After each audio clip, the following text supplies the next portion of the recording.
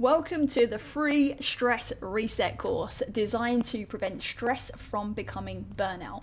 Now, if you're feeling overwhelmed with life, work, responsibilities, relationships, or just the state of the world right now, then this is for you, right? And before we jump into anything, you're probably looking at the length of this video and thinking, 17 hours? I'm already stressed out. How am I supposed to find time for this? Well, the good news is you're not supposed to. This isn't a video to binge in one sitting, unless you really want to, of course. Think of it more like a free course that you can come back to whenever you need it. You can watch it one bit at a time each day, or you can look at kind of one session a week, or simply jump to the areas that are most relevant to you right now, right? These sessions are timed in the description below, so you can navigate it as you see fit. See, my goal for you isn't to just finish this as quickly as possible, it's for you to actually benefit from it. And listen, I'll be honest, I'm sharing this because quite frankly, I'm sick of important education being gatekept. And a big part of my mission is to make sure that these kinds of resources are accessible. I believe that it's our human right to be able to access basic information that could save us a whole heap of stress and live in a much better place from a well-being point of view, right? So no matter where you're from, what resources you have to invest in yourself, this is for you. And trust me, it's not easy when you're trying to run a profitable business to always live that mission in the way that I guess I would really love to. I could do all this stuff for free if I could. But some things just are more important than that. Right, so if this is the first time we're meeting, my name is Charlotte, and over the last 20 years I've had the privilege of helping thousands of people recover from stress, burnout and overwhelm. I've also experienced burnout myself, so this work isn't just something I've studied, it's something that I've had to live through as well. And over the years, one thing has become incredibly clear to me, and that is that the people with the greatest responsibilities are often the ones that are quietly putting themselves last. They're the ones leading teams, supporting families, running businesses or caring for others, or simply just trying to hold everything together. And while information about stress and burnout has never been more available, true practical guidance is often hidden behind paywalls or simply out of reach to most people. So for years, this course was actually a paid Kickstarter program specifically for our community. And it was originally delivered live with my husband and co-founder, Jonathan, who you'll get to know throughout this course.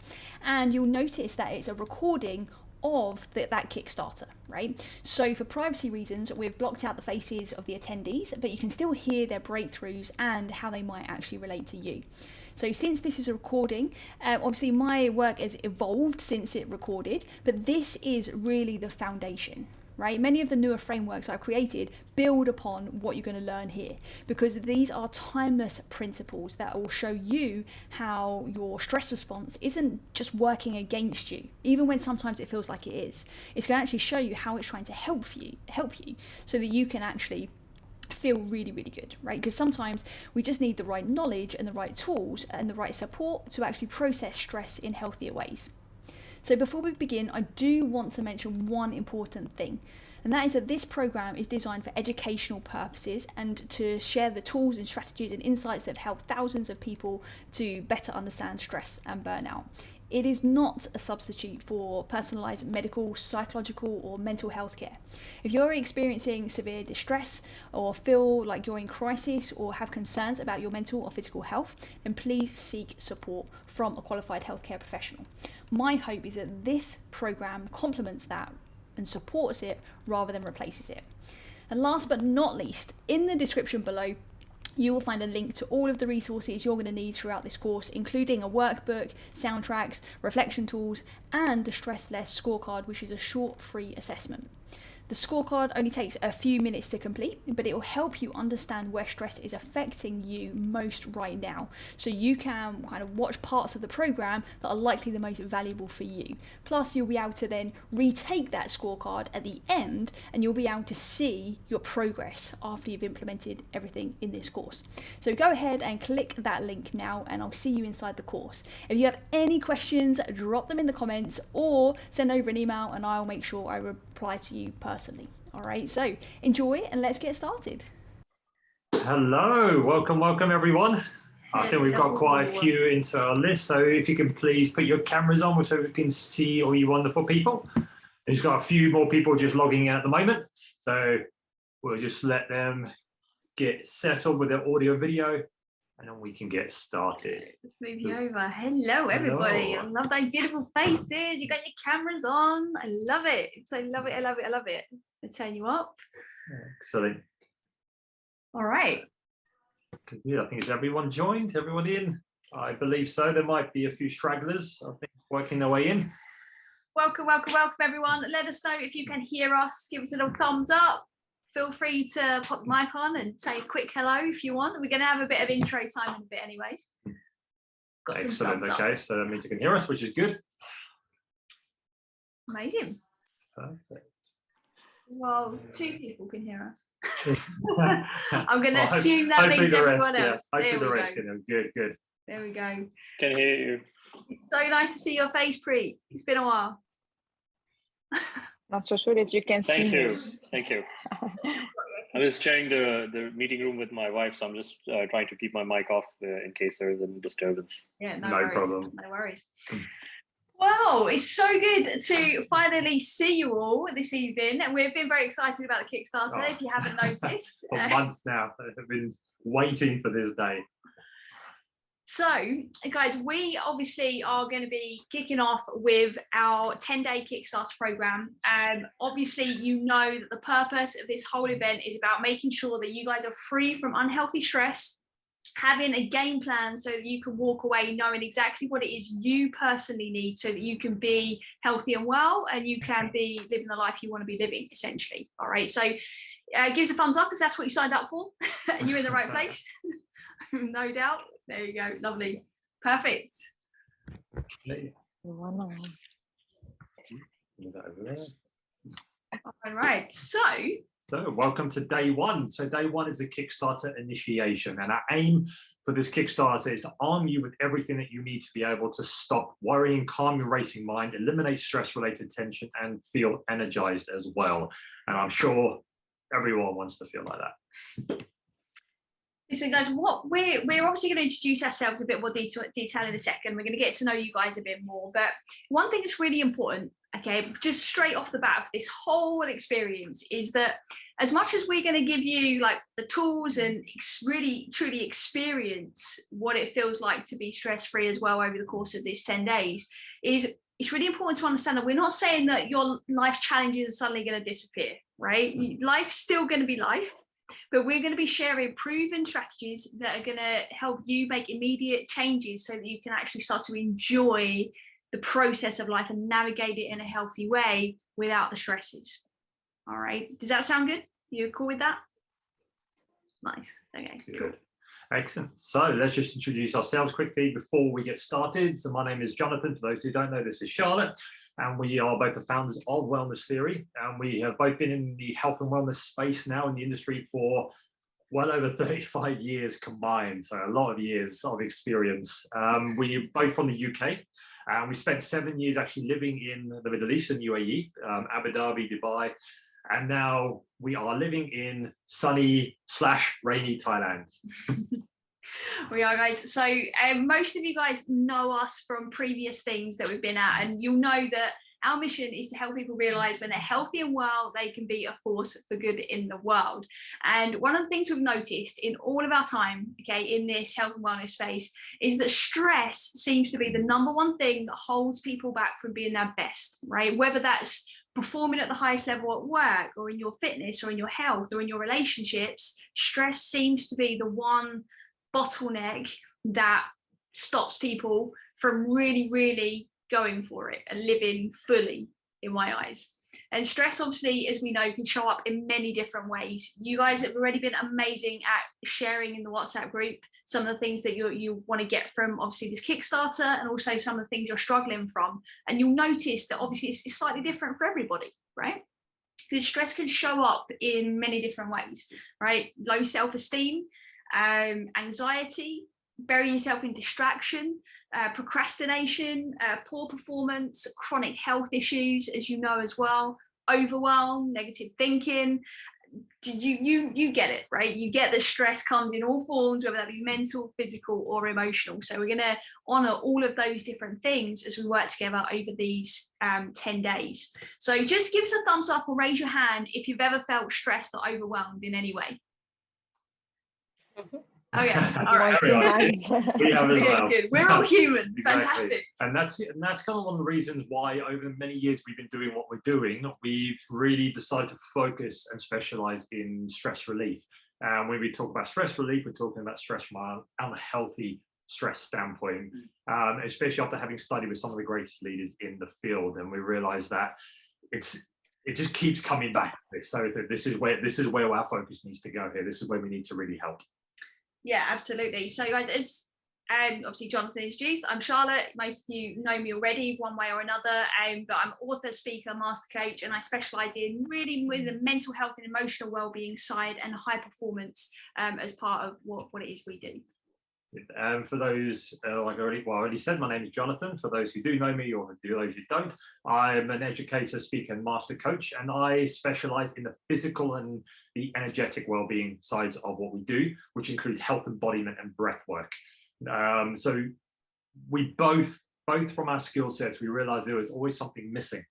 And we realized that it was each other's skill sets that were missing, which is why we created what we created. We brought both our skill sets together because it's essential. Because everything is interlinked. The mental, the emotional, the physical, the energetic, it all works as one, and one doesn't work without the other, which is why we do what we do now. We integrated both our skill sets together.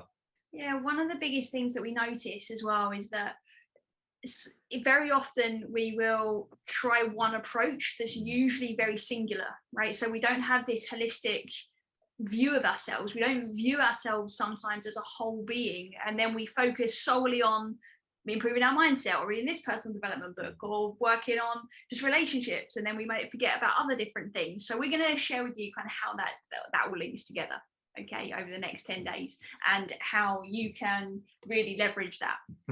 Definitely. And you are in safe, relatable hands, guys, that's for sure. We've been where you are. We also go through our own challenges from time to time as well, but this Kickstarter is not about us. Okay, although we will share our personal experiences and our stories and examples of those we work with you to help drive home some key learnings. But the next 10 days is about you. Again, we purposely kept this a small group, so we have the space to ask questions. You guys have the space to ask questions, so we can really go deep, and as deep as you want to. But right now, we just love to get to know you guys a bit better. And you've been messaging on the WhatsApp group, you've been introducing yourselves, which is amazing. But what we'd like to do is just get to know you guys a little bit more. Now we're face to face.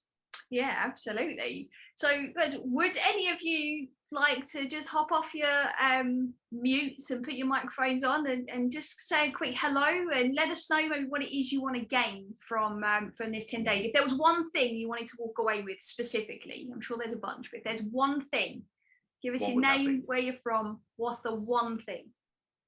Let us know. Hi, I'm Kalish. Hey, Kalish. Kalish, legend, by the way, for doing a video in the group. Love that. For the video.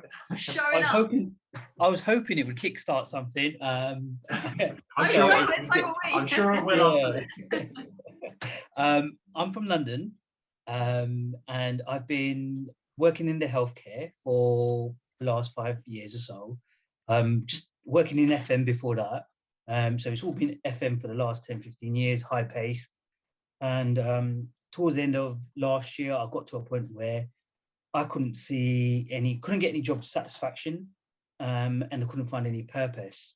And that was really getting me down, to a point where I just had to pack it all in and just work on me. And that's where I come across you guys when I was doing my surfing the web and looking for self-help. And I'm an R&T member, and I saw your podcast with Akash, and a lot of what you said resonated with my situation, and it was something that I was more. I just want to go back to being the fun, relaxed, happy person that I was. I feel like at the moment I'm a bit lost in what I want to do in my career, and find what I really love doing. So that's why I'm here. Beautiful. Thank you so much for sharing, Kalish. Awesome. I love that so much, and massive, well done for you just recognizing, do you know what, something's got to change, because sometimes that's the hardest part. Yeah. And not only that is obviously, as you've all done that's here on the call, is you're showing up for yourself, and that's where real change can start to take place. So brilliant. Love it. What a great start. Thank you, Kalish. Thank you. It's great to meet you. Who's up next? You can go next. I'm Kristen. I am joining you from Nashville, Tennessee in the United States. I think I mentioned in the group that, yes, I also lived in the Middle East, also in the UAE for about 7-8 years. So have that connection. And I will also be moving to Thailand very soon. So kind of like Kalish, I kind of went through a period last year where I just had a lot of anxiety due to burnout with work and just wondering, is this even worth it? You know, why am I going through all this stress and making myself not well for all these things that I'm doing and chasing, and you know, suffered from anxiety and had to, you know, take some time away from my health and start counseling and therapy. I've now since come out of that, and I'm making some big life changes, big life moves, big career pivots. And so it's another stressful season, not in the same way as it was last year, not as debilitating, but it's very overwhelming, just a lot of moving parts of uprooting your life to move to a completely different place and start a completely different chapter and career direction. So yeah, I think I'm just here to kind of learn whatever strategies and see what I can do to just keep myself grounded in these next couple of months while I transition away from Nashville and head over to Thailand. So I look forward to seeing you guys soon in person. Love it. Yeah, absolutely. Yeah, absolutely, definitely. And a lot of the stuff you said about just learning these techniques, and especially about grounding, it's such a pivotal part of what we do and what we teach is about grounding back into ourselves. So you're definitely going to learn some very unique and interesting techniques throughout these 10 days, which you can start using straight away and really feel those benefits. And again, coming straight off the back of like burnout into such life-changing things, like that's not easy. So legend, another legend on the table. I love it. I love it. Amazing. Thank you so much, Kristen. Who is up next for us? Who wants to come say hi? Who we got? I'll start calling names from my list. iPhone. It's very mysterious. Who's iPhone? iPhone, it's Malak. Hi. Hi. Hey, Malak, how are you? Hi, everyone.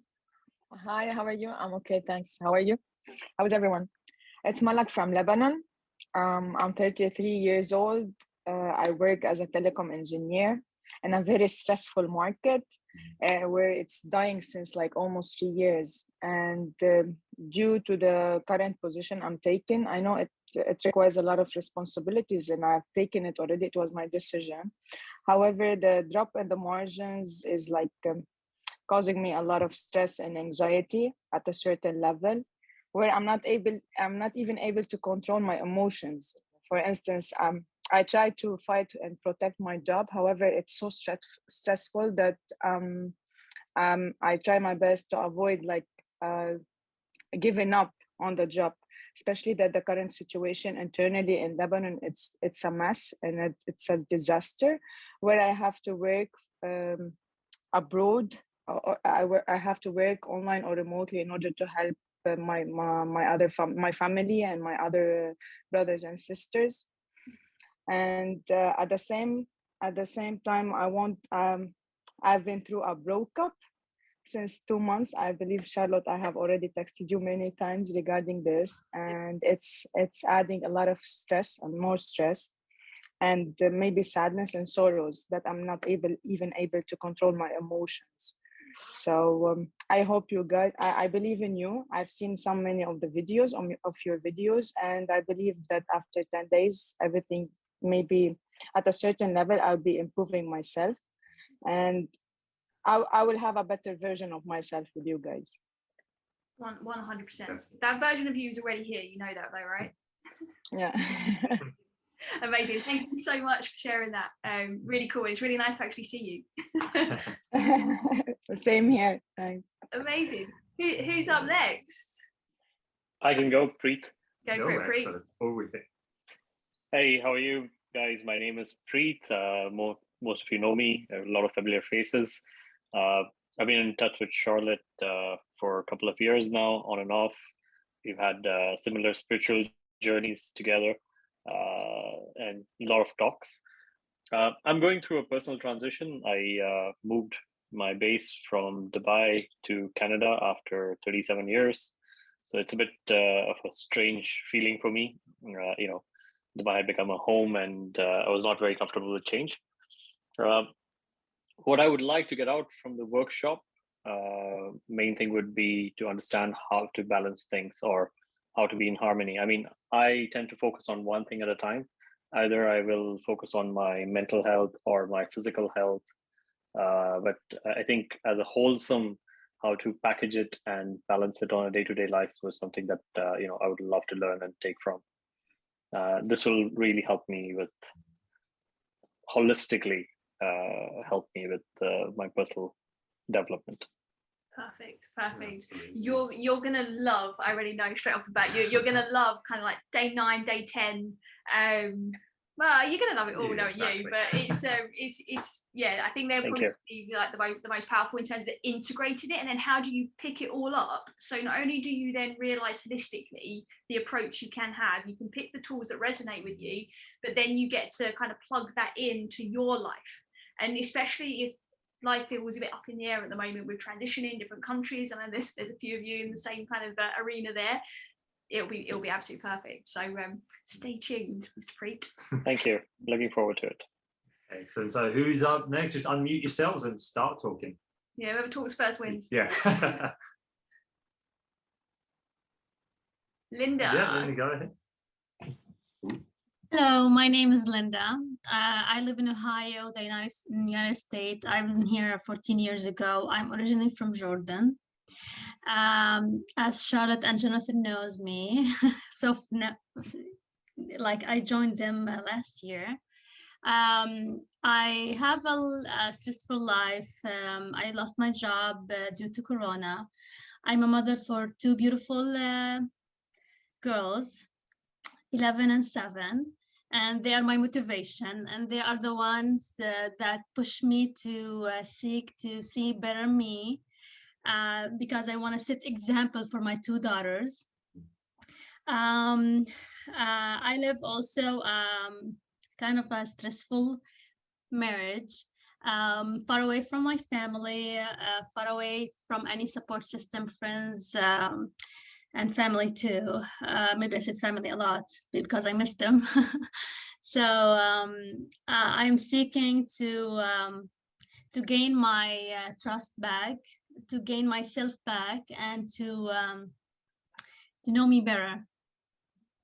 I love it. Linda, I missed you. Yeah. I missed you so much. You missed the part where you said you're like a brilliant mom, right? Oh, thank you. Love you. Thanks. Amazing. Good to see you. For sharing that, Let's have Gadir up next. Sure. Good day, everyone. I don't know where you are, so you might be in different time zone. It's a bit in the evening here in the UAE. I'm based in Abu Dhabi. I've lived here in the UAE my entire life. I've known Charlotte and Jonathan for about 2 years now. I can't really remember. It feels like they've always been there in the background, so I kind of don't remember when we actually started talking. And the reason why I'm here today is I find myself craving stress, which is I feel like I'm really addicted to it. I needed some to kind of keep me motivated. And every time I feel like I get one area in my life sorted, like I get on track with my work. I'm a very career-oriented person, so I get things done, and like I'm planning my next step.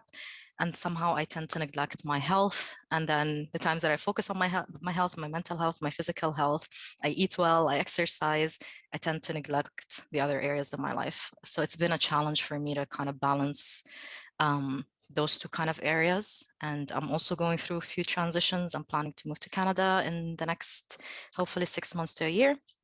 Which is definitely a massive transition, having lived all of my life in the UAE, so it's definitely different. And I'm used to the warmth weather, and now I have to move somewhere cold. Beautiful. So I always know in these workshops with Jonathan and Charlotte that it's not just about the title.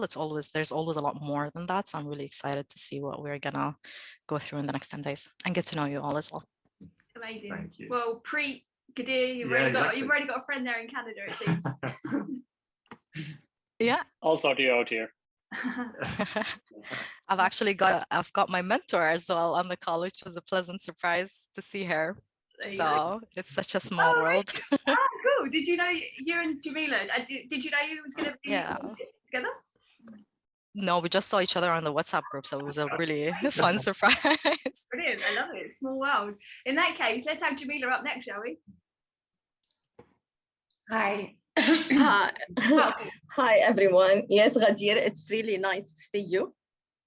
And also Charlotte and Jonathan, because I attend, a small workshop with you. And I had also one-to-one with Charlotte. And since, that time, I am really waiting, to work with you guys. So hello, everyone. My name is Jamila, and I am in the UAE since 32 years. And the reason I signed up for this program or this, group is, I cannot say I am stressed, but I cannot say I'm not. Yeah. So this is really very contradictory.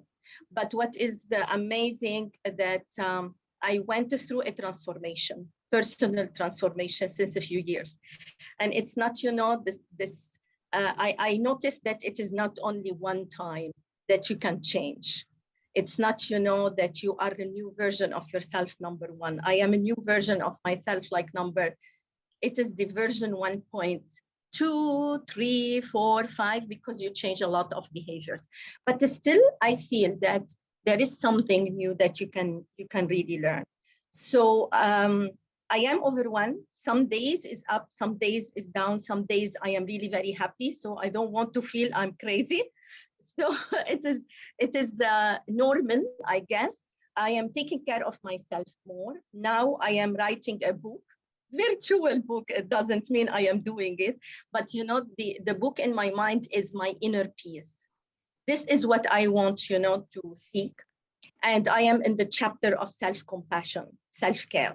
And this is something which I want, to learn as well from the group, from your own experience. Every one of us, I think, has a story and we can learn from each other. And especially from you, Charlotte and Jonathan, techniques or, practical stuff that we can use on day-to-day in order that I can, bring myself up when I am feeling down. Yeah, perfect. I think it's day 3, day 4 is springing to mind for you. Just off of some of the things that you've said there, especially with some days super happy and well, and then other days the overwhelm. Sometimes we can kind of swing on those extremes, can't we? So we'll definitely get into that. And practical experiential activities, it's going to be jam-packed. You have loads of techniques by the end of these 10 days. Thank you. Thank you. Let's go with Elias. Elias, introduce yourself for us, please. Hi, everybody. My name is Elias. I'm living in UAE since also 30 years. And I am entrepreneur. I have a lot of stress in my work. And I'm looking forward to have some learning about how to manage the stress which I'm facing. And I am working on myself, on my sports, on my daily routine things. But I need to learn more on the terms of how to manage the stress. This is what is my main issue here. Yeah. Okay. All right. Brilliant. Perfect. You've definitely learned some stress, some good techniques here to help you manage stress as well. And also, I took a seminar with you also, Jonathan and Charlotte. You know me. I think we've met in the same timing when Jamila was also attending. So last year. We got all these things, and hopefully we'll get new techniques about how to manage the stress. You will. Oh, you yes, will. absolutely. Super practical, I promise you. Yeah, very experiential, this one. Experience a lot. We'll tell you more, sure. Yeah. Who should we have up next? Who hasn't been yet? No. Dorothy? I don't know if I'm saying that right. I apologize immediately. It's a silent TH, so it's actually Durton. Yeah, it's Durton. So the OE is pronounced in German Ö. So that's Durton. Yeah, that's my name. So I'm German, but I live in Dubai, and I attended another workshop from you guys before, and I did coaching courses with Robert also. Oh, cool. And yeah, so in the moment I'm also a bit in a transition. I'm not really sure if I want to get into that field or not. So to see or be part of your course is for me, yeah, it's like kind of training. And I also feel sometimes stressed. And yeah, so I love to see also with all the other participants, I would love to see the change and how it's going to work. And yeah, so that's it basically. Perfect. Thank you for sharing that. And one of the great things when we start to really get get a handle on stress, right, and we really start to figure out what we need personally, like everybody individually, is great clarity comes, right? It's because we're no longer having these like power leaks of our life force energy, right, going into stress and into these other things that maybe take our attention sometimes. And then from there we get like great clarity on where we can put that energy instead, right? So we'll definitely be getting into that as well. So I think you'll enjoy that part especially. Thank you. Who's up here? Renat? You should be waving at me like three people ago. Hi, good day, everyone. My name is Renat. I'm from Bahrain. And basically, I recently realized I'm an anxious person after taking a quiz in a journal. So my reaction to all the questions were that I usually react anxiously. So basically, it's very important for me to self-awareness and self-development. So understanding the causes of stress, like why would I know maybe because part of it, I'm a perfectionist, I like to be in control. So sometimes if you're not and things are happening, then you react or anxiety comes up.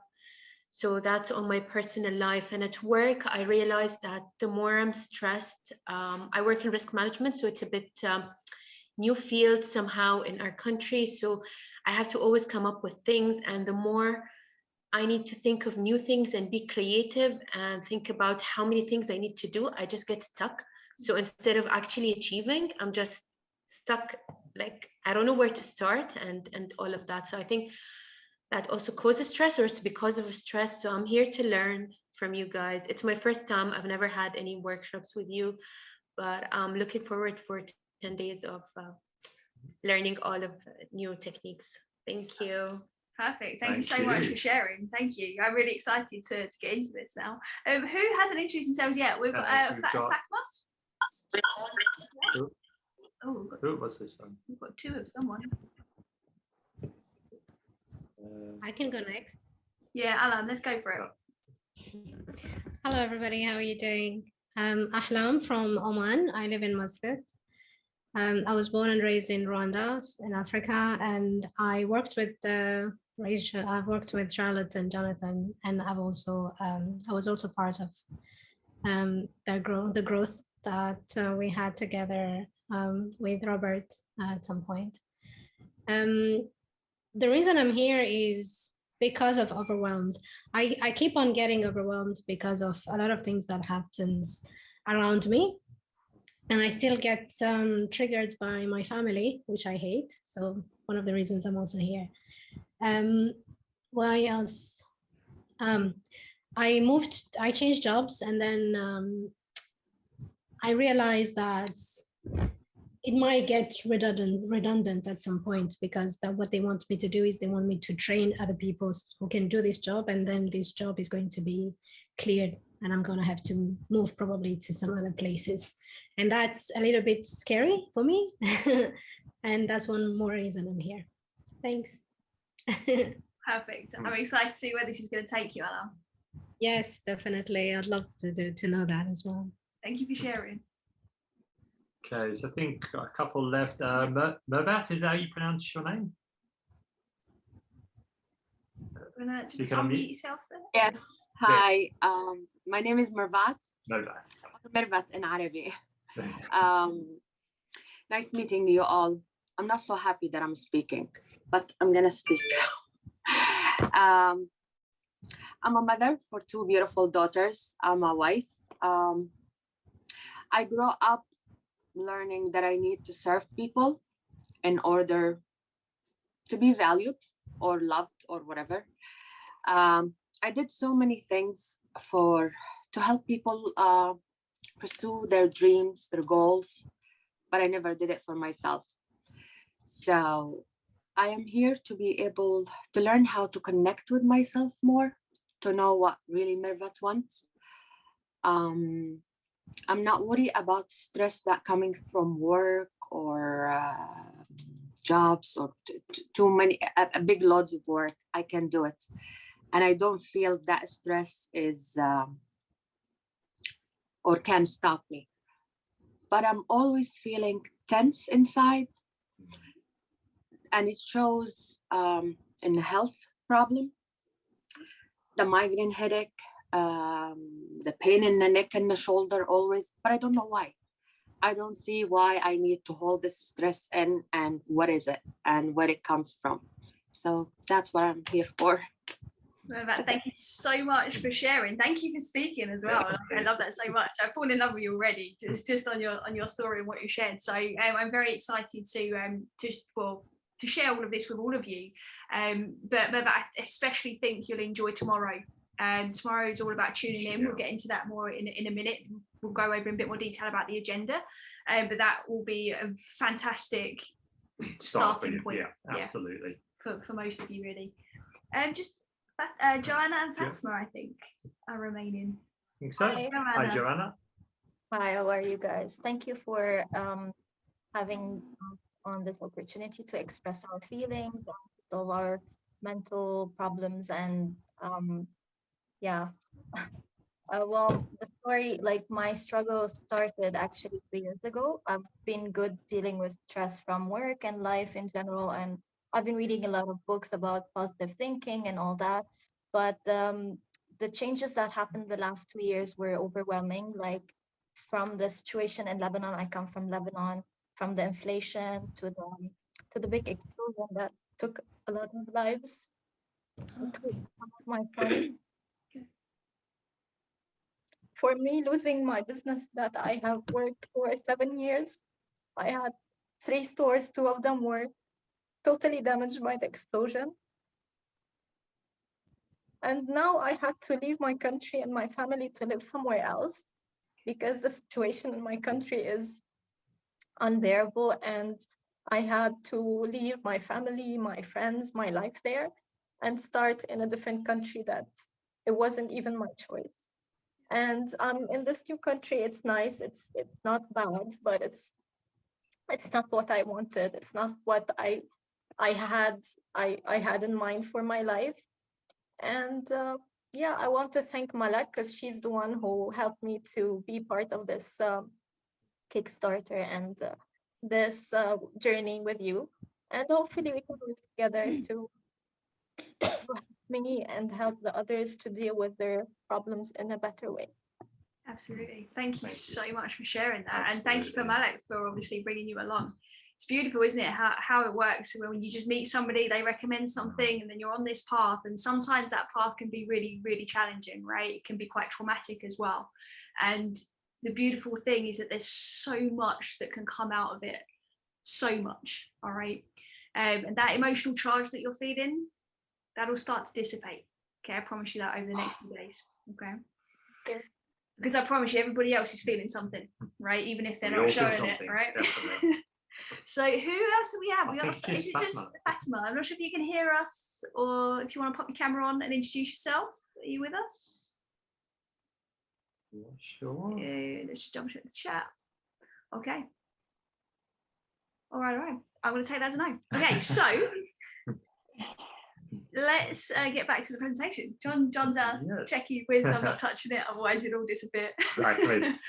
Excellent. So just want to say a big thank you for sharing everything, and it's important to know that during these 10 days this is a safe group. This is where you can be vulnerable. Okay, it's all about support and guidance and kindness and compassion, and that's what we want you to be comfortable with sharing anything that comes up for you over these 10 days. Yeah, definitely. So guys, listen, each day it will be a mix of teaching from our side, right? Key concepts and really to just get some context and understanding of certain things. But then it will move into an experiential activity, right? We're going to take you through some guided experiences, because we don't want you to just walk away from this workshop and have more information.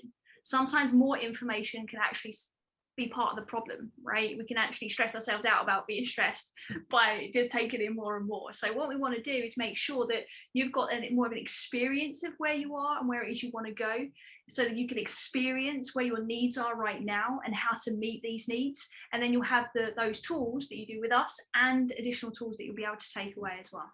Absolutely. And the learning experience portion of the day will be approximately 30 minutes. Yeah. And throughout that kind of 30 minutes, we encourage you to write questions down, put them in the chat box, because when it comes to the Q&A bit at the end, we'll answer every single question that comes up, no matter how long it takes. Okay, so just whatever comes up through, if as we're talking and we're going through things and you think, oh, that I want to know more about that, write it down. Okay, and we will cover that at the end of each day. We'll go into the Q&A, and then you can ask any and as much questions as you want, because we don't want to leave until every question is answered and you are happy that everything has been covered. Yeah, we'll literally stay until the last person leaves. Yeah. So we're in this like fully for you guys. So for as much as you want to be in, we're here too. Sorry. Yeah. So by now you should have your workbook. It was on the emails, it's in the WhatsApp group.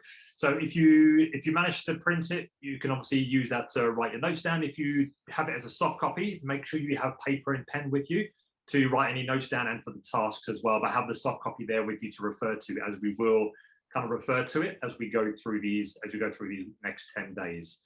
So you can follow along on the workbook with the workshop, just to get the most out of it, and we'll prompt you when to use it. Yeah, so like we said, on all of the days after today, it will definitely be like the first, say, 30 minutes will be the activities and the context, and then after that it will be the Q&A. So today is obviously going to be a little bit more extended, because we're obviously getting to know you guys, you're getting to know us a little bit more, but that's what our plan will be, okay, for the next 10 days. So let's just have a quick run through of the agenda. You've all received this, you've all seen it, so we're not just going to read it to you off the slides. We just want to give you just a little bit of insight and a refresh really of what to expect. All right. So obviously, stress relief and wellness are such big subjects, right? So today, once we finish just giving you the intro, is we're going to give you a bit of context as to how all of this fits together and where our approach and what we're going to be doing with you over the next 10 days fits into where you are now. Definitely. It's very easy to get lost in the world around us. So sometimes we can forget to really come home to ourselves, which is what day 2 is all about. It's about listening to your body and knowing how to self-regulate. So that's what we're going to cover in day 2 and tuning in. Self-regulation is so foundational, which is why it's one of the first things we're going to be doing. Okay. So on day 3, okay, you're going to learn how to use your awareness of the chatter box inside your own mind to regain your own sense of power, because sometimes I know that thinking can spiral a little bit. Sometimes we can think negatively, we can overthink, we can have intrusive thoughts, we can be reminded of certain things at certain times, and that can trigger anxiety or other different reactions. So we're going to be having a little look at our quality of thinking now on day 3.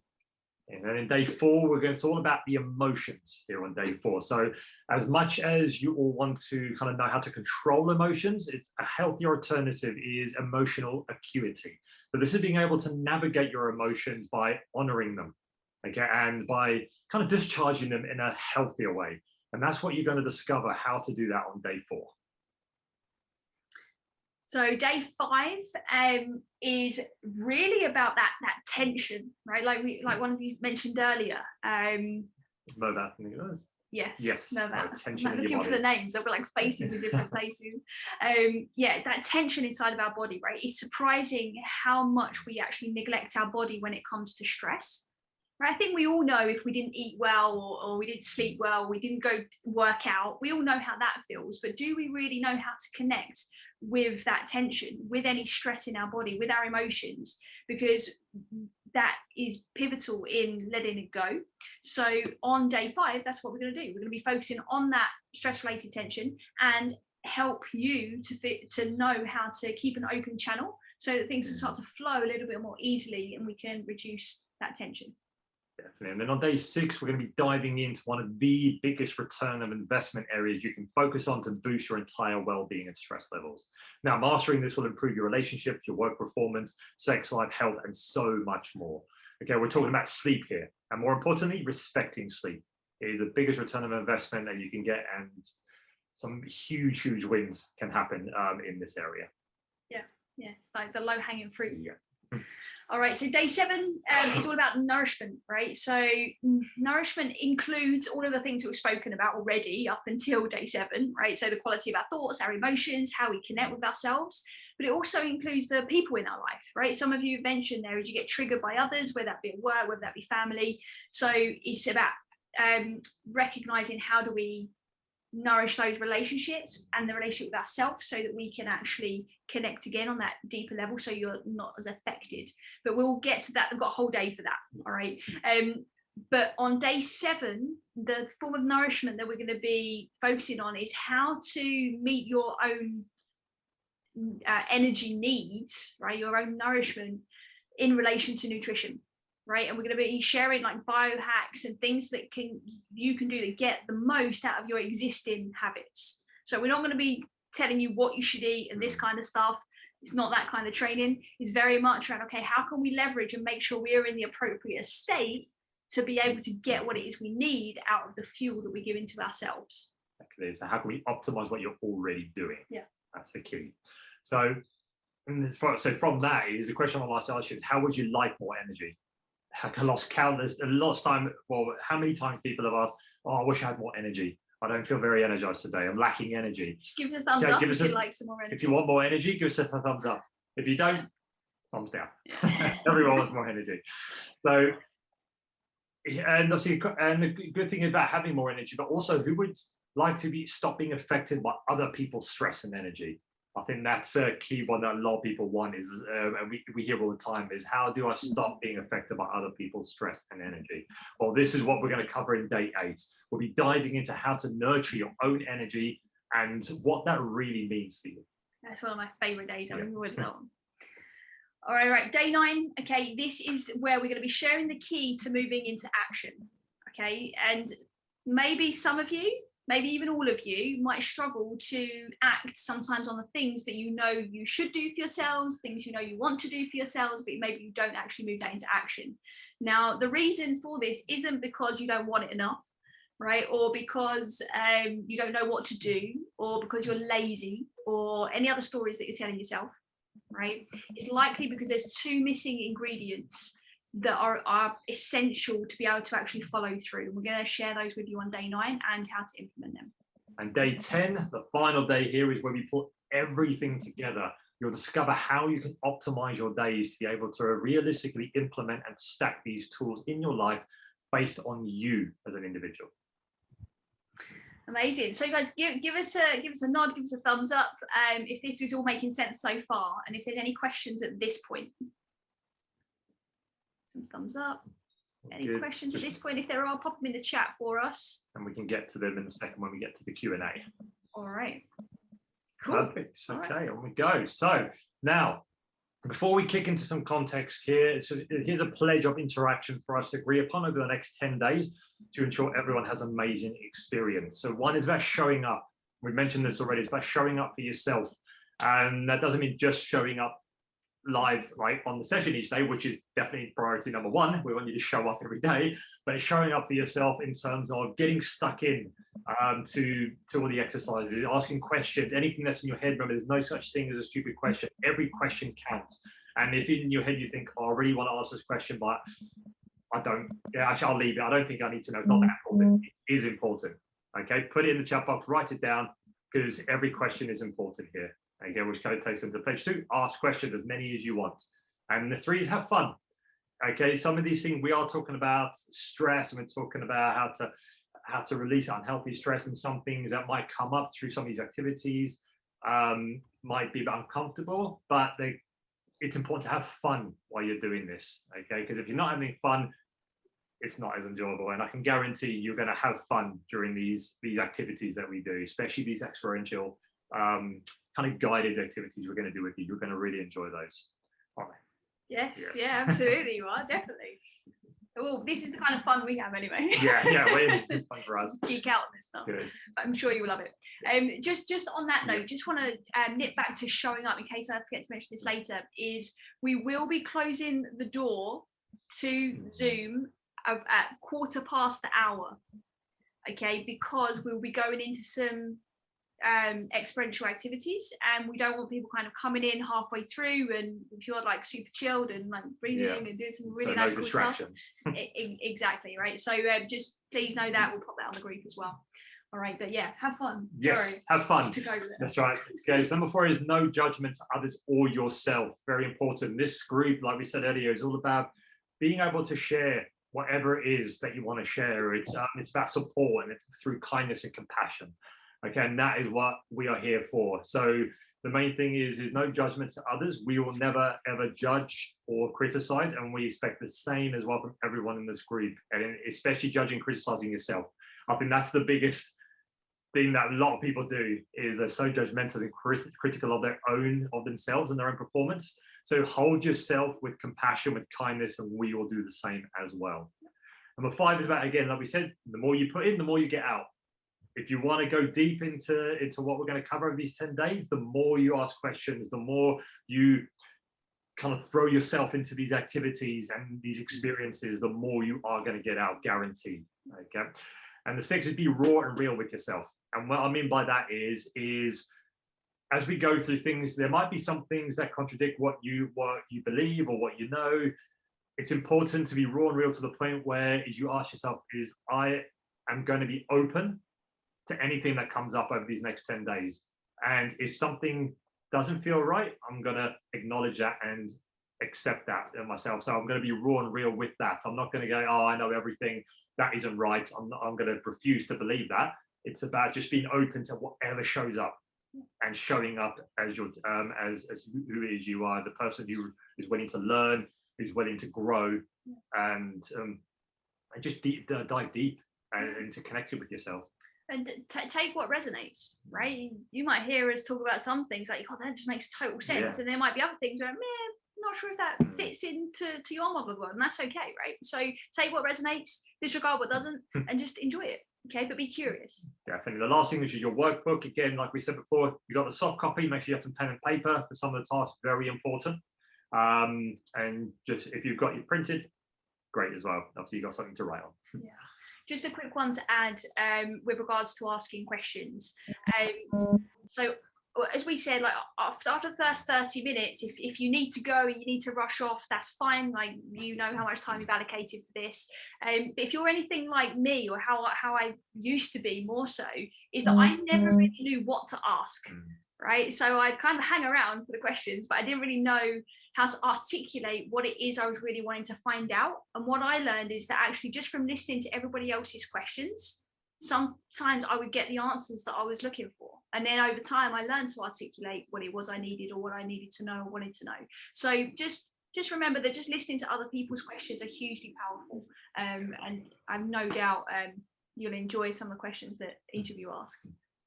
Definitely. And like we said, we mentioned what you get out, what you put in, you get out, and there's always these people in life who show up fully. They're all in. The people who have, you've got people who've got that 1 foot in cautiously, who do some of the work, and then there's the observers who listen but do none of the work. So the question you just got to ask yourself is, which one are you going to be for the next 10 days? So there's no judgment here. We've all operated from all 3, okay, including us. But you're devoting precious time here, and your time is precious. So make it worth it. Does that sound good? Thumbs up. Is that fair? Yes, perfect. Yeah. Super. Okay. All right. So we are going to jump in just to give you a bit of context. So like I said earlier, is that, stress. Can we just mute someone? Yeah, so someone's unmuted. I will mute you. Oh. Yeah, there we go. Who's on? I'm just going to mute everyone. Yeah. Except us. Except us. There you go. There you go. Okay, did I mute us? Yeah, no, you're good. Okay, so before we let you disappear for the evening, for the day, wherever you are, we want to give you a bit of context. Like I said earlier, stress relief and wellness is huge. Okay, so where does what we're going to do here fit into the big picture? That's what we're going to talk about today. Some of you may have seen this before, what's in front of you.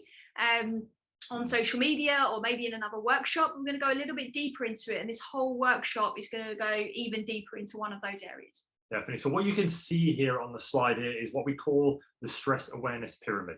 Now, we experience stress on these three levels: life, health, and roots. Okay, as we describe these areas, I just want you to start to notice which areas resonate with you the most. Yeah, okay, so you'll recognize where you are, but you might also recognize where other people are based on their introductions as well from earlier. So just listening real closely.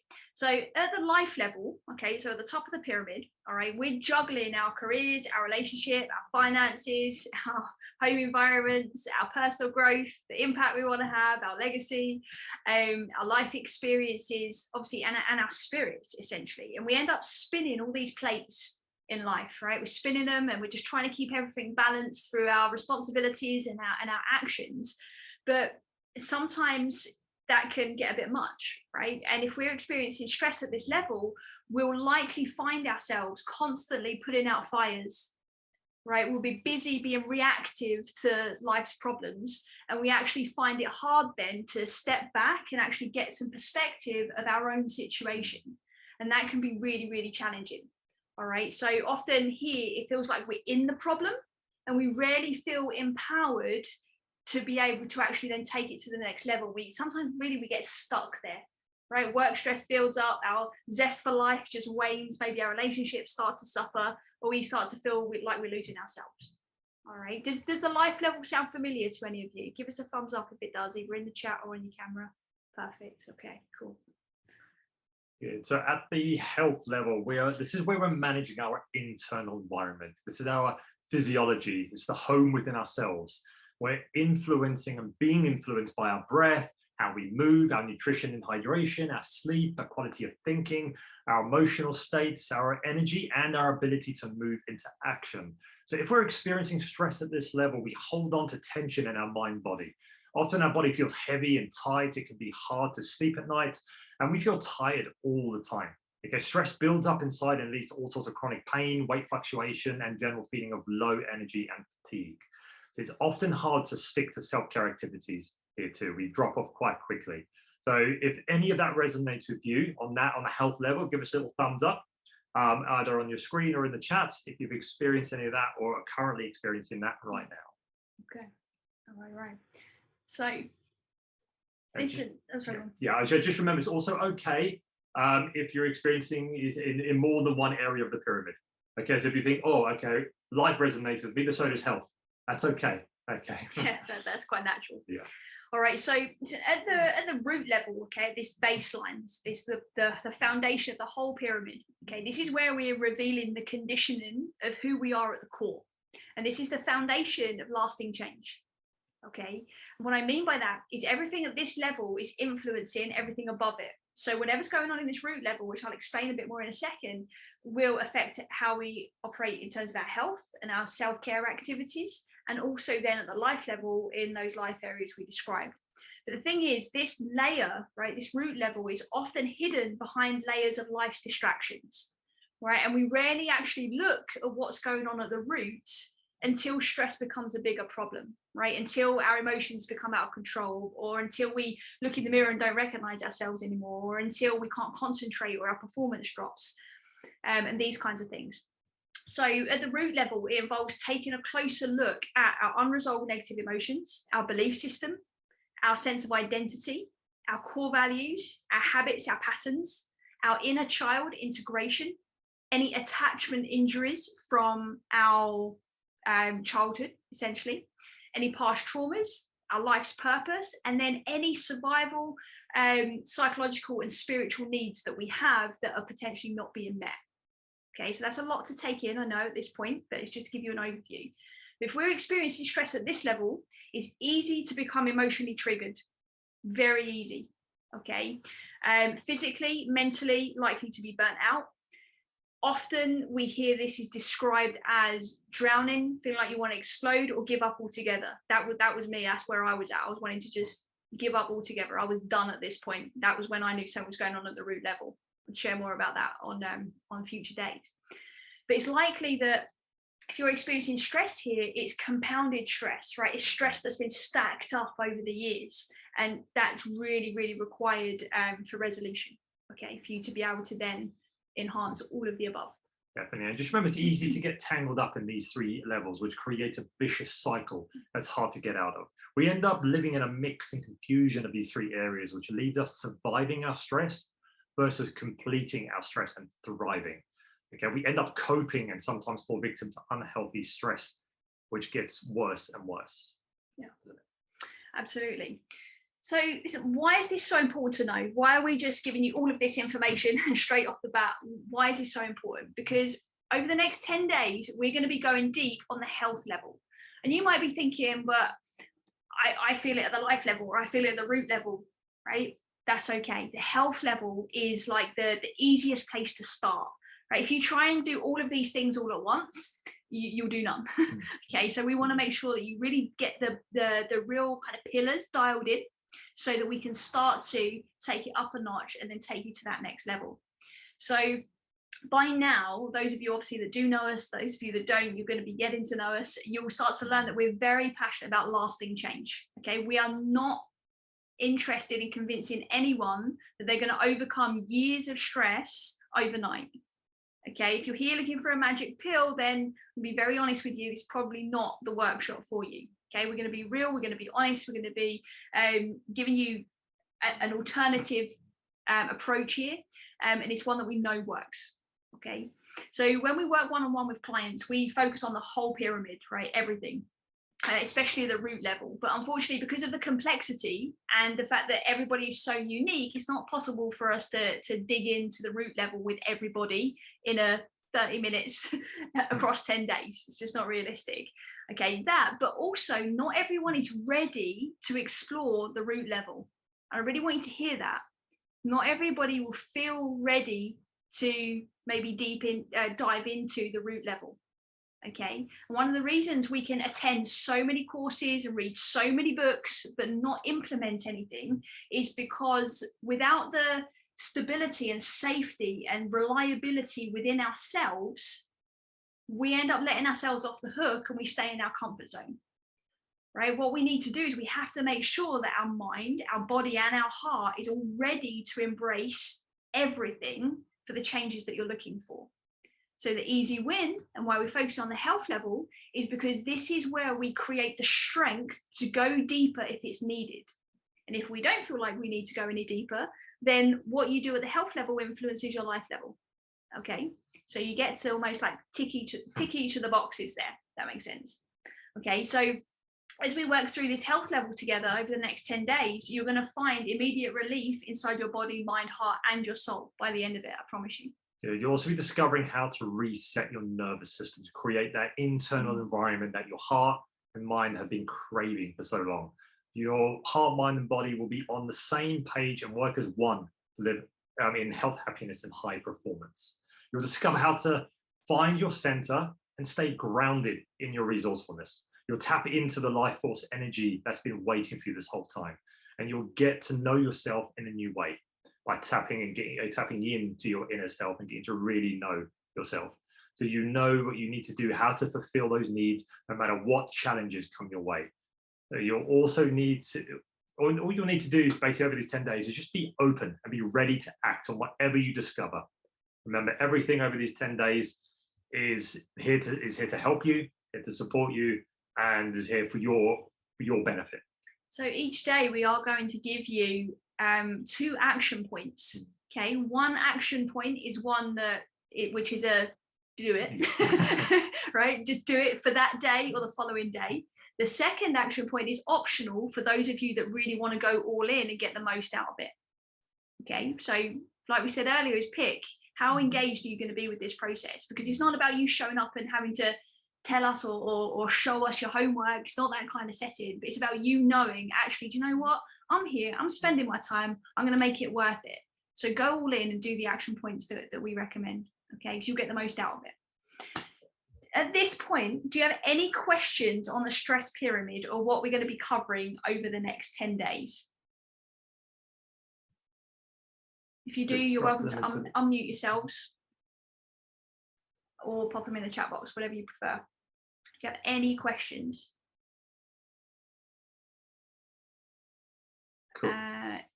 someone at least shake your head so we know you can still hear us? Okay, if you don't want to. All good. Okay, perfect. I have a question. Yes, please. Now we're gonna start at the health level, right? Correct. Then we're gonna go to the life level. So what we do at the health level will immediately help the life level. Okay, so when we do that, the side effect of dialing in the health level and really mastering that will mean that the life level gets easier. Definitely. But most people change the life level, expecting the changes they want, but never get it. So because it's focusing on the external and the superficial. What we want to do is focus on the health level, where it changes. We look at ourselves. This influences our decisions, our behaviors, everything on the life level to get them more aligned with what it is that we want. All right. And if I am, let's say, ready to go to the root level, am I going to be able to talk about it with you guys, or it's going to be separate? No, 100%. So here's the thing, like we said earlier, nothing really works in solo. So everything is interlinked. So I have no doubt that your questions are going to be a mix of all of them. And to be honest, likelihood is the questions are more likely to be coming from the life level and from the root level, but we'll be making sure that you've got an easy solution, likely from the health level. But if there is a specific question or something going on, we'll give you what you need, right, whatever that is. Okay, and also after the workshop as well, we will be giving you guys the opportunity to have a chat with us one-on-one if there is anything else that's required. Okay, that would be a big part. Perfect. Thank you. Thank you. Excellent. Okay. Any other questions first? Any other questions, anyone? No, chat box. No just questions, curious. Just curious. I like that. So when we come to the Q&A, anything you can obviously go deep into that area. Question from Alan: where is the lack of discipline fall into? In the pyramid, it will fall into. And Alan, I know you a little bit, so it's so I would say it's coming from the root level. Okay, but when we get to Sacred Alignment Day, okay, that is where we will definitely go a little bit into the root level. Okay, let me know if that answers your question. And Kalish, how will you know what the root cause issues are? So it will be the things that stick around. Okay, so in short, you'll know if you're experiencing issues at the root level if you have a reoccurring problem that you just can't seem to get rid of, because the likelihood is that is then a pattern. That is something that is now habitual, which means it's within your conditioning. So that's one sign. Another sign will be if you struggle to stick to any kind of practices, whether that be working out, whether that be eating well, whether that be being mindful of your own thinking, whether that be sticking to a job, those kind of things. Anything that's reoccurring or causing excess stress, or you've been experiencing stress for a long period of time, that's the easiest way to know if there's a root issue. Now, knowing which area of the root level may get uncovered based on the conversations we have and the questions you ask us, Kailesh, but if you want to know more on that, that's where we can pick that up on a one-to-one conversation. But if and guys, for this whole experience, it would be great if you let us know if we have your permission to kind of probe a bit more and ask some more questions, because we will only probe as much as you want us to. Okay, we're not here to uncover old wounds and things like that for you, but the more questions you ask, we're more than happy to dive in and support there. Okay, so the more you get in, the more you'll get out. So if there's something that's really on your mind and you're curious, if there's a specific habit or situation that's happening and you're not quite sure what's going on, tell us, and we'll point you in the direction that you need to be. Does that make sense, Kailesh? Perfect. Yeah, no, it does. Thank you. I was just a bit hesitant because it's my first time doing this, and I wasn't sure what to expect. Yeah. So, and I think I've somewhat addressed the health level, and I think my issues are probably at the root level, and I find it difficult to articulate what that might be or kind of figure out what that is. That's part of the reason why I'm here for that. All right, no worries. So when we dive into emotions and when we dive into quality of thinking, so the Mind Matters Day, we'll definitely touch on some root things there, because with the exercises we'll do, you'll start to be able to articulate maybe some of those things that are happening, and then we can start to highlight what that could be for you, and where to then dive into as part of the next part of your journey. Thank you. All right. The beautiful thing about stress is it leaves clues, right? So even if you feel like you've got the health level dialed in, there'll still be something within there that will give us a clue as to what's going on at the root level. Question: how can we tackle and solve the root problems? First, we'll uncover the health, then we will go into the root. Just ask us the questions on each day where it feels relevant, what you're experiencing, and I'll be able to answer that more specifically. The reason I say that is because it's such a big question, right? The root level, you heard me list off there, like inner child wounds, attachment injuries, unresolved negative emotions, past traumas. They're big subjects, right? So it's tricky to be able to just answer that one question with one solution. I'd love to be able to tell you that. But like I said, at the health level, it will leave clues as to exactly what needs to be tackled, because when we can get more specific on what needs to be tackled, then we can say, okay, this is something for you to look into, this is something to work on, and that's something we can also discuss after these 10 days are finished. Is that cool, Joanna? Does that make sense? Yeah. Okay, guys. So before we get, hang on. Got a quick hand up over here. Yeah, oh, there we go. Oh, sorry, didn't see that. Hi, yes, sorry. Just to as a follow-up to the root level, that's where you usually maybe need to talk to like a therapist some sort, because they get into the root of the problem, right? As you mentioned. Yep. So usually therapy sessions are the ones where it can be, yeah, definitely. So it all depends on the situation and the person as to what it is they would need, because there's so many different avenues you can go, and that's why, again, it's like I can't just give you one answer, right? So it will be a combination of different things. So obviously our background and our experiences is very much from an NLP standpoint, from time paradigm techniques standpoint, hypnosis standpoint, breath work, CBT, to name a few. So what we will obviously be able to do is signpost you in directions if it's required as well. And we have a really cool network where we can actually refer depending on where you are in the world as well, if that's necessary. Cool. All right. Any other questions? Are there any other hands up? Can you see like some of your faces? Oh, I think we are. Nope. Okay, cool. So last bit. Okay, last bit, guys, before we start to wrap it up and then open up if you've got any more questions. So this section here is about intention setting. So the question is what is an intention? So an intention is where you commit yourself to a course of action. It's your aim, it's your plan. And intentions are important because without them, we're just kind of wandering around with a lot of dreams, wishes, and we fall into that shoulda, woulda, coulda trap.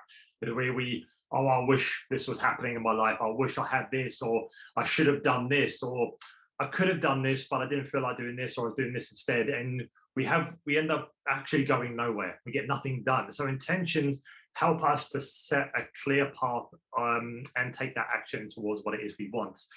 So this is why intention setting is so vital, and intentions are the start of manifesting the life that you want. But it's important to know that intention on its own is not enough. It's like affirmations. It's like just saying, I'm confident, but deep down you don't believe it. It's important that we attach a feeling to that intention. This is where we create that manifestation. We manifest what our intention is. So a thought, which is your intention. For example, I'm a confident person. That's my intention is to be a confident person today. But if I don't feel it, it's not going to happen. If I feel unconfident, shy, that's how I'm going to act. So it's connecting with that strong, high vibrational emotion, whether it be gratitude, joy, love, whatever that is, and you're sort of manifesting your intention. So for example, it can be as short as I am gratitude, I am love, I am confidence. But if we don't feel it, it doesn't happen. You can even add big sentences, like full sentences, like I am showing up today as a strong, confident person who will communicate with love and compassion towards everyone I meet today. That could be my intention. It's okay saying it, but I've got to tap into that emotion. I've got to feel that confidence. I've got to feel that compassion and that love towards myself and other people, for that intention to kind of take its magic and its power into my day. So it's important to feel the emotions connected with the intention to manifest. If that makes sense. So what we're going to do now is you're going to set your intention for these next 10 days. But what I want you to do, let's turn these slides off, just make sure everyone's got their camera on. Let's see all you lovely people. So what I'd like you to do, just get comfortable where you're sitting. And I'd just like you to get comfortable, put both your hands on your heart and just close your eyes. So just have to close your eyes and just take some slow, deep breaths in through the nose and out through your mouth. Just slowing and calming everything down. And it's important here, as we set our intention, is to listen to our heart. That's our intuition. When we ask it a question, we get an instant answer. We feel something. So what I want you to ask yourself is, what is my intention for these next 10 days? What is my intention for this Kickstarter? I just want you to sit there for a minute and ask yourself that question. If possible, try and make it an I am statement or an I feel statement. So your statement is about being in the here and now.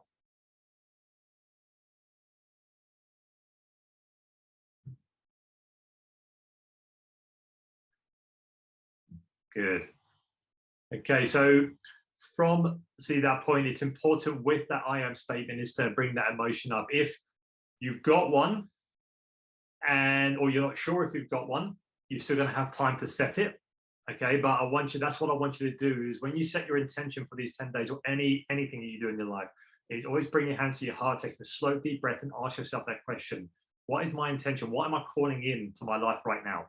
And it all starts with the I am or I feel, because that helps us to be present and in the moment. If we start saying I want to be, then all we're doing is we're creating that sense of wanting, which means we're putting it out there that we haven't got it. So I want to be confident. That means I'm not confident. So it's all about I am confident, or I feel confident. I feel this, I am this. This is the power of the intention. So just have a little think what that intention could be for you. And write it down. If you've got your sheet there, got a blank piece of paper, or you've got your workbook, you just write it down in the intention setting section of what your intention is. And it can be as short or as long as you want, as long as it feels right for you. So for example, our intention is to show up fully in all of our energy and hold space for you through these 10 days and this journey together, but from a place of love and compassion. We will be that for the next 10 days with you guys. What are you going to be? Are you going to be present? Are you going to be honest with yourself? Are you going to bring love? There's obviously just a few examples. Yeah.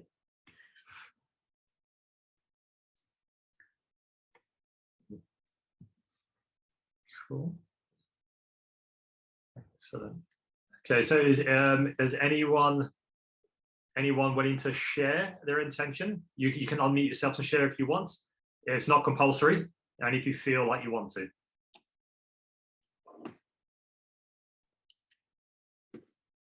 Remember, your intention is like the GPS that you're putting in your car, right? It's going to take you where it is you want to go with no input. Who knows where you'll end up? Jamila, do you want to go first? Yes, I intend to show up fully, being present and focused during these 10 days. Nice, beautiful, beautiful. You get so much out of it, Jamila, for that. Alam, so is that your hand up? Yep. Thank you. So the message that came is I'm confident and ready to set sail into the next phase of my life. Nice. And do you feel that? Yeah. It feels amazing. Yeah. What I would suggest everybody does off the back of this is when we're done, and especially first thing tomorrow when you wake up as well, is close your eyes, have that intention, but really sit with that intention and feel it, see it, hear it. What's life like when you're in that space? Right, really, really feel it. Renad? So I said I am in tune with myself and my emotions. You're in tune with yourself and your emotions? Perfect. Love that. That's like taking presence to a whole nother level, right? You're being super I like it. Perfect. So if you're in tune with your emotions and yourself and your intuition, stress is gonna fall away. No worries. Anybody else? Anybody else want to share? Linda.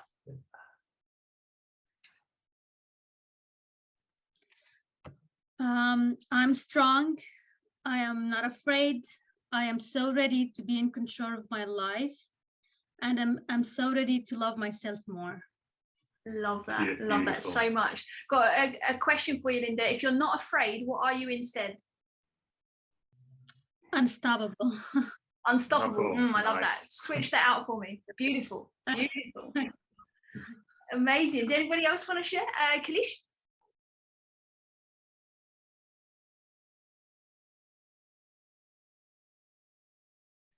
There we go. No, you're still on mute. You're still on mute, Kalish. Oh, can you hear me now? Yep, can hear you now. Sorry. So I put down, don't think I got the phrasing right, but I want to feel less highly strung. Okay. Or highly high level of anxiety. I want to be happy and I want to pursue what I love. And at the same time, I want to be an amazing father and a husband. My son, 8 years old, has got a lot of learning difficulties, and through him, I'm learning about myself as well. So stop putting up barriers and be more patient with my son. Beautiful, beautiful. That's jam-packed. That is. You've got a lot of intentions there. What I'd encourage you to do here, maybe, Klesh, is start your statement with "I am embodying," and then add those elements that you've just mentioned. Right? I am embodying being the best father. And same question that I had for Linda is, what would you be instead if you wasn't being maybe so highly strung, to use your language? What would you be instead? Yeah, that will really tighten that up nicely. What would you say to that? I'm not sure. I've just not to be putting up barriers with people that are close to me and kind of isolating myself, just being a bit more I'm not sure really. That's a good question. What's the opposite?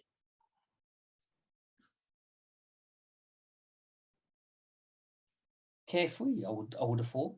Oh, beautiful. Beautiful, yeah. Does that feel right?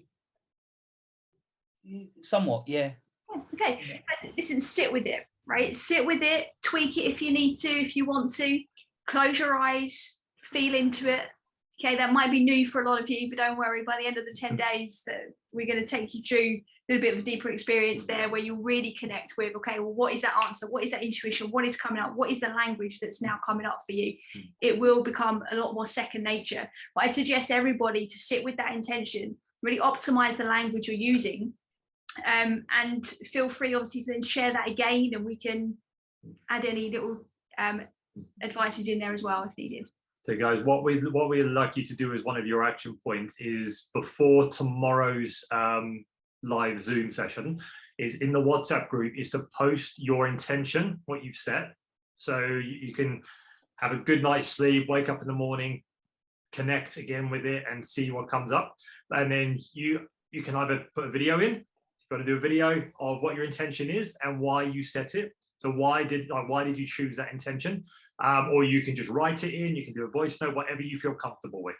Okay, so we want everyone to add their intention and why they chose that intention into the WhatsApp group before tomorrow's Zoom session. So you've got a whole 24 hours to connect with it, think about it, reframe it however you want to before you put it in there. And remember, when it's out there into the universe, and once you've got that emotion with it, you're already manifesting it. Did anybody else want to share theirs? Yeah, Elias, you got your hand up there. Actually, I believe that our intentions, all of us, is to learn, and I am willing to overcome my stress. This is what is the intention of this course, which is everybody is willing. There is one intention for everybody, I think, who's on the group, is to overcome this stress. How to learn how to overcome the stress, which we are feeling it on daily basis. Yeah, absolutely. That's why I wrote here, I am willing to overcome the stress. This is what, and to learn how to. This is what I'm thinking, which is, I don't know if everybody will agree with me, that the intention of all of us is to learn how to overcome this one over this course of 10 days. So that would be the goal, right? So everybody, when they was introducing themselves, you all shared your goals, which is beautiful, and you're absolutely right. Underpinning everything, that is one of the intentions. But when we talk about intentions, what we really want to do is we want to, instead of having it as the destination, we want to have it as the vehicle that takes us where it is we want to go. So who do you need to be in order to learn how to overcome stress? And you already have that in your statement. So you said, I am willing, right? I am willing to learn how to overcome stress. So the only thing I would maybe just challenge there in terms of language is, if you have overcome stress, what would you be feeling instead? If stress wasn't even there, what would you be experiencing instead? Happy. Yeah. So happy, for sure. Your life will be different when you are not stressed. Absolutely. Definitely, there is a lot of happiness, a lot of enjoyment in the life, a lot of things which is you want to experience it. That's why you want to learn how to overcome the stress. Perfect. Because there is things which is stopping you not to have it because of the stress. Absolutely. So a really empowering statement for you there would be perhaps something like, I am willing to be happy and feel joy. Right. The reason I'm being so funny with language, and you'll find this out when we get to, I think it's day 3, you'll find this in more detail, is that we literally think in pictures, right? So if we think about stress, or we have stress in the language we're using, we have to see a stressful picture. So even though the statement is very honest, you want to overcome stress, but every time you say I'm willing to overcome stress, we have to see a picture of stress. But actually now, if we're saying I'm willing to be happy, I'm willing to feel joy, now we have this beautiful picture in our mind of what happiness and joy looks like. And a part of us, our subconscious, it likes to have clear direction, right? And it likes to follow the pictures we put in front of our own faces, essentially in front of our own minds. So we want to make sure that we're really trying to influence our direction and our thinking and the pictures we're putting in front of our own minds so clearly that there's no way to get off track. So an intention can sometimes actually be far stronger than the goal itself. Does that make sense? Yeah? Yes. Perfect. Beautiful intention, Elias. I love it. I love where you're going with this. Amazing. Does anybody else want to share while we're here? Kristen looks like that's I think I'll probably ruminate on this a little bit more before I put it in the WhatsApp group, but I wrote, I am confident, competent, capable, focused, and secure to move into the next phase of my life and career.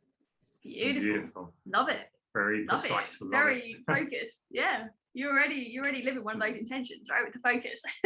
Focus, capable. Yeah, she's there. She's definitely embodying it. 100%. I love it. Thank you so much for sharing, Kristen. Brilliant. Anybody else want to share?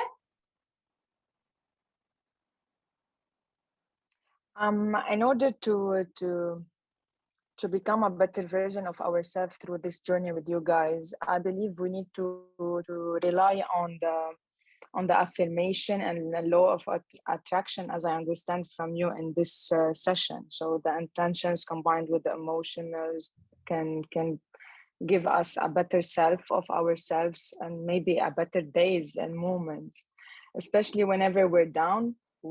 Sometimes we wake up and for no reason we feel like upset and sad, and we don't have any intentions or any willingness to continue our days. So based on that, yes, I believe in myself. I'm improving myself. Not everyone is perfect. I'm improving myself. I'm falling more in love with myself, and I'm attracting success, happiness, wealth, and health. Beautiful. I love that so much. Malak, you're going to really enjoy the Nurturing Your Energy Day. I think that's day 8 or day 7. Day 8. Day 8, there you go. Yeah, well, you'll really enjoy that, because we're going to talk a lot more about energy and how you can influence it to serve you in the way. Yeah, especially that it's so easy to quickly get triggered or get triggered by bad vibes through the surroundings, family, stress, or work. So that's why I'm telling you, sometimes I wake up for no reason. I feel so stressed and I feel so sad. Like I don't want to wake up. I don't want to do anything. I just want to go back to sleep and forget about life, maybe. So yeah, I've had through books, I surveyed through pages also, or over the websites, over Google, and I got some technical words to start over. And as I understood from you guys, yeah, we need to just connect the dots. And yes, I can't wait. Awesome. Your intention is very much worth getting out of bed for. Yeah. Beautiful. Anybody else want to share while we're here? And by the way, kudos for still being here. It's like exactly, 90 minutes later. Yeah, this is the longest day, guys, I promise. Yeah. It's just getting to know you all and building that connection, which is so important. Would anybody else like to share their intention? No. Okay. All right. I will share Gadir's one though, because it's in the group. She shared it. Yeah. She had to leave though. It said, "I am here with a clear mind and focus to deeply gain from this experience and knowledge shared." Beautiful. Perfect. Okay, guys. So just before you, I know some of you have to go, so just want to wrap this up. 2 action points. So the first action point is, if you haven't already, to do the stress-free wellness scorecard. I know most of you have done it. It's the links in the emails you've been sent, and the reminder emails. So you're scored on the 8 pillars of the health level we're going to be going through over these 10 days. Okay, so you'll be able to compare at the end of the Kickstarter compared to before and after. And once completing it, you're also going to have more resources to reference to once you finish the Kickstarter to help keep you on track. Yeah. And the second action point, like we already mentioned, is post your intention in the WhatsApp group and your why by before tomorrow's live Zoom. Okay, those are your 2 action points. So if you miss any of the days for whatever reason, we do understand. We won't take that personally. That's absolutely okay. Obviously, we'd love to see you here live every day. You're going to get the most out of it, because obviously you have that live back and forth with us throughout the whole workshop. But if you do miss it for any reason, we will be sending you guys the replay each day. Okay, so you won't miss out on anything. So you'll be able to catch it up. Yeah, so by the next day, we'll have the replay of the day before. Yep. On the link here, we'll send you. Yeah. Do any of you have any questions before we say good night from our side, or good day to wherever you are? My question, you mentioned that we need to post our why. So I know that we have to put our intention, but what do you mean by the why? Why did you set that? Through that. Yeah. So why did you set that intention for yourself? For example, where your intention was, like why did you set that? Why is that important to you? Okay. How long of an explanation do you want? It's completely up to you. It can be like a short sentence. It can be a novel. It could be whatever you want. It's completely up to you. The reason we're asking for the why as well is because it helps us to connect with the emotion of the statement. And there'll be some people in the group that immediately when they write that statement or feel that statement, maybe they'll be able to feel it immediately, but there'll be some people that this is the first time they're setting an intention, right? And that's okay, that's cool, that's fine, because we're all on different phases. But when we connect with the why, it can really help our emotion connect to that statement. All right, so just to give you a bit of context as to why we're asking for the why.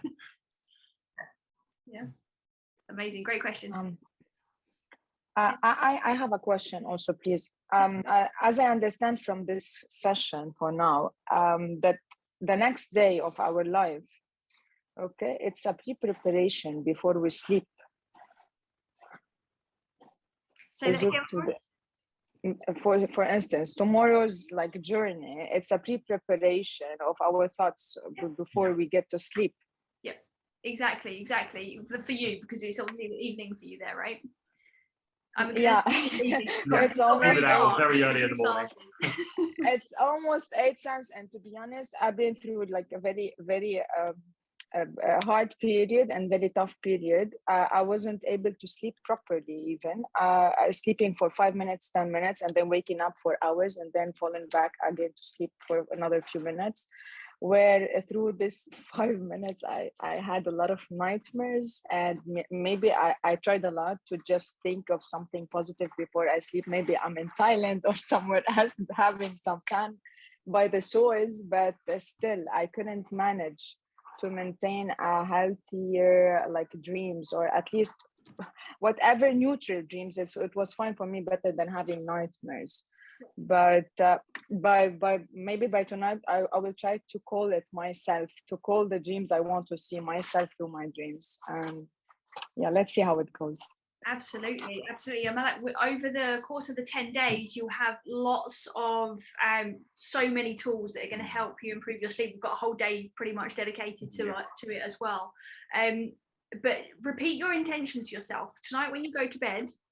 Repeat your intention to yourself if you feel it's needed. Okay. If you wake up at a certain point in the night, or even if you're having some crazy dreams and you wake up, come back to your intention.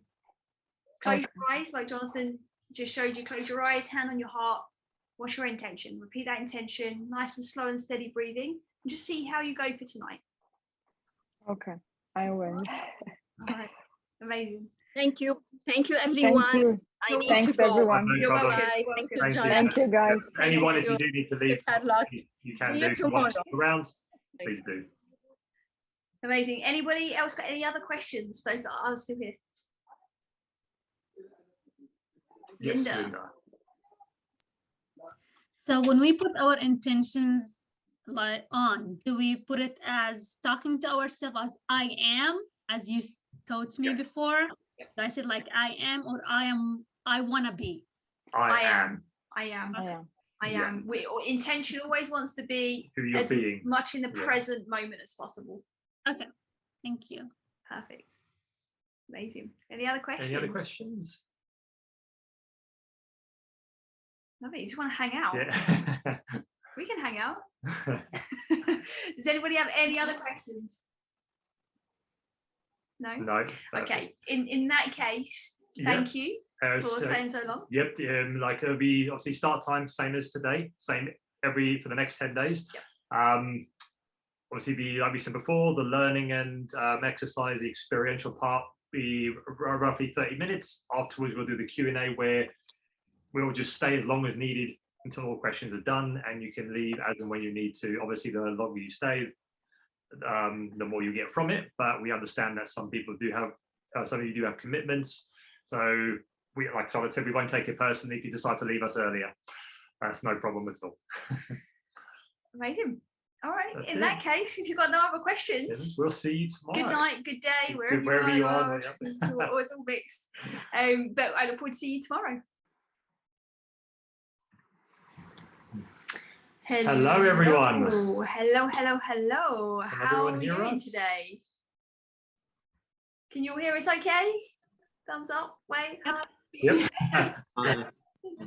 Amazing. See your beautiful faces. Awesome. Thank you, guys. Amazing. There's still a few people just logging in and whatnot, but we're going to get started anyway, because we want to be a little bit hotter on the time today as much as we can. So we know you are busy people and it is your weekend and you want to be enjoying yourselves outside of Zoom, possibly in real life. Now you can. I'll let you do the technical. Yes, I'll let you do that. Okay. Amazing. So guys, how are you doing today? Are you all good? Kind of thumbs up. Give us a little okay as if you're scuba diving. Love it. Amazing. There's some great intentions in the group. Love seeing those intentions. Obviously, I've been kind of sharing a bit of feedback. I hope you know that's coming from a place of love and just really challenging the way that you guys are thinking with those intentions, because our language is so powerful, and we're going to get into that a lot more tomorrow. So we're very excited for day 2. Definitely. You're excited to get stuck in and learn all about tuning in, which is day 2 today. So let's kick off obviously with today's topic, which is all about tuning into ourselves. Okay, it's very easy to get lost in the world around us, that sometimes we can forget that to come home to ourselves, to our inner body. So often when we're feeling stressed or we're anxious or just not quite in our rhythm, the fastest way to come back to our center is to connect back with ourselves through our body.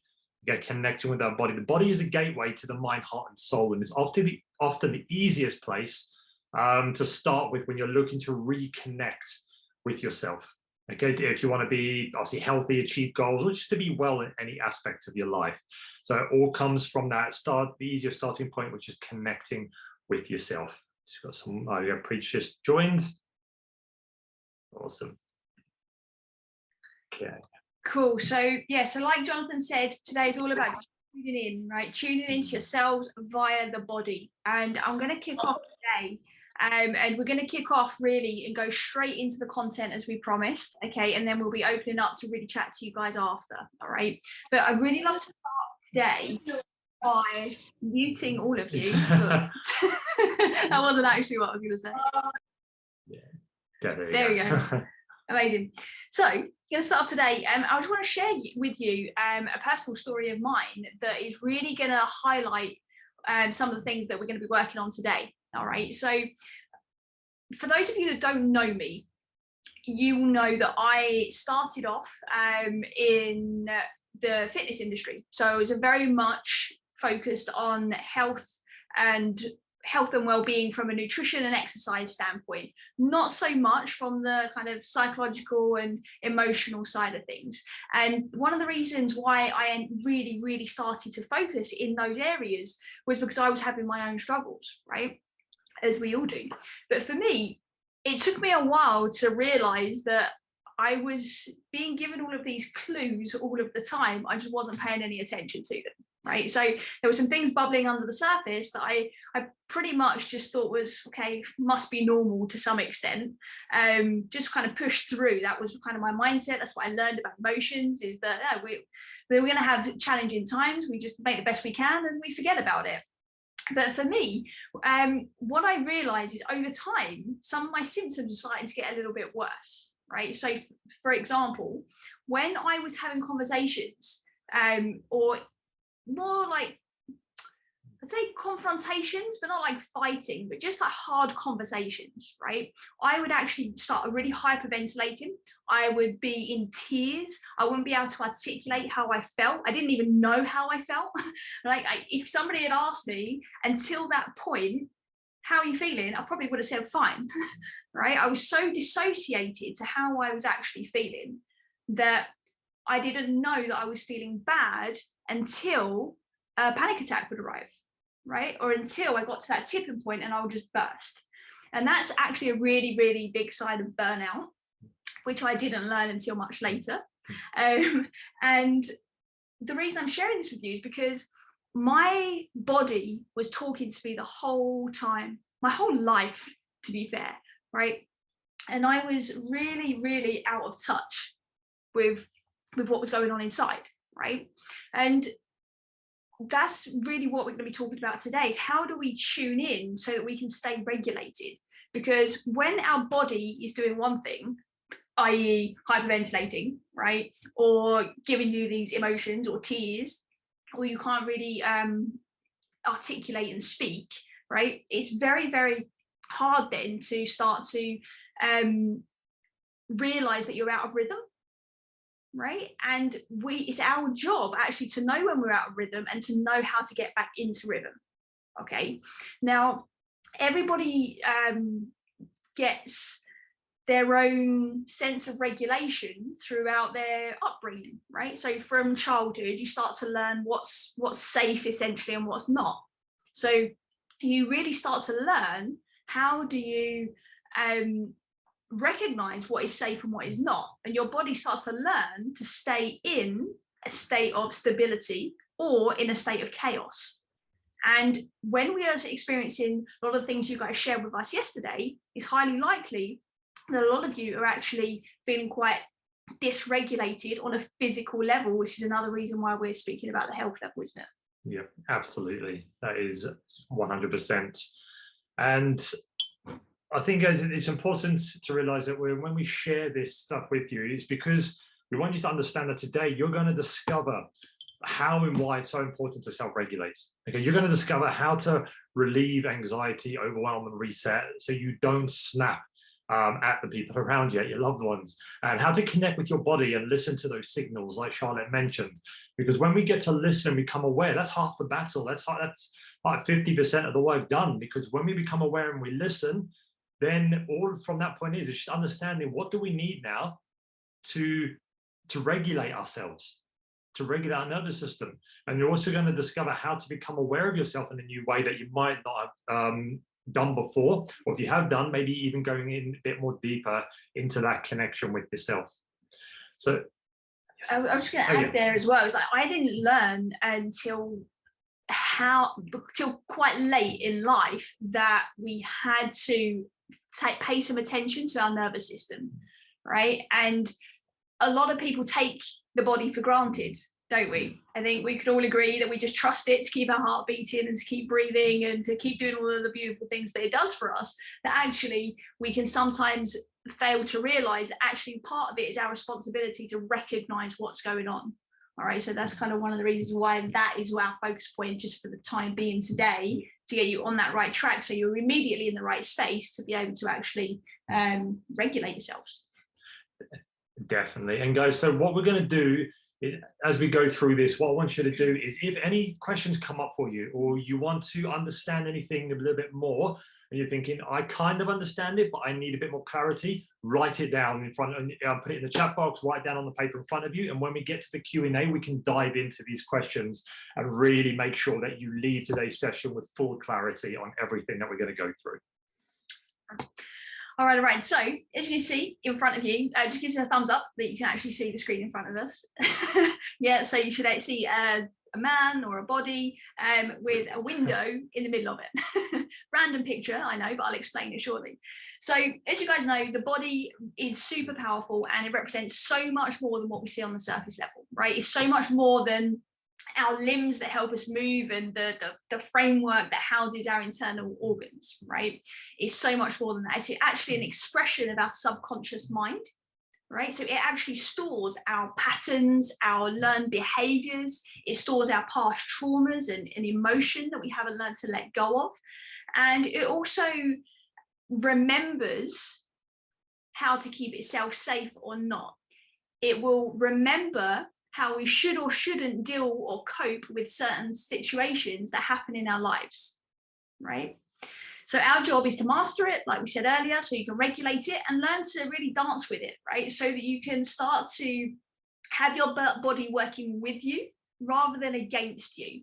For any of you that have ever experienced anything like I've just mentioned earlier, like panic attacks, hyperventilating, unwanted emotion popping up when you don't really want it to, gut issues, you guys, a couple of you mentioned that in your intros as well. Anything that's happening inside of the body, it can often feel like your body is working against you. So we want to make sure that we are taking care of it, learning to dance with it and navigate it so you're on the same page, essentially.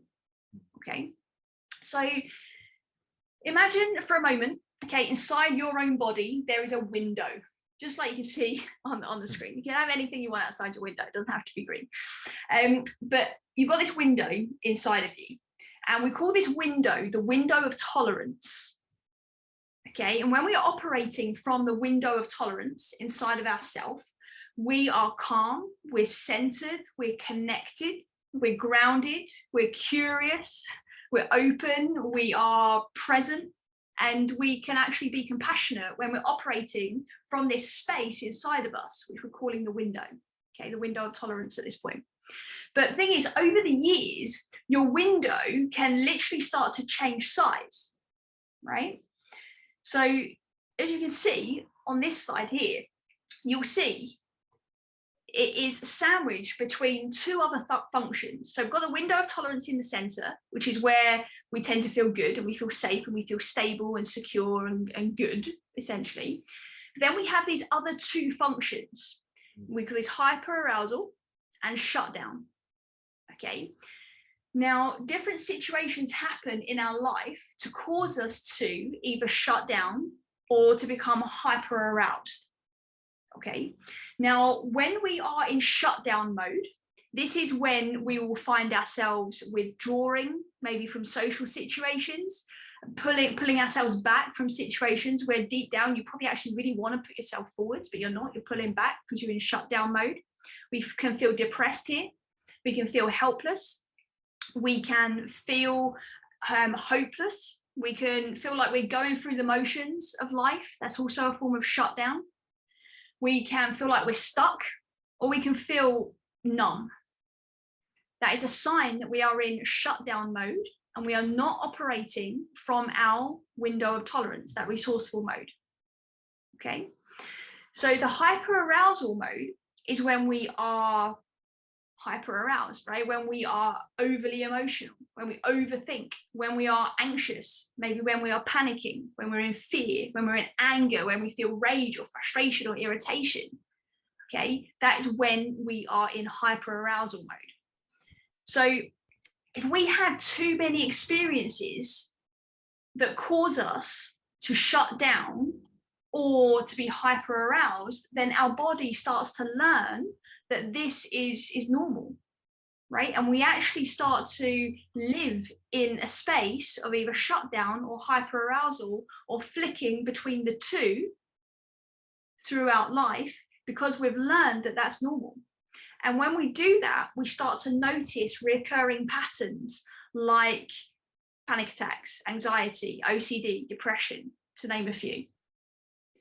And what happens over time is that window of tolerance shrinks, right? So our window of resourcefulness, where we feel good, starts to shrink, and we don't live there so much anymore. And we actually start to spend more time in these two spaces. So naturally, our goal is to learn to reopen the window of tolerance, right? It's to learn to be able to live in this resourceful space. So when we open that window of tolerance, we feel better. Like we said, we're stable, we're grounded, we can go and do all of those beautiful things, and we can really truly feel and connect with those wonderful intentions that you set, right? We can only connect with those intentions when we are in our window of tolerance. Does that make sense? Give me a thumbs up if you understand that and that's quite clear at this point. Yeah? Okay, perfect. Excellent. So one of the ways to open our window of tolerance is through our breath. Okay, and our breath is the gateway to our body. It's the CEO of our body. So you think this about the CEO of a company, that CEO is on top of things, they're on it, they're leading from the front. Every department under them functions optimally. Our breath, if it doesn't, and the person is toxic and they don't care, every other department suffers. It's the same with our body. If we are not breathing optimally, all systems in our body, our cardiovascular system, basically our heart, our lungs, our digestive system, our immune system, all suffer massively if our breath is not optimized. And I know I've heard people say this for the last couple of decades is, what do you mean breath? I know how to breathe, I'm still alive, aren't I? But we're not breathing optimally. And what we mean by that is it's about slowing down, slowing our breath down, and learning to actually breathe optimally by breathing deep into our belly. This is what we're talking about when we optimize breathing. We're trying to slow it down and use our diaphragm for breathing, to breathe from. So what I want you to do quickly is just put both your hands on your belly for me. And I want you to take a deep breath in through your nose and then exhale through your mouth. And I want you to feel what happens. Do you feel your belly rising as you inhale and fall as you exhale? Or do you feel nothing happening in your belly, but you can feel your shoulders and chest lifting as you inhale and exhale? So the goal is to feel your belly expanding out and then falling and collapsing in as you inhale and exhale. This is knowing that we're using the diaphragm to breathe deep into our belly. Just try that again for a second. Just make sure you're all sitting up nice and straight, those of you that can see. Some of you are sit up nice and straight. And just give that another try.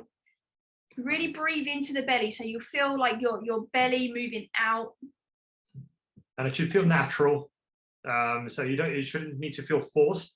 Just feel nice and natural, breathing in through the nose, out through the mouth, feeling it rise and fall. And some people do struggle with this and they feel that the belly doesn't move. And if that's the case, it's usually because the chest and shoulders are the primary movers with this breathing, which means we're breathing high into the chest, which is not optimal. And when this happens, our lungs send a signal to the brain to say that I'm not getting enough oxygen, you need to breathe more. So we end up increasing our breath rate to try and get in more oxygen because we're not actually pushing the oxygen down deep into the lungs. Because a little science lesson is 2/3 of the air sacs in your lungs sit in the last the last third, the bottom third of the lungs. So if we're breathing high and shallow into our chest, that air is not getting to 2/3 of your air sacs, so what we call the alveoli in the lungs to feed your body. So our brain goes, I'm not getting enough oxygen, I need to breathe more. So we breathe more. So if we can slow our breathing down and really breathe from our belly, we have to take less breaths to utilize more oxygen. And it's about becoming aware. Like we said earlier, awareness is half the battle. When you become aware, you already start to change your breathing patterns. And this is what we call conscious breathing. And when we tap into conscious breathing, our breath becomes so powerful because our breath is like an anti-anxiety drug. It's a self-love activation. What you see on the screen there, it helps you sleep. It boosts your immune system. It helps with digestion with the food you're eating. It helps with get rid of stress and release stress. It increases your energy just by becoming conscious of your breathing. It opens that window of tolerance, right? So when we're breathing shallow, we are likely in that hyperarousal mode, okay? When we are feeling like we're in shutdown mode, usually our posture starts to change as well. So that means we start to actually contract our body, right? Which means then we're not breathing fully into the diaphragm. So when we are breathing effectively and consciously, we are then able to open that window so we can live in that resourceful space. Definitely. And when it comes to conscious breathing is something that we want to become aware of throughout a whole day. And this is what we call our natural breathing state, our natural breathing rhythm. And it's important to become aware when we're exercising at the gym, when we're watching TV, when we're working, when we're speaking to someone, when we're doing the housework, whatever it is, if we become aware of how we're breathing, and if we realize we're breathing a lot through our mouth and high into our chest, we can start to retrain that. We can realize and go, oh, hold on a second. Okay, I'm breathing very high into my chest, breathing quite quickly.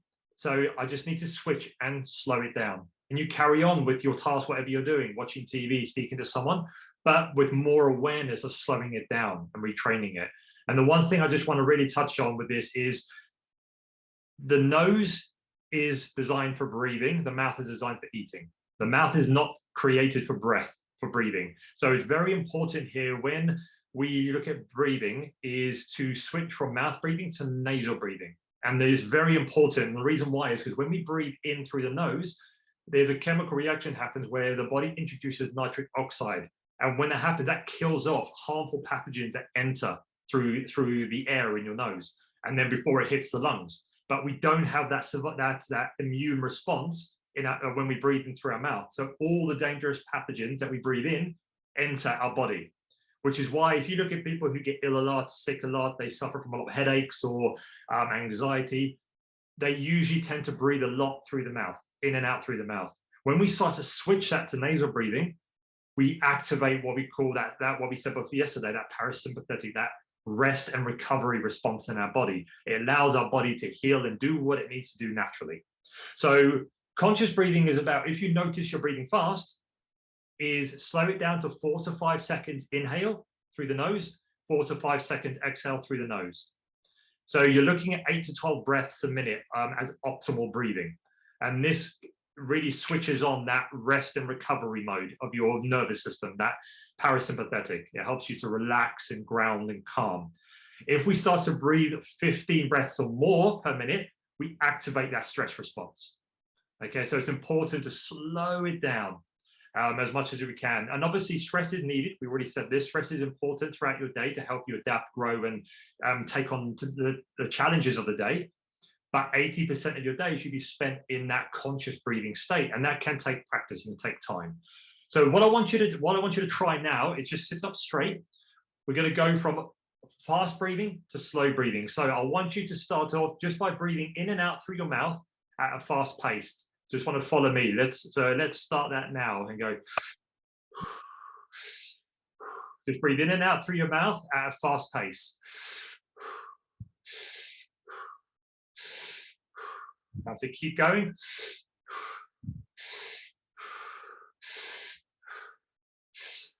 Okay, now I want you to switch to nasal breathing only and slow it down. So breathing in for 4 seconds in through the nose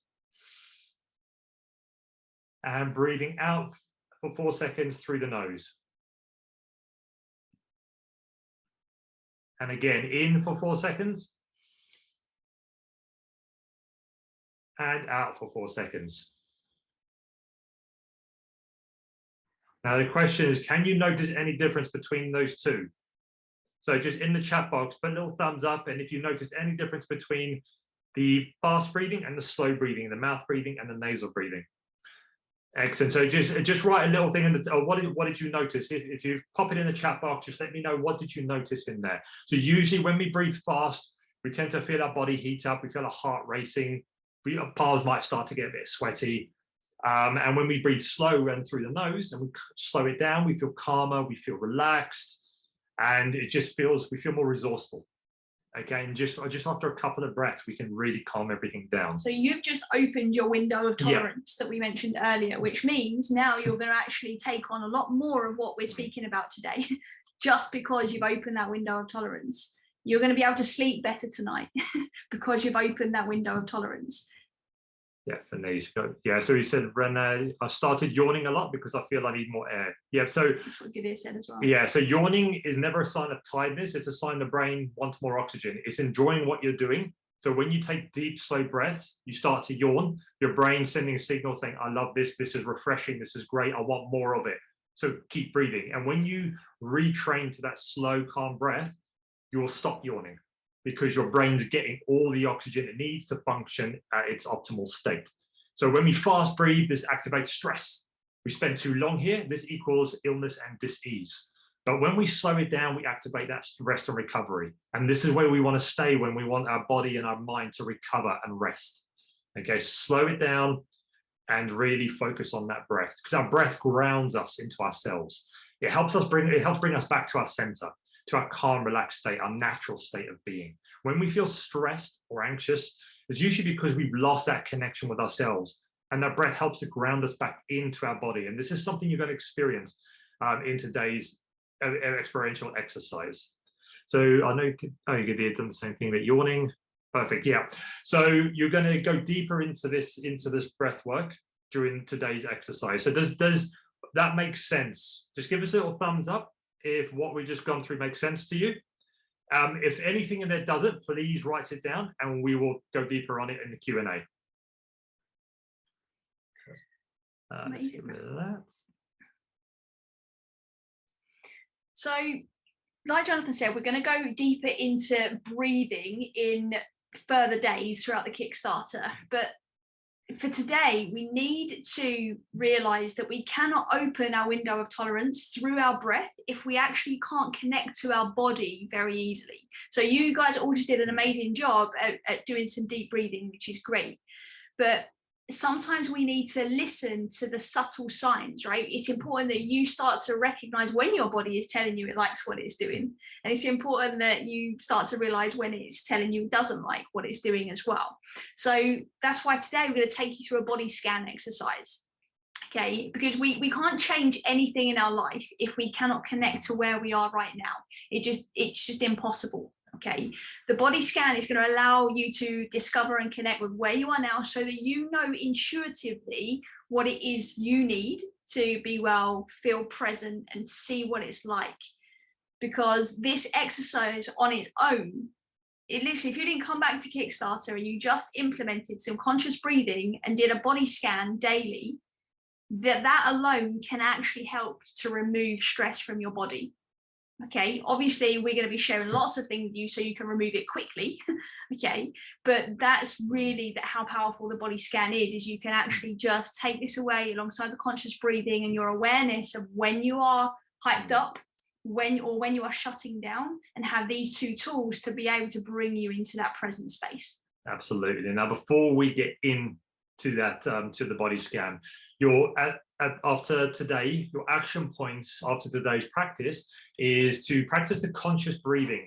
Okay, it's optional but recommended. So like tomorrow when you wake up, is throughout your day, just become aware of how you're breathing. Are you breathing deep into your belly? Are you breathing high into your chest? Are you breathing through your mouth? Are you breathing through your nose? And if you notice it's not optimal, you're feeling you got a lot of dry mouth, or you're feeling a bit fatigued, retrain your breath, switch to nasal breathing and slow it down, and do that as much as you become aware of throughout your day. Okay, so that's definitely something we recommend, but something we want you to do for the remainder of this Kickstarter and beyond, but definitely for the remainder, is every day to do this exercise we're about to do with you now, the body scan. Okay, so definitely do it tomorrow before you jump on to day 3, because we really want to know how you get on doing it tomorrow after we've done it today, and what you experience and how you feel after. So that's going to be your action point at the end of this for tomorrow, is to do the body scan, which the notes, the step-by-step is in your manual, is in your workbook, but also this recording will be up on there within 12 hours after the end of this workshop. So you'll have access to that, and you can just be guided through, as we're going to guide you through just in a second.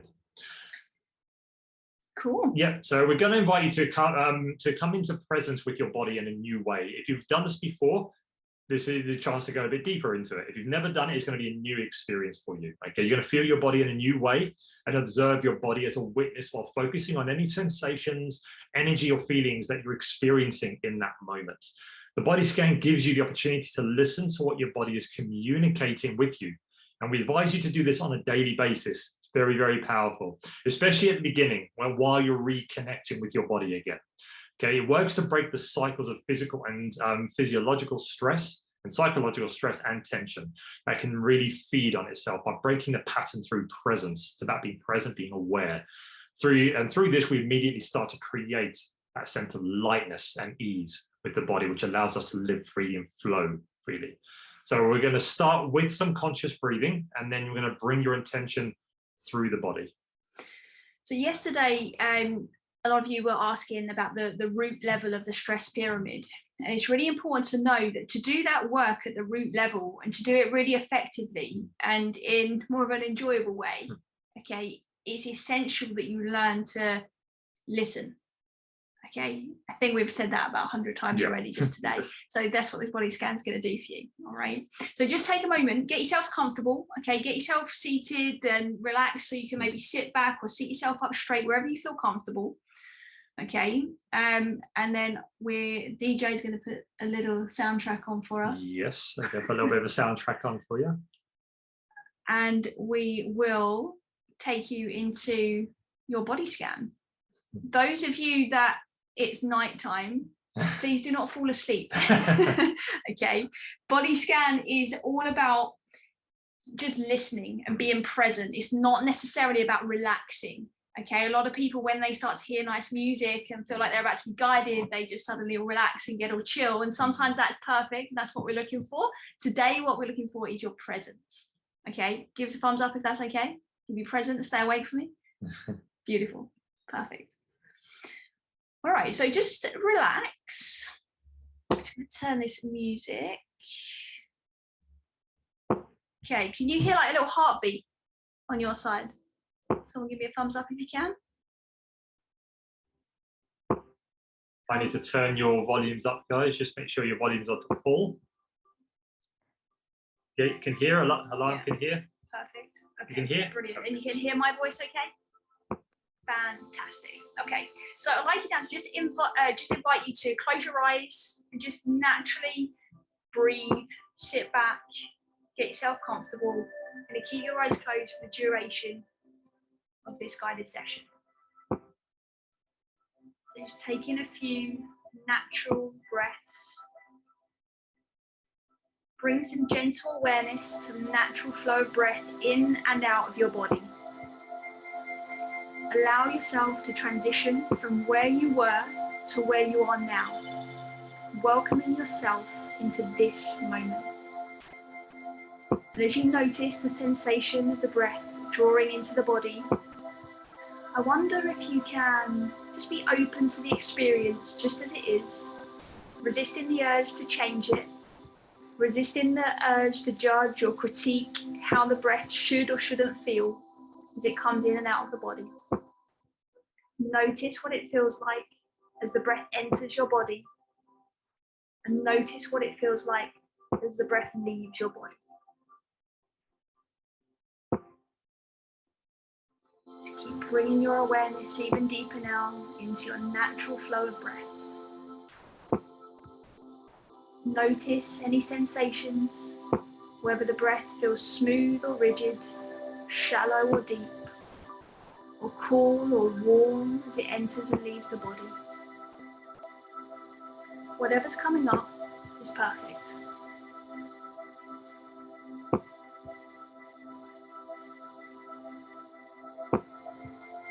So it's time now to just check in with your whole body, sensing your body, becoming aware in this moment how your body is feeling. And just notice if there's any tension or tightness anywhere at all. Becoming aware of how you're feeling emotionally at this moment. Is there a sense of calm, frustration, or restlessness? Or perhaps there's lightness or a neutral feeling. Whatever you're feeling is just fine. So sense how the mind is doing in this moment too. Perhaps it's busy, perhaps it's calm. The mind may seem restless or grounded, but none of this is about judgment, but simply about getting to know where you're starting from. Sense your breath. Notice where your breath is most prominent in this moment. Perhaps it's in the nose or the nostrils. Perhaps it's in the chest or your abdomen. And as you breathe in now, just notice your breath as if it's for the first time. The inhalation and the exhalation as if it's for the first time. Rest your awareness on your breath now as it comes in and goes out, breath by breath. Remembering that here today there is no right or wrong. Just being open and curious about the experience of paying attention and checking in with yourself. So it's time now to begin to scan your body, to notice the sensations. There may be some tingling, some heaviness or lightness, maybe itchiness, warmth, coolness. You may feel pressure pulsing. Maybe a whole array of sensations, or maybe nothing at all. Whatever you're experiencing is just fine. So noticing these sensations and becoming curious about them, as if it was the first time you was noticing these sensations at all. Bring your awareness now to the top of your head. Notice the sensations in the sides of your head, the back of the head, and bringing your awareness now to the neck. And whatever's being experienced, just allow it and letting it be. Bringing your attention now to the face, being aware of any pressure points in the face. Breathing in and opening to what's here. And breathing out and just letting it be. And in this space of awareness, intentionally choosing to shift your awareness now into the arms and to the hands. Feeling into the arms and the hands. Starting from the shoulders to the upper arms, the lower arms, the wrists, the hands and the fingers. Perhaps realizing that you have arms at all. Sensing into the arms and the hands. What are the feelings that you notice? Is there any shape to the feelings? Do they have a colour? If they do, what colour are the feelings? Whatever you notice is perfect.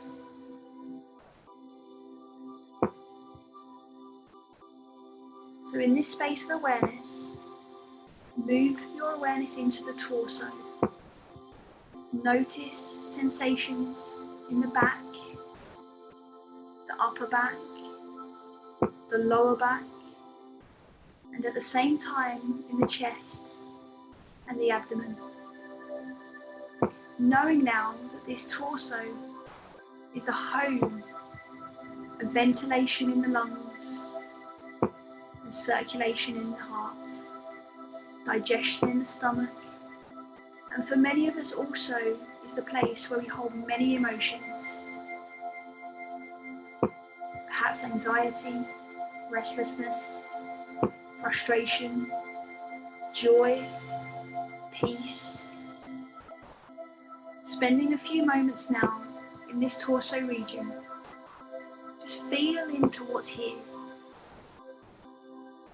Just letting it be. Noticing the feelings, the shape of the feelings, if they have a colour, and what that colour could be.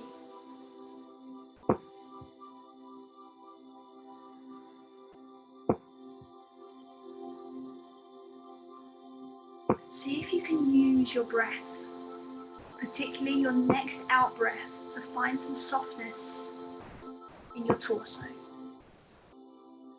Perfect. As we can see and bring a sense of softness, no matter how big or small it is, it can help the body to release any pent up energy, emotions or tension resulting from anxious thoughts or experiences. As you breathe and soften, it starts to release. Direct your attention now, your awareness into the hips. Notice how, with your intention, you can move your awareness at will. Moving the intention to the hips, not analysing what's happening, just simply noticing whatever's there. In this moment now, you can just let things be, noticing each sensation.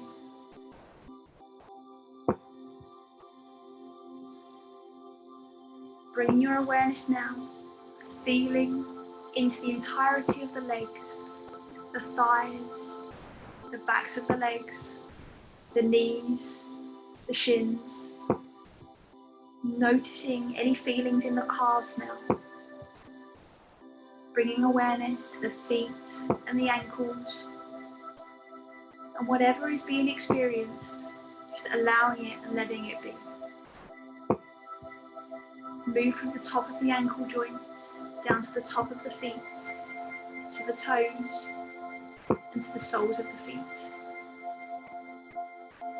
And any time you notice the mind beginning to wander, whether it's attaching to a thought or a judgment, whenever you notice it, Gently redirect your attention right back to the area of the body that we're scanning in this moment now.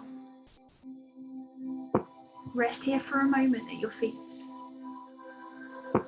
just observing how your body feels, noticing any feelings, any sensations, noticing anything or nothing as we continue to scan back up the body now.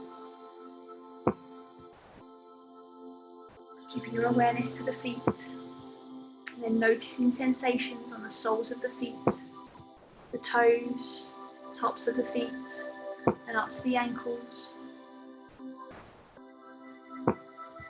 Once again, whatever is being experienced, just allowing it and letting it be.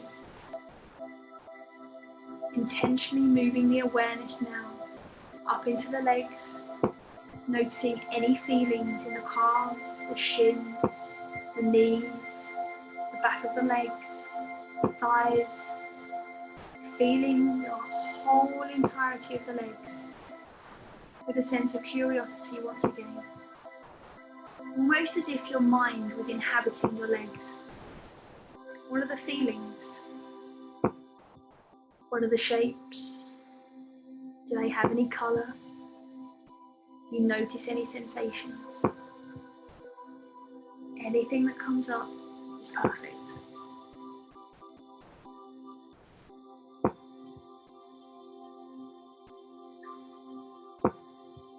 Bringing your awareness now into your hips, noticing how with intention you're moving your awareness easily and effortlessly. You're no longer analysing what's happening, just simply noticing things as they are.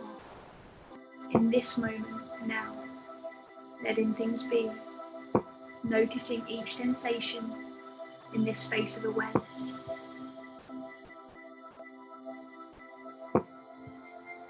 Moving the awareness into your torso now.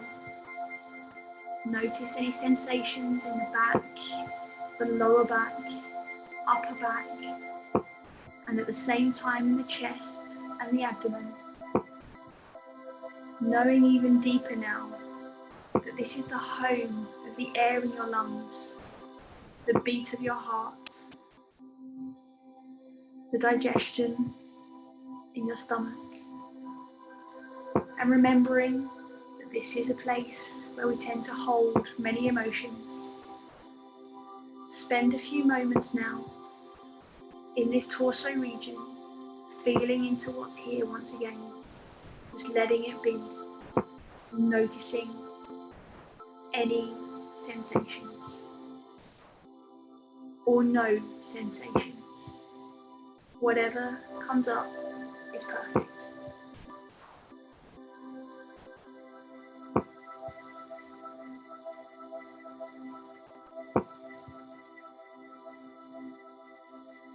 Intentionally now choosing to shift your awareness into the arms and hands, feeling into the arms and hands, starting from your shoulders, in your upper arms, lower arms, wrists, hands and fingers. Notice the feelings, notice the sensations. Notice your awareness coming up from there now into the neck, and from the neck into the face, being aware of any tension or sensations in the face. Breathing in and opening into what's here, breathing out and letting be.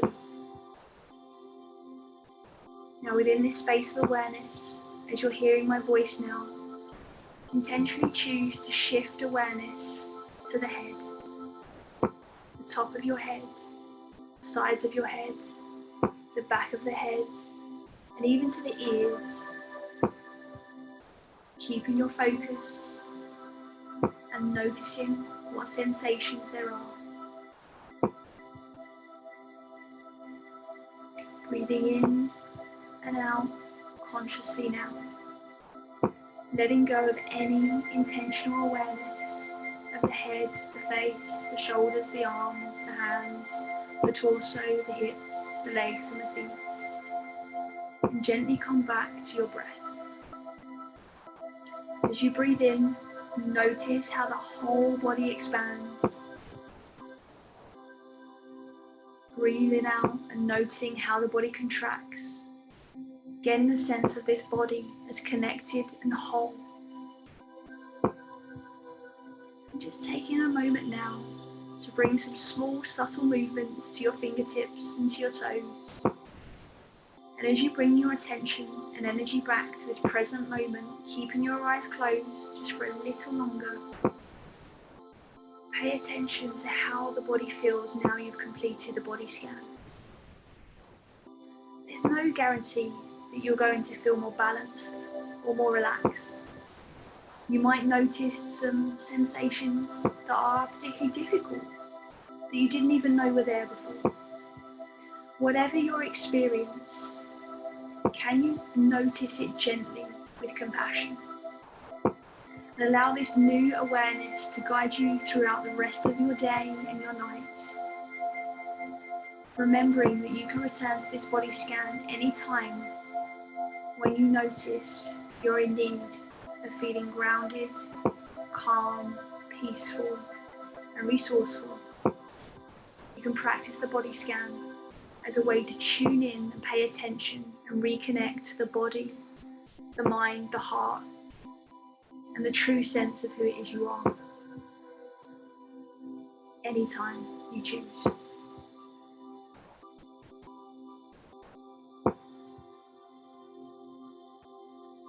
Whenever you're ready now, you can just gently open your eyes and come back to us whenever you're ready.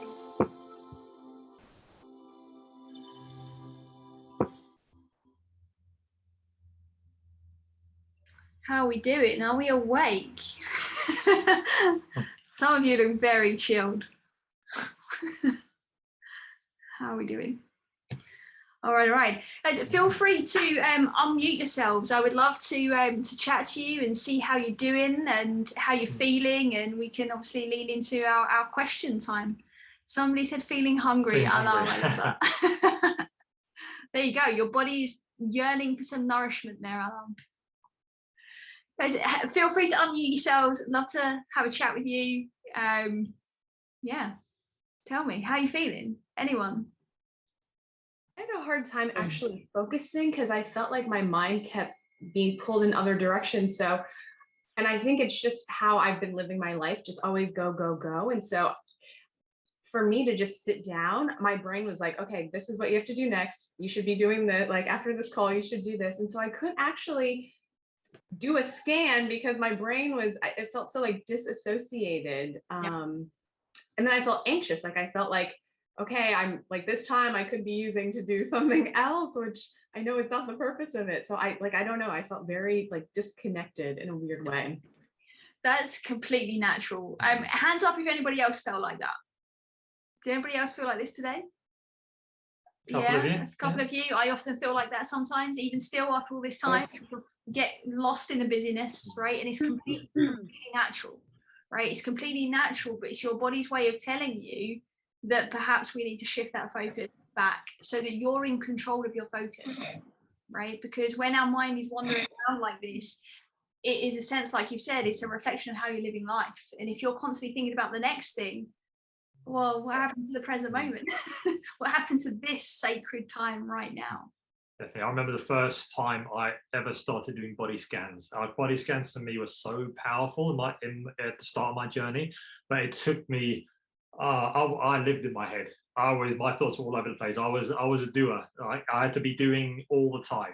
And it took me, I can't even remember how long, to keep bringing my focus back to my breath while my mind wandered. I think it took me a good couple of months because I spent years and a couple of decades just being in here and nowhere else. I was listening to the voices in my head and being distracted by them. And it's like anything. It's like going to the gym and training your muscle to become stronger, more resilient. You train it. You notice what's going on. You acknowledge it. You tag it. You're going, okay, my mind's going over here. I'm going to acknowledge that, and then I'm going to bring my focus back to my breath. No judgment, no criticism. Just bring your focus back to your breath, feeling the breath. Inhale, and then if you notice your mind wandering again, it's the same thing. You acknowledge it, no judgment, just acknowledge it with compassion, with kindness, bring your focus back to the breath and keep focusing on the breath. The more you do that, you'll spend less time wandering off, and eventually you'll find it easier to bring your focus and keep your focus there. And then on those days where you may have woken up from a poor night's sleep, or you may not be feeling as mentally resilient, and then you're thinking, okay, it's a bit of a struggle today to keep my focus. It's easier for you to just go, okay, I've acknowledged that, bring my focus back, and off we go, and just surrender to the feeling. So everyone responds differently to body scans and how quickly they bring their focus back. But for me, I know it was like a training routine. I was doing it every single morning, first thing in the morning. And I just remember every day I just spent ages bringing my focus back. And then after a while, I remember something just clicked. And all of a sudden, I remember going through a whole body scan, and I realized, my thoughts didn't wander at all. My whole focus was just completely in the moment. And it was such a nice feeling. I always said you use a metaphor of like a new puppy. If you take has anybody taken a new puppy out on a lead before? Like you're walking down the street, or you've seen somebody taking a dog for a walk on a lead?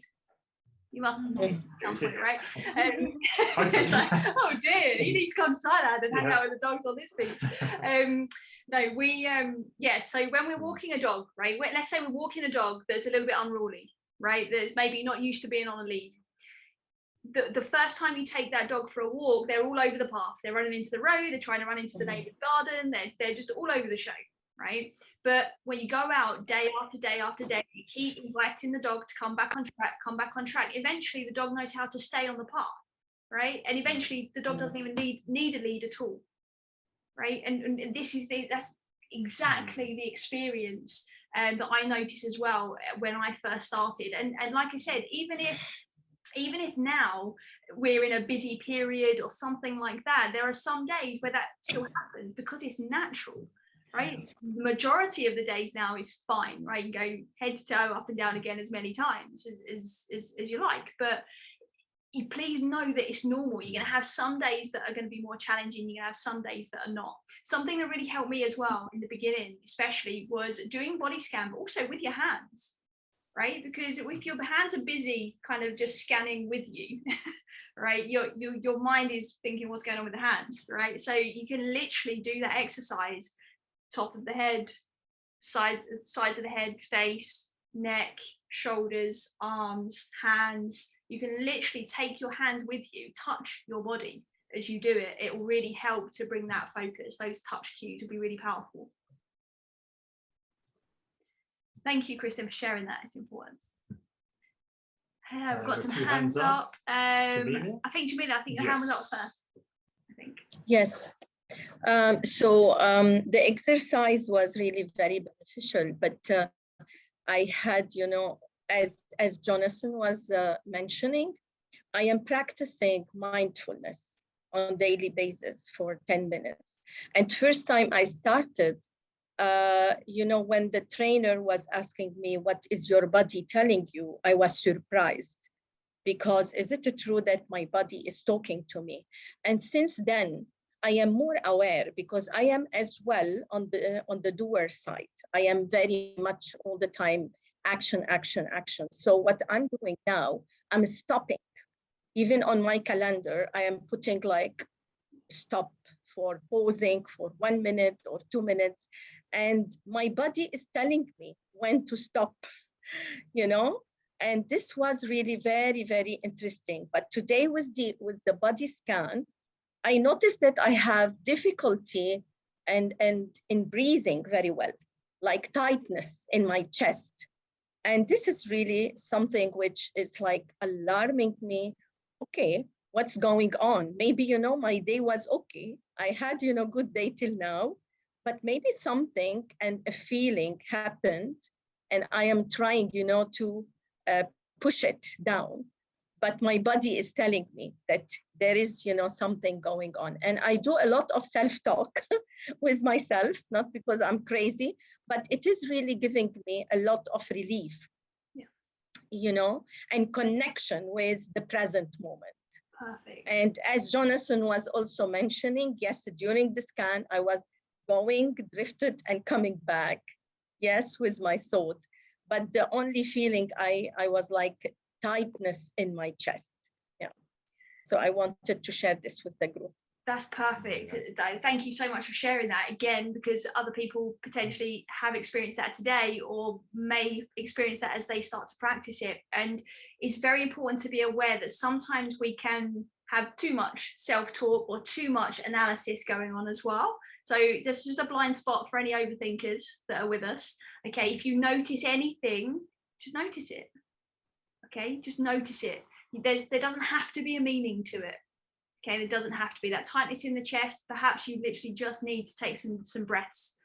Maybe you need to have some water, right? It might not be anything like an emotion that's happened that day. Maybe it is, maybe it isn't, but you'll know, you'll feel it. But in the beginning, we're just noticing, we're just being present.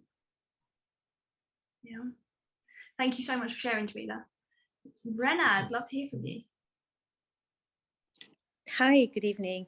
So it's more of sharing and also asking. So basically, again, because I'm always on the go, like I have to do something. So I've tried this exercise before, but maybe once or so. So sitting there trying to, like, I don't know what I was supposed to feel when I'm scanning my body, but I know like I was taking a better, my breathing was better. Like I was focused on my breathing, but again, my mind was sometimes going around thinking things and I was trying to bring it back.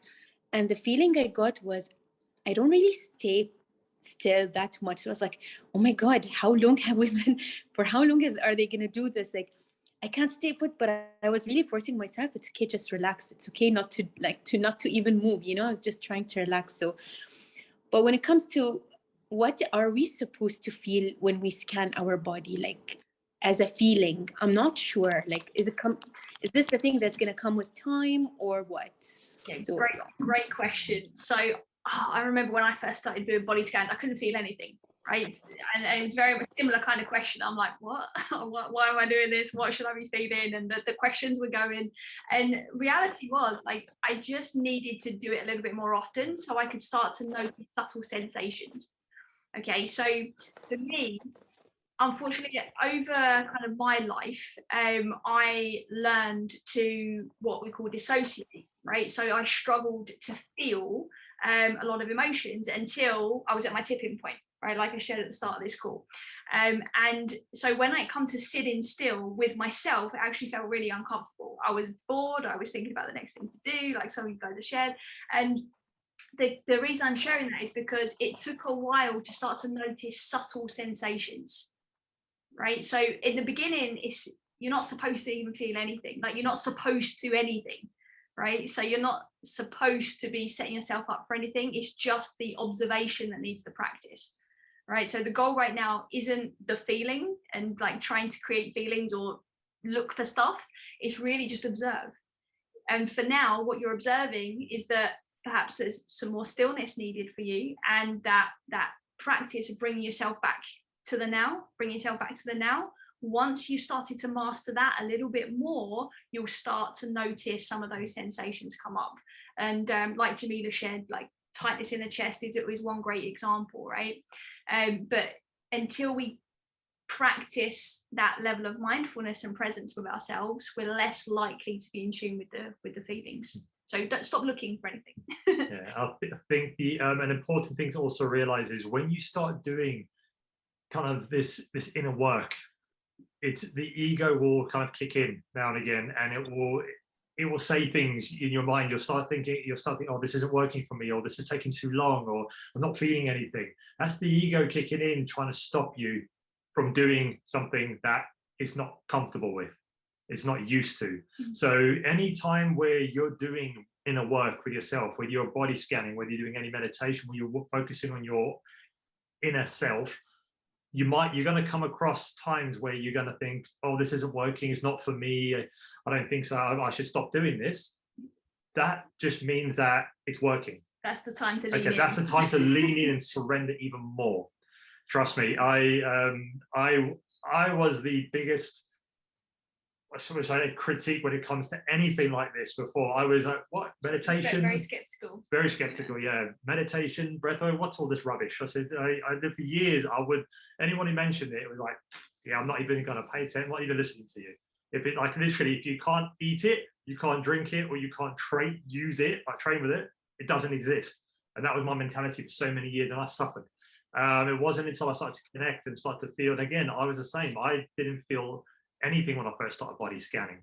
I was just going there going, oh my God, oh, it's so uncomfortable. I should go to the gym. This isn't doing anything. And I kept resisting. And it was when I stopped resisting and just, okay, I'm going to try, because everyone, Charlotte kept saying, just relax, just surrender to it. Don't think anything. And that's what I did. So I just, okay, I just sit here, stay still, and just see what happens. So I literally just stopped questioning it. And then that's when I started to feel, oh, okay, that's new, that's interesting. I had no idea what it meant at the time, but I was just noticing things coming up because I wasn't in here, I was in my body. And because those feelings are always there.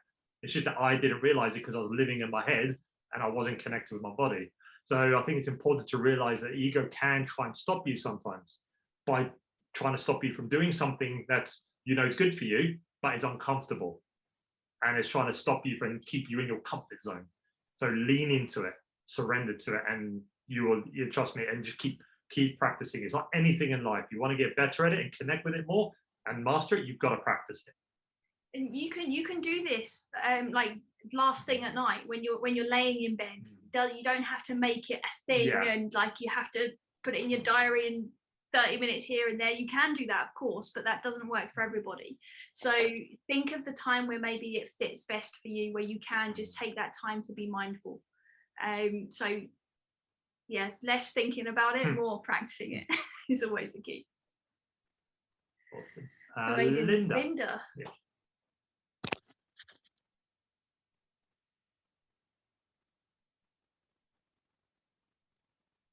How are we doing, Linda? Oh, there you go. Yeah. So with me, it's totally the opposite. I fall into it so easily. And Charlotte, we did this before. I fall to it so easily that I can't come back very quickly. Like I can't transition myself from when I'm floating. I feel like when I do this exercise, I feel I'm floating. I don't know how I stop that and just come back to reality. This is number one. Number two, that I have asthma, and lately I've been suffering with this all humidity and allergy season. When I came today to do this with you, I was barely can breathe. Like I took my inhaler, I couldn't breathe, and in the beginning of the exercise, I couldn't do it. But starting going more forward into it, I felt I can breathe better. That's why I keep yawning, not because I'm bored, as Jonathan said, because I feel I need oxygen. So is this exercise or scanning can help with people who has asthma? Yeah, absolutely. I had a client when we were living in the Middle East. I had a female client who had asthma. Used to, when the weather changed or stressful situation, asthma get really bad, proper big asthma attack, inhaler. After 4 weeks of just focusing on body scanning, conscious breathing, she was able to control any asthma attacks that came up. And when they did, and they rarely came up. So when they did, she was able to control them using the breath, because you got to think with asthma, with allergies, anything like that, it's a dysfunction of the nervous system, of the immune system. So when we start to bring everything back into balance and start to get our nervous system working as it's meant to, our body does what it needs to do, and it functions optimally in terms of helps us recover and heal whatever's happening inside.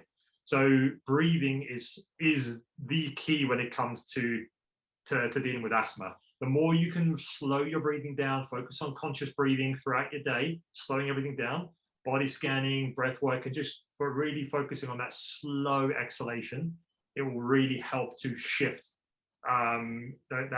those effects of your asthma as well. And I know that firsthand because I've done that with a client, but she lent into that big time. And as soon as she felt the first time, it took her She even admitted the first time she said, okay, I had an asthma attack. She put her inhaler to one side. She's like, I'm not going to use this. I'm going to breathe. It took her 4 hours to control it. The next time it happened, it took her 1 hour. Third time it happened, it took her 20 minutes. So the more she kept practicing and leaning into it, the time of that asthma attack and her getting back to normal became less and less and less, to the point where she really got asthma attacks. And when she did, it could change within minutes. She can come back to her normal breathing state. Yeah, as I think Jamila said, she felt tightness in her chest. That's what I felt in the beginning when I was taking long breaths. I felt like tightness in my breath, but I know from before, because I did this with you, Charlotte, like when I scanned my body, I felt the tension is in my neck, here in my throat, in my chest, and in my lower back. But as Jamila said, the tightness, like I was gonna like put my camera off and go grab the inhaler and take like 2 puffs. I'm like, no, I need to wait a little bit, give it more chance. And when I did, actually, it helped more than what I expected. Perfect. So you're right, Jonathan. It does come back to that classic practice, right? You're going to hear us probably say that quite a bit over the next few days, but that's the reality of it. I just want to touch on what you said about feeling like you're kind of floating away in the meditation. It's really important to come back to your breath as much as you can. Now, if you are somebody that has a tendency to kind of go off a little bit, it's really important to ground. Okay, we're going to be speaking about this later in the week. Okay, but grounding really helps us to stay in that window of tolerance that we mentioned, so we don't shut down or drift away, right? So you're never going to go anywhere not good, right? You're always going to be safe because your body and your system knows what it's capable of, right? And it will always come back, just like you did to us now, right, after that meditation. But yeah, if you notice that happens a lot when you're trying to bring yourself into that space, grounding is going to be really important. So stay tuned for that. Definitely. I know a few of you have to are kind of jumping off. If you do have any questions, and you still want to answer, just drop them in the chat before you jump off, and we'll still answer them, and you can watch them on the replay as well. Okay. Amazing. Joanna. Joanna. Hi everyone, thank you for today. It feels really good to focus on my breathing and to understand my body functioning properly better. I have 2 concerns. First one, I had the same problem as the other ladies as well, some tightness, but I think you have explained that, so it's out of the question.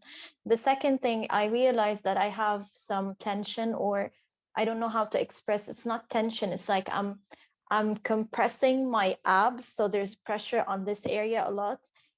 How can I realized that I do it often, like just today, you with this exercise, I realized that it's something that I do even when I'm breathing.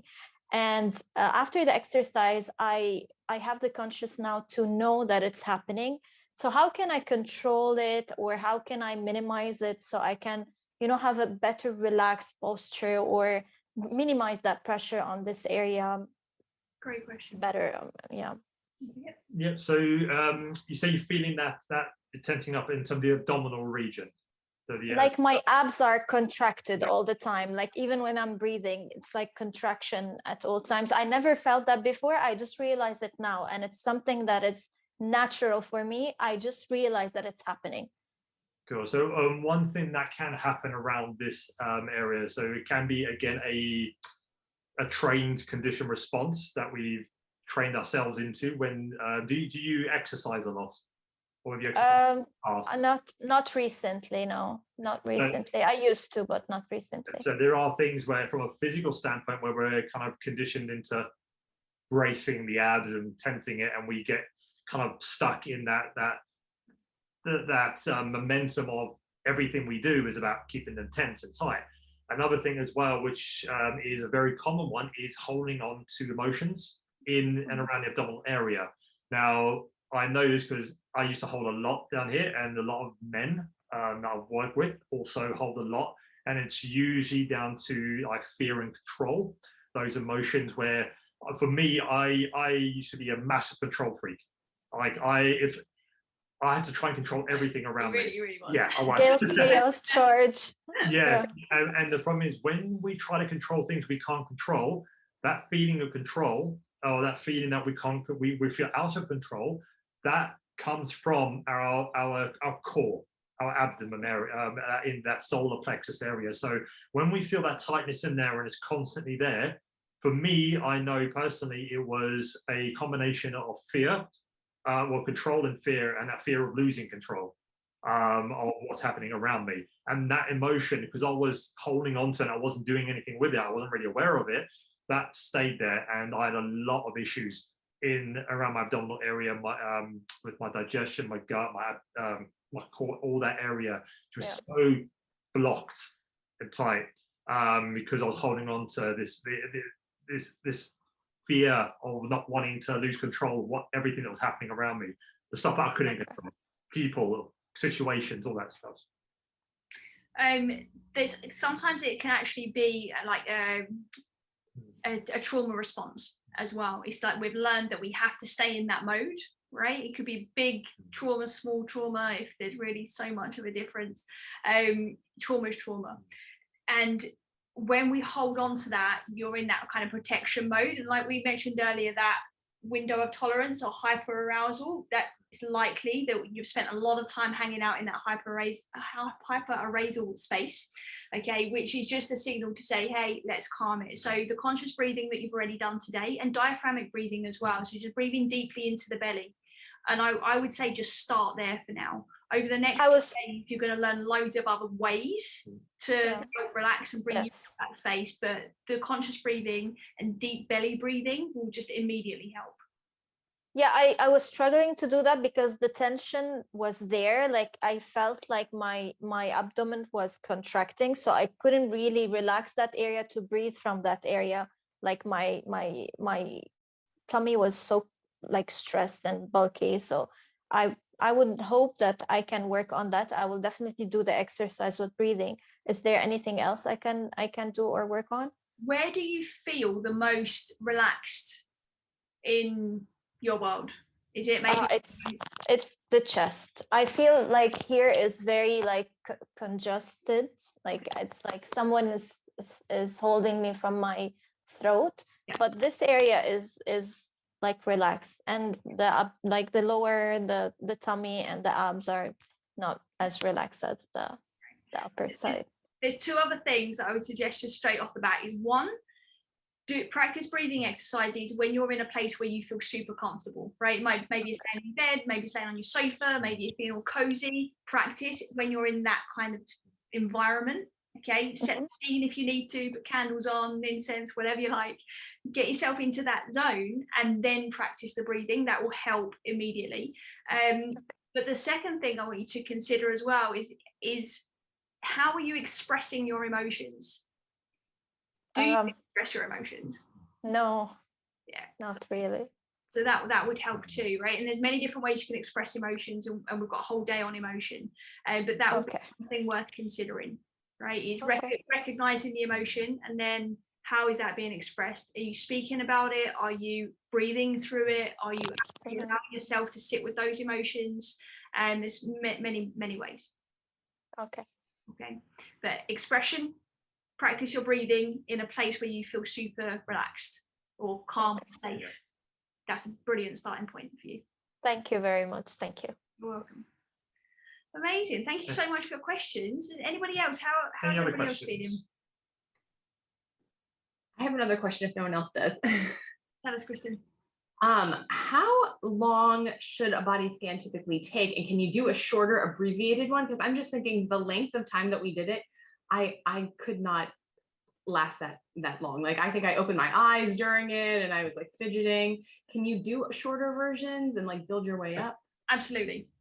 You can literally just talk yourself through it in like a couple of minutes. You don't have to have the music or it to be guided or anything like that. You can literally just almost challenge yourself. You're a doer, okay? Challenge yourself to just go from like head, face, ears, shoulders, arms.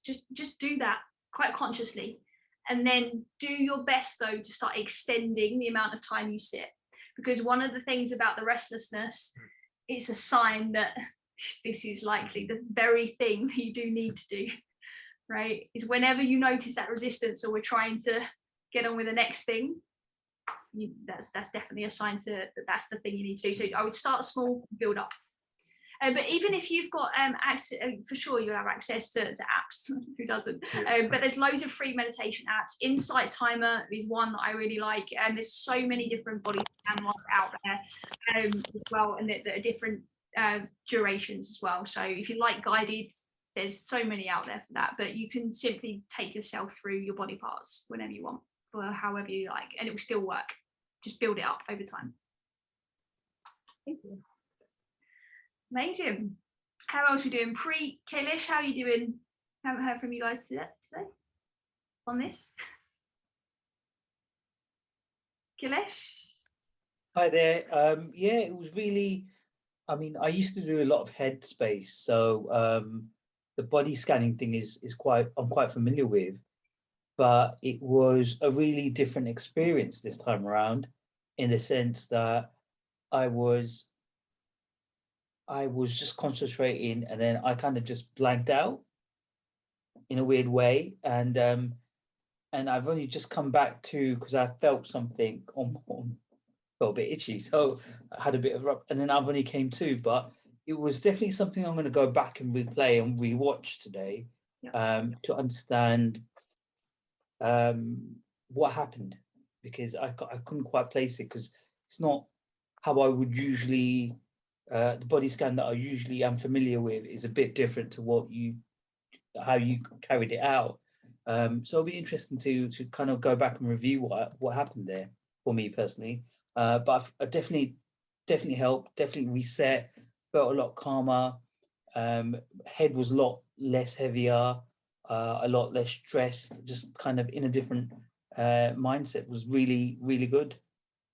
Good, excellent. I'm glad to hear that, Kailesh. And I think it's going to be interesting when you do reflect on that, and the next time you do the body scan, see how it feels again, because it might actually be a different sensation that you experience as well, and that's also completely normal and completely natural. Sometimes sensations are just energy finding its way out of your system, energy that just doesn't need to be there anymore, that we just relax into and start to let go. Sometimes, you know, you'll recognize that maybe you need to focus on breathing, like some of the other ladies have mentioned, like with like a tight chest and things like that in certain areas. But itchiness and things like that, it's just a case of sitting with it, observing it, free from judgment. It's just your body always knows what to do. This is the thing, your body it's got you this far, right? And your body knows how to rebalance and recalibrate itself. All you need to do is give it the time and space to be able to let go of anything that's just, it doesn't need anymore. And that's often the case with sensations. Cool, thank you. Amazing, thank you. Miss Preet. Hello, hi. I was listening to what everyone was asking and everything. It was a fantastic experience. Thank you very much, both of you, for taking us through that journey. Charlotte, your voice is a bit hypnotic for sure. I was telling my wife, we were talking about it, like when I was doing the meditation, there was a car that passed by in the background, and I swirled with the car as if I was falling off the chair.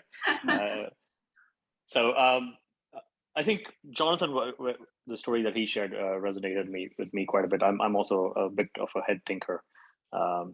I even though I've gone through so many journeys of spirituality and Robert's image and NLP and everything, I still, part of me feels it all hokey pokey a bit. You know, and one of the questions that I had asked when I was there in the past now for the fourth time to the instructor, I'm like, you know, I'm here the fourth time. I don't know where we need to reach. What's the goal?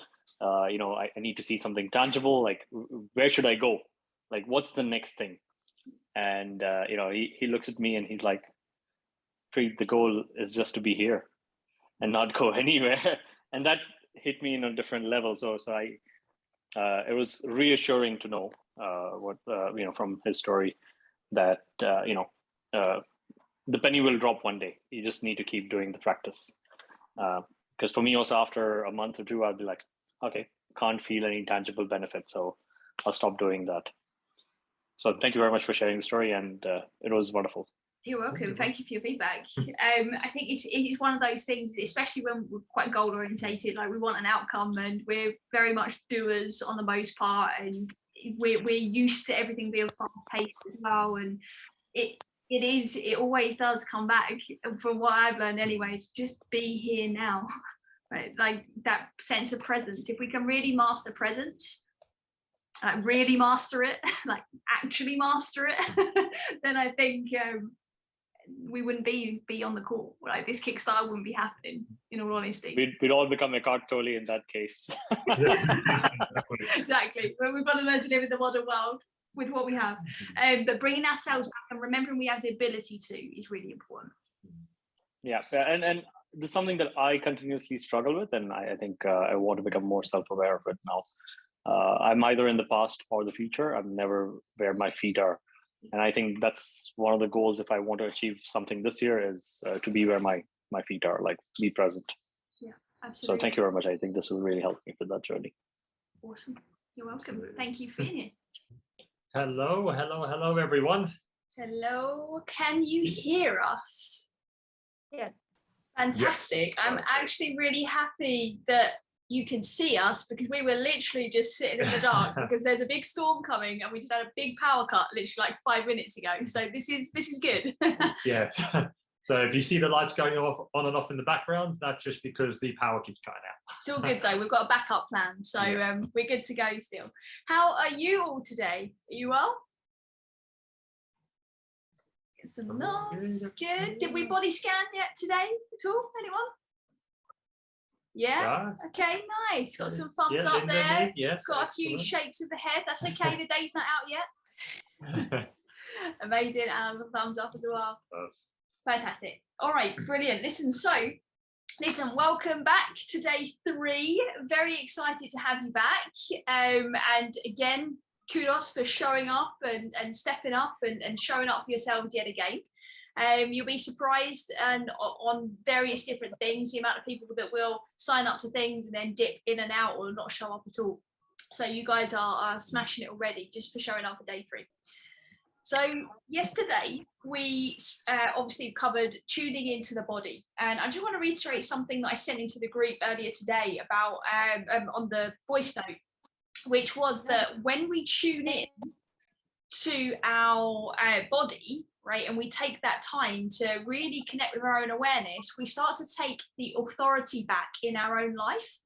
And what I mean by that is we stop being reactive to everything outside of us. And if we can start to become aware of our own reactivity, you are much able to manage stress on every single level of that stress pyramid. Absolutely. And guys, today's topic is all about the mind here, and more specifically about quality of thinking. So due to mental health being such kind of a taboo subject and that lack of self-expression and often not being taught really how to process the thoughts we have, it's becoming super common to spend a lot of time in our own mind and our own thinking. Would you agree with that? Give a little thumbs up if you agree. Perfect. So you know what I'm talking about. If you've ever really experienced kind of overthinking, negative thinking, intrusive thoughts, self-doubt. So has anyone ever experienced any of those I've just mentioned? Yep, we have too, for sure. We've got someone logging in. But... Perfect. So guys, today, as we mentioned on day 1, you're going to be learning about how to use your awareness of that little voice, that little chatterbox inside your mind to regain your sense of power, sense of control in essence as well.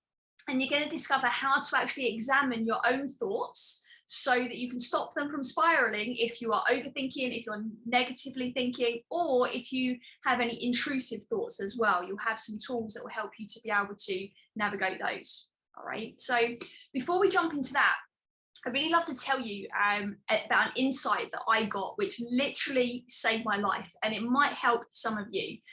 So some of you may be aware of this, some of you may not, but about 8 years ago was when the quality of my own thinking took a real tumble, right? So it wasn't great, as I alluded to yesterday, as you could sense, with like panic attacks and things like this. But what happened was I got to the point where I started to experience what was suicidal ideation, which is where we start having pretty dark thoughts. And actually they scare the life out of me, right? It's like, why am I thinking this way? Why are these thoughts coming up, right? So that was my cue to seek help, right, in this capacity. So that's exactly what I did. And I remember explaining to the lady that I went to see what I was experiencing. And she said something that literally just shifted the way I was thinking. And that was, she mentioned that thoughts are just thoughts. And that sounds like such a small statement. If you really think about that for a moment, that thoughts are just thoughts. That we have many thoughts available to us, right? But the ones we tune into, essentially, we actually have the power over. We have control over that to some extent as well. So thoughts being just thoughts meant that somehow I was able to kind of reclaim that authority and agency back over myself and the way I was perceiving the world, right? Because the thoughts that we buy into, they shape our reality, whether we like it or not, right? That whatever we're thinking about is coloring the way we see the world, right? And they often then determine how we feel, right? We feel the things that we think about, right? If we think about a beautiful memory, you tend to have some of those emotions show up, right? Maybe you even smile, you have literally that physiological response. Same is true with a not so happy memory, right? So what we think about will sometimes determine, or most of the time determine, how we are feeling. So it's time now today to start to take the intensity of this narrative that we have playing in our mind and drop that down a peg or two, right? Thoughts do not hold any power unless we entertain them, right? And this is essential as a takeaway today. Because first we have to become aware of our quality of thinking and be able to examine them. But sometimes we don't want to do that because actually our thoughts may challenge us in ways that we feel uncomfortable with. Like we said, maybe they feel scary. Maybe they're uncomfortable. We don't want to look behind the curtain and see what's there. But we're going to help you today to just recognize, how do you look behind that curtain in a way in which it's safe and it's comfortable, and then you can start to ease some of those thought processes that you might be experiencing. So the other thing to think about as well is that when we give energy to the thoughts that do serve us, the unserving ones, the uncomfortable thoughts, they start to find their way out. They have no place when we are starting to train ourselves to start to choose thoughts that are going to serve us. Does that make sense? Yeah. Cool. We're going to open up for questions again after the next few slides. Yeah, so if anything's popping up in your mind right now that you want to obviously answer, just put it into the chat box, write it down so you don't forget it. Okay. Now, I think through what Charlotte says, some of you are probably thinking, okay, like, how do I do that? How do I only give power to the thoughts that serve me? How do I influence them? I just want you to play with me for a moment here. Imagine that you're fishing. You're sitting on the riverbed with your fishing rod. You're waiting for a bite. There are thousands of fish swimming by, and you could catch any one of them. Okay, but you're looking for that big juicy one because you need to feed your family. And all of a sudden you feel the bite and you reel it in to find out that it's not really the fish that you are after. It won't even feed a mouse, let alone your family. So you gently place him back in the water and let him swim away. There's no judgment, no stress. You just let him go. Okay, you reset your bait and sit patiently on the riverbed again. So you repeat this process until you catch a fish that's going to serve your purpose. This is the same for our thinking too, isn't it? Yeah, exactly, right? Like I mentioned earlier, we have thousands and thousands, if not more, thoughts available to you at any one time, right? So just like the fisherman, you're looking for that one big juicy one that's actually going to help you the most and that's actually going to serve you, right?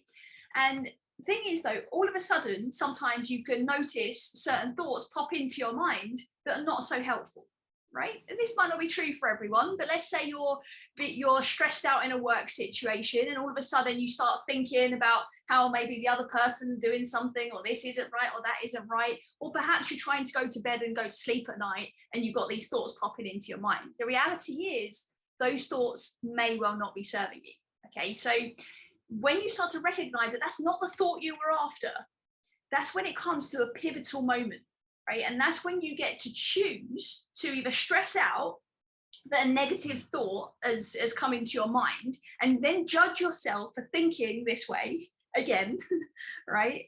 And then we start to get overwhelmed by the emotion that we're feeling, and then we start to think more thoughts, then we feel more feelings, and we think more thoughts and feel more feelings, and we end up essentially in this spiral of thinking that doesn't serve us. So that's one option, right? When you're being aware of this thinking.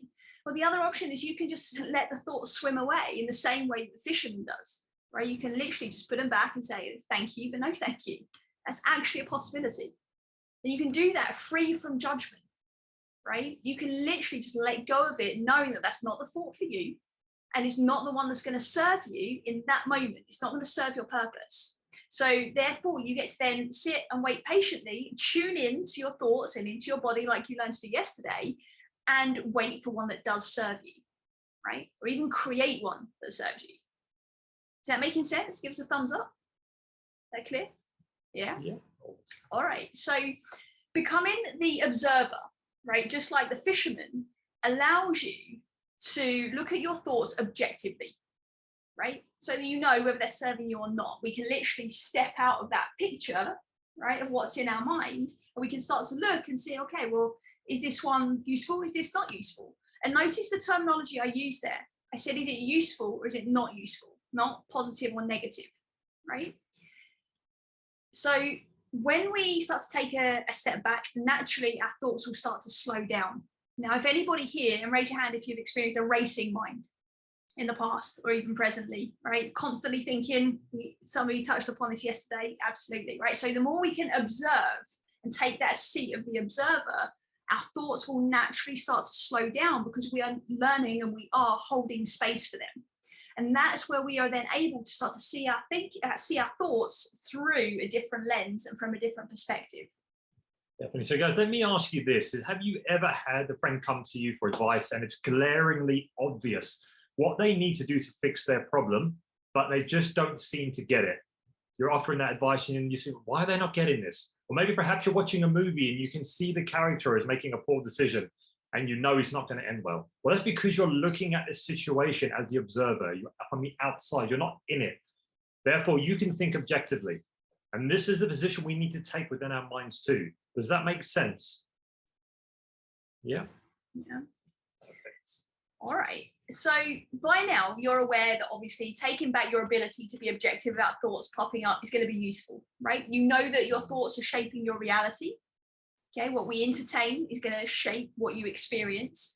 And I'm guessing by now, you are recognizing, okay, well, when we actually start to take more ownership of our awareness of whatever's going on in our body or whatever's going on in our mind, we can actually then own that and come from a place of being fully responsible and not fall victim to things like the way that we think, right? But I get it, right? Some thoughts are harder to shape than others. Like I shared at the beginning, when I was having those moments and visualizing and thinking about suicide and some dark thoughts, they were ones that I was very easily just letting swim away, right? That was tough because there was some emotional charge attached to them. Okay, so for those of you that can perhaps relate to some thoughts that just stick, okay, it's likely that there's some unresolved emotion that's collected over time that could be attached to them, right? So for example, if one of the recurring thoughts that you have is that you're not good enough, emotionally, it doesn't feel good, does it? Right? Try it on just for a moment and think, okay, I'm really not good enough. And you can then spiral into all sorts of thoughts about why that's true. Okay, you don't have to do that right now. Okay, that's not part of the exercise. But you can relate that perhaps some emotion comes up. Maybe you feel sad, maybe you feel ashamed. Maybe that causes you to be shy. Maybe you feel resentful every time that kind of thinking comes into your mind, right? But then I want you to think about how many times have you repeated that same thought over the years? How many times, and not just that thought, you'll have your own thoughts that obviously reoccur. This is just an example. But over the years, the emotion gets stacked up, right? And eventually it gets attached to emotion and thought. They then go hand in hand together. Now, if this is resonating with you and is something that you feel is really got a tight hold for you, then please hold tight because tomorrow is emotions. Okay, we're going to go more deeply into emotions. All right. Yeah, but for now, it's important to know that regardless what's fueling your thoughts, the antidote is love, kindness, and self-compassion, which a lot of people miss out on. They tend to give a lot of love, kindness, and self-compassion to the people around them, but forget about themselves, which is so, so vital. And to lay the foundation of love, kindness, and self-compassion, we need to explore what this looks like. So what I would like you to do, as we just continue on a bit, is can you type in the chat for me, what do you think it looks like? What does it mean for you? What does love, kindness, and self-compassion mean to you? In terms of self-love. In terms of self-love, sorry, self-compassion, self-love, self-kindness, kindness to yourself. Look like? What does that look like in your life? Or for you coaches on the call as well, what does that look like for your clients? Right, pop it in the chat box, I'd love to know. Because honestly, when I first started to connect with self-love and self-compassion, I kind of felt a little bit uncomfortable, to be honest. It was like, it's just this fluffy, elusive thing that people talk about all the time, right? And it was something that took a while for me to connect with. So I'd love to know, please add in the chat there, what does self-compassion or self-love look like for you? I mean, because it is common to perceive love, compassion, and kindness as physical things that we do for ourselves, like taking a hot bubble bath or treating ourselves to food or drink, or something external that we've been promising ourselves for a while. These are acts of self-compassion, and they are useful, but when used in a healthy way, which is very important to remember. So there's fullness. Fullness, nice. Being present, giving myself time to be with me, nice. Alone, walking at the beach, spa time. Being less reliant or attached to what society or culture thinks of me, I love that. And being true to myself, beautiful. They're coming in quick, they're coming in fast. Respect our physical, mental needs and boundaries. Yep, absolutely. Long walks with music, having gratitude for the body, being kind with my thoughts about me. Nice. Love that. Very nice. Good. Not judging myself, understanding that it's okay to make mistakes. Yes. Okay. Before we kind of just move ahead, I'd really love to know then, how often do you do these things for yourself? How often are you showing yourself? Because you've got some great examples here. How often? Yeah, every day, every week, every month, once in a blue moon. When you remember. When you remember. What does that look like? Weekly, okay.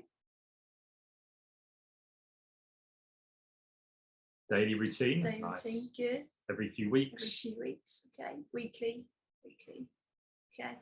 All right. So most of you, there's a combination, to be honest, in here of the acts of compassion versus the ways of being, because true love and compassion and kindness towards yourself is really about who it is we are being towards ourselves, right? And some of you have quite rightly put here, living in your truth, like being aligned to who you are, not what society thinks, which is perfect. Okay, it's how we talk to ourselves. Do you talk to yourselves internally in the way that you would talk to somebody that you love? Do you allow yourself to feel all of the emotions, not just the good stuff? Do you resist the negatives? Do you push them away? You're like, no, I'm not going to feel that today. I'm going to do my routine doubly hard now, right? To make sure, right? That's actually the opposite of self-love when we put in that kind of force on ourselves. Now, we do want to be resourceful, absolutely. But first, we need to visit with that love and compassion. Love and compassion is also about saying no when you want to. How many of you say yes sometimes when you really mean no? Yeah. Some nods here. Yeah. Yeah. Okay. All right. And it's also accepting yourself in all that you are, free from judgment. Let me say that again, free from judgment. How many of you beat yourselves up if something's not perfect?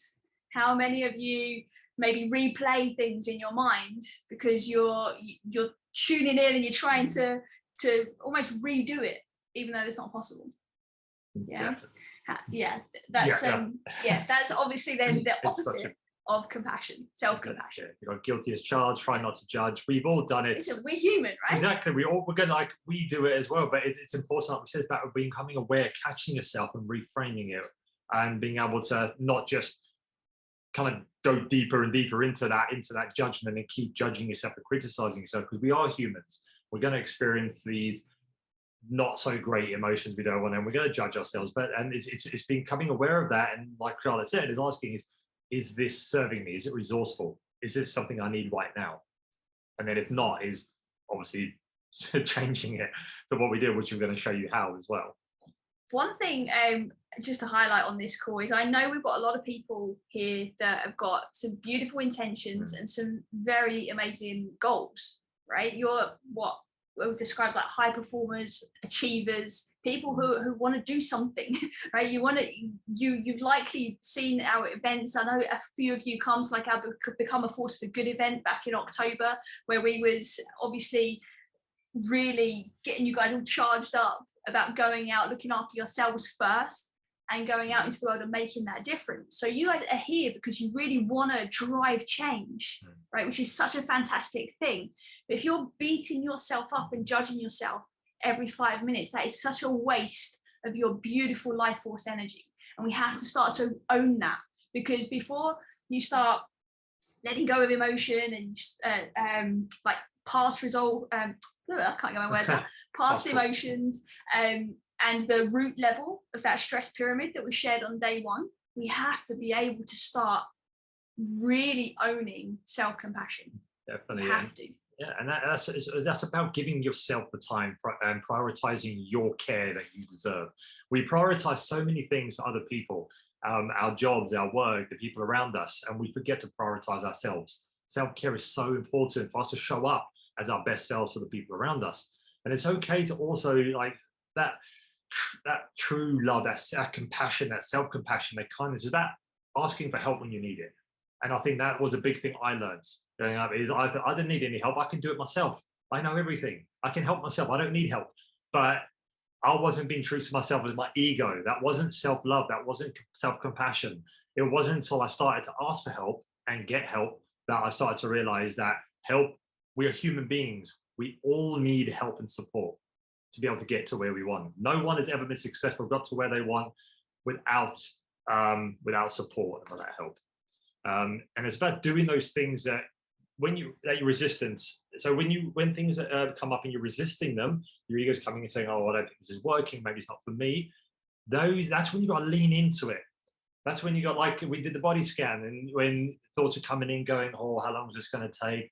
I'm not sure if it's working." That's when you got to lean into it even more, because that's going to help your growth. It's about facing that harder stuff to be able to practice and make it easier and more and flow more ourselves. It's about forgiving it's forgiveness and forgiving to others and yourself.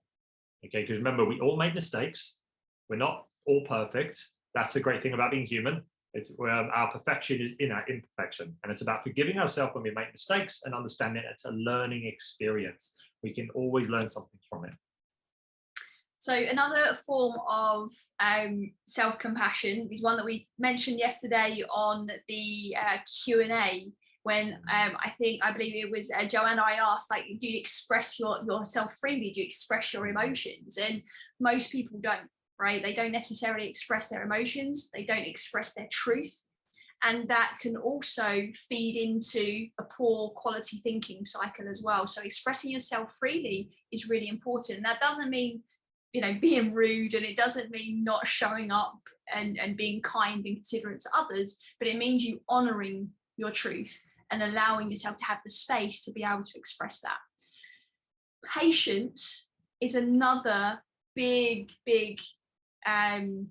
form of self-compassion and self-kindness. How patient are you with yourselves? Show of hands.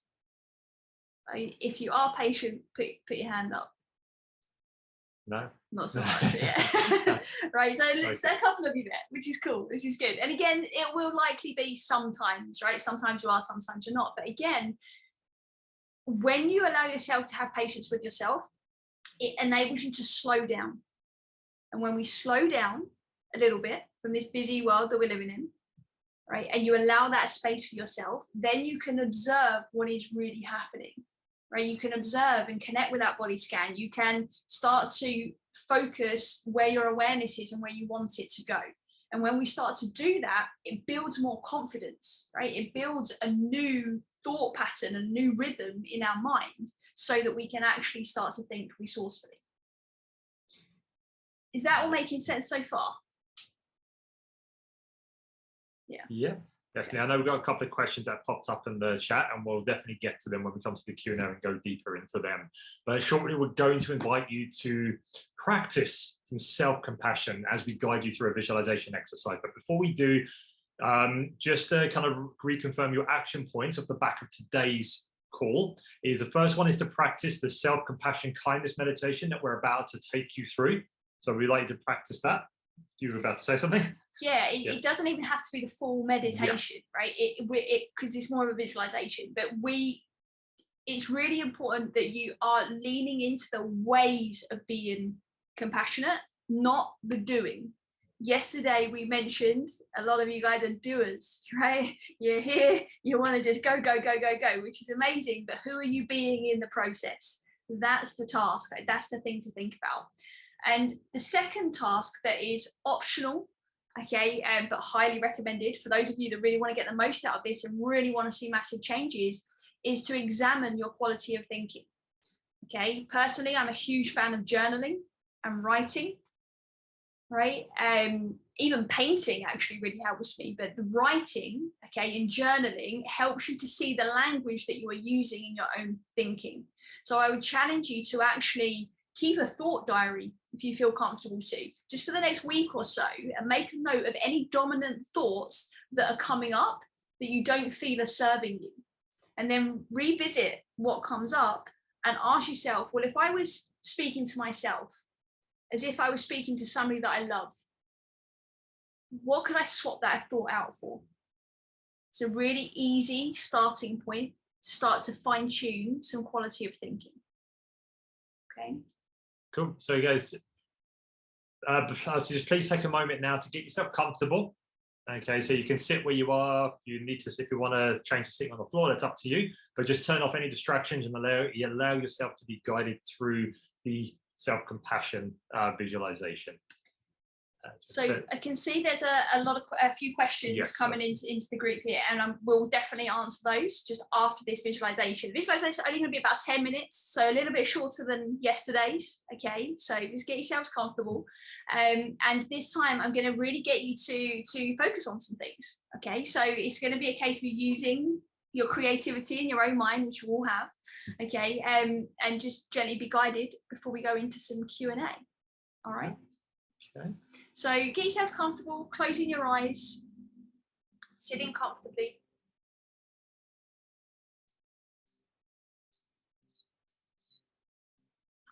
All right, just connect with your breathing, just like you did yesterday, nice natural flow. Free of judgment of how it should or shouldn't be. You're going to keep your eyes closed throughout this whole visualization. Bring your awareness inward.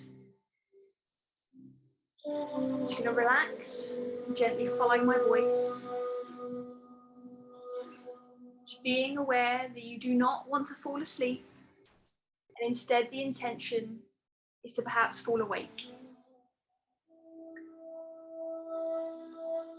So breathing gently and slowly. Extend your awareness just into your muscles as much as you can. Relaxing your muscles around your head, neck, and shoulders. Feel your body grounded into your seat and the feet under the surface. And focus on the idea that this moment is for you. Just for you. Let yourself know that it's okay to take this time to extend kind and caring thoughts to yourself. Sometimes we may struggle with the idea of believing that we're not deserving of this love and kindness, or even that it's selfish. But that's just a part of you who is in most need of your compassion and attention. This is the part of you who must hold lovingly with our presence, free from judgment. Our busy, sometimes troubling thoughts only show when we've actually forgotten how to love ourselves. But remember, there's another part of you who knows how to love and to be self-accepting. And this is the part of you that's helped you to withstand some of the storms of life this far. This part of you is your essence, a bottomless source of love and light that's pure and wise. And this is the part of you can choose to embody now. Whenever you feel lost in a sea of raging thoughts and ways, you can call forth your kind, loving self to navigate your life. It's time to suspend any judgment of ourselves and others throughout this visualization. Just begin wishing yourself the following phrases. Think about the words that I'm about to say as if they're dropping down into your awareness, like dropping pebbles down into a well. So repeat these words in your head or out loud if you feel like you want to. May I be free from suffering. May I be well. May I be happy. May I love and be loved. And if you can, just lay out a welcome mat for these kind of thoughts and accept them in just like you would if a loved one was coming to visit you. Welcome each thought into your heart, really listening to the message, not taking it lightly. Keep repeating the statements to yourself as long as you want, and notice how you respond to the words. May I be free from suffering. May I be well. May I be happy. May I love and be loved. Now, keeping your eyes closed, place one hand onto your heart so you can feel your heart beating. Beautiful. I'd like you to think of a person close to you who loves you very much. It could be someone from the past or the present, or someone still in your life or who has passed. It could even be a spiritual teacher or guide, anyone who loves you. Just imagine that person standing on your right side, sending you their love. That person is sending you wishes for your comfort, for your well-being and your happiness. Feel those warm wishes and the love that's coming from that person towards you. Now bring to mind the same person or another person who really cherishes you deeply. Imagine that person standing on your left side, sending you wishes for your wellness, for your health and happiness. Feel the kindness and warmth coming to you from that person.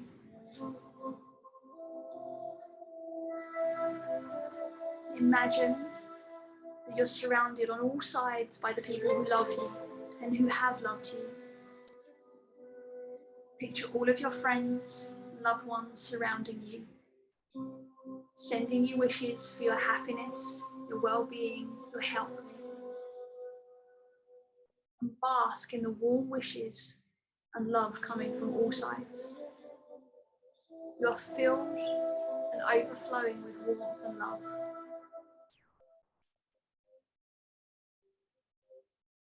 Bringing your awareness back to those standing around you.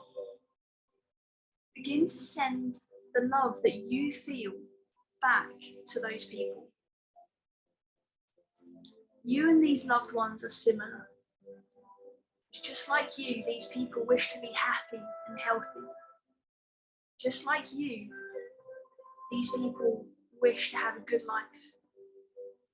And send all of your love and warm wishes to your loved ones. And repeat the following phrases in your mind or out loud. May you live with ease. May you be happy. May you be free from pain.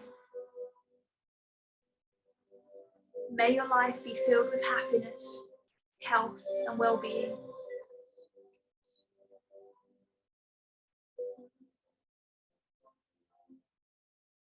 Now I'd like to invite you to bring a younger version of you towards whom you feel love and care. It's like you, the younger versions of you wish to experience joy, love, and well-being too. And once again, just repeat in your mind or out loud. May we be filled with happiness, health, and well-being. May we live with ease. May we be safe. May we be happy. May we be free from pain.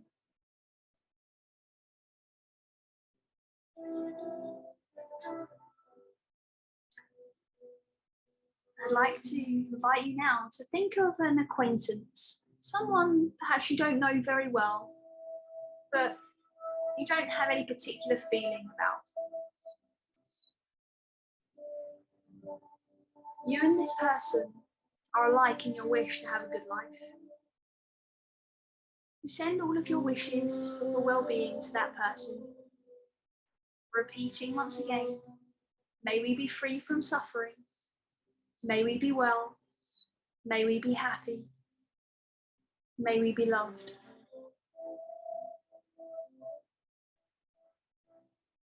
Now this part may not be easy, but I'd like you to bring to mind someone you associate with stress or negative thinkings.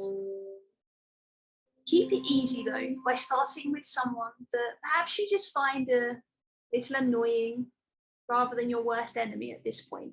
Keep it nice and easy, nice and light.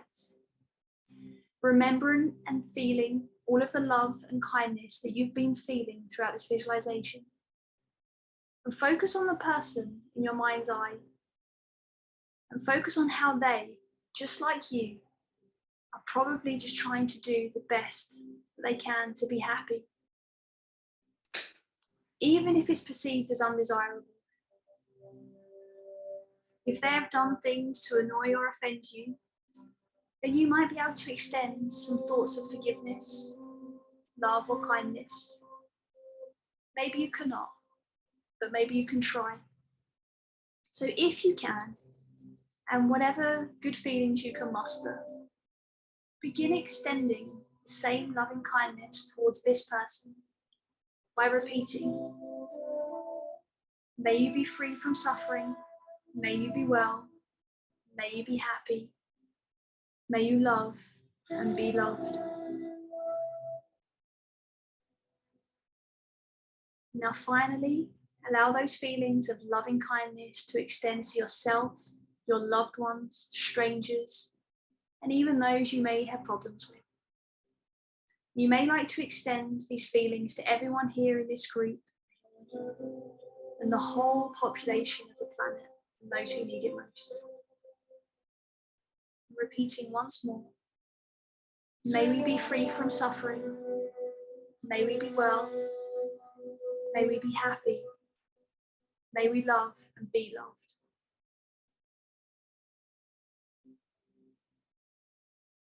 Just following the effortlessness of your breathing for a moment.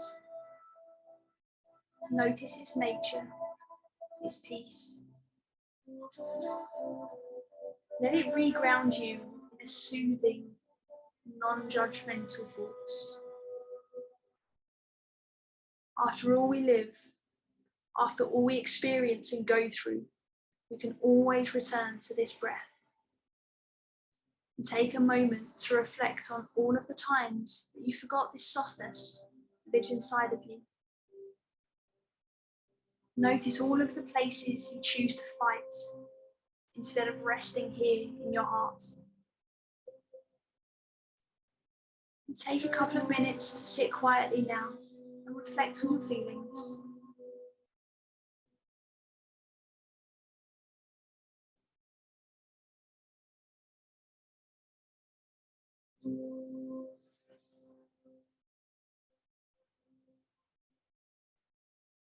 I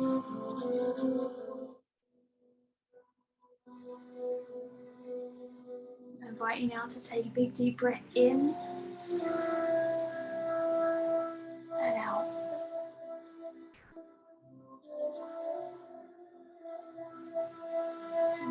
ready, you just relax a little bit more. Start to notice your surroundings, any sounds. Notice your feeling where you're sitting. Whenever you're ready, you can open your eyes and come back to us.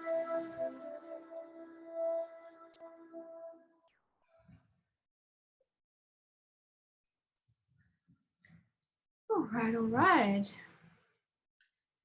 Oh, we've got a hand up already. Oh. I don't know if that was left on from before. Mervat, feel free to unmute yourself. How are we doing? Are we good? Good. Hi, everyone.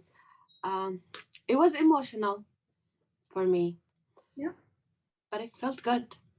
Yeah. What kind of emotions came up for you, Mervat? It was sad. Some sadness that I didn't get to experience this love and kindness. Disappointed that I didn't see so many people around me. When you said that the people who love you, I felt like the faces comes, then they drop down. They come, they drop down. So that's it. Thank you for sharing that, because I have no doubt that others maybe have experienced that too, for sure. And that's completely okay. It's completely natural that emotions come up when we allow ourselves to have this time and this space. Yes. Should be right. And this is really one of the things we were speaking about yesterday in terms of retuning in. But when we actually allow ourselves to just be a bit kinder in our own mind, different things can come up, and there'll be some really powerful learnings that I'd advise all of you to reflect on after today's session as to what came up for you and what can you learn from it. Perhaps it's that you'd like to reconnect with some of those faces that you saw. And this is for everybody, right? Perhaps maybe that's a sign that you would like some more connection in your life. What a fantastic learning that you've allowed that in and you've welcomed it, right? So I'd really recommend everybody off the back of today's visualization there is to really reflect on what can you learn from what came up as well. Yeah. Thank you, Mervat, so much for sharing. You had your hand up. Did you have a question as well at all? Or? No, I wrote it in the chat. Cool. Perfect. I asked how can we, I don't know, you want me to say it or? Yeah, you can, by all means. Yeah, absolutely. How can we differentiate between the loving ourselves and being selfish? This is always like a dilemma for me. Am I being selfish here? Yeah.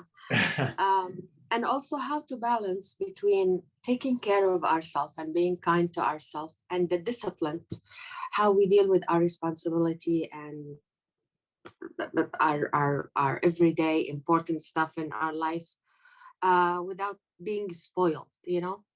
I feel like if I'm gonna be just about myself and taking care of myself, I'm gonna be a spoiled person and I'm not gonna do what I have to do. So these thoughts always like plays with my mind. Those are fantastic. Besides the struggle to take that. Yeah, definitely. I get that completely. And they're great questions. The first thing I would ask you to consider is, does it serve you to think that you spending time for you, perhaps sometimes even ahead of the responsibilities you have, is you being spoiled? Does that serve you in any way? You don't necessarily have to answer that now. You can if you like. It's up to you. It's worth thinking about that. Doesn't sound like it served me, but maybe just make me tough and get things done. I think that's how it is to me. And here's the thing though, right, is I believe it was you that was telling us on day one, Mervat, is that you spent all this time kind of taking care of everybody else, but now you're at this point where perhaps it's time for you, right? Yes. So perhaps that's not serving you now. Maybe it did, and that's completely okay. But perhaps now, for a while, it's your turn to take centre stage in your own life. Yeah. I know John's itching to answer the question about selfishness. Are you? The selfish, yes. So when I saw that question, when you mentioned that question, I can relate massively to that, because that is a dilemma I went through when I first went through my my journey, because I was in that selfishness state of I was doing everything, every action, every decision I was making was because of stuff I wanted, in terms of it could at the cost of others. So I wanted a promotion, I wanted this, I want to do this, and it didn't matter what happened to the other people around me. Whereas now that focusing on myself and being priority number one is coming from a place of kindness and love and compassion. Whereas I know if I look after myself over anything else, I'm able to show up as my best self for other people around me. I can give more, I can help more, I can serve more. And that's for me when I realized the difference between being selfish and being selfless. So for me, selfless is about focusing on me so I can help, I can better serve others. Whereas before I was focusing on me because I didn't care about others. I only cared about me and what I got and what I gained from it. And that was that big revelation for me. And it was like, okay. Yeah, and we're be speaking about how you can kind of fit things in, the doing, okay, the acts of self-care and self-compassion. We'll be talking about that more when we get to optimization day, which is day 10. But we must remember that the ways of being are things that you get to do throughout the days, and not instead of anything else except from replacing your old ways of being. So for example, you can still look after your kids or to manage your work responsibilities. It's just you're going to be coming from a place of self-compassion through your actions. So you get to say no to certain things, right? Instead of saying yes, but you say it with love and kindness.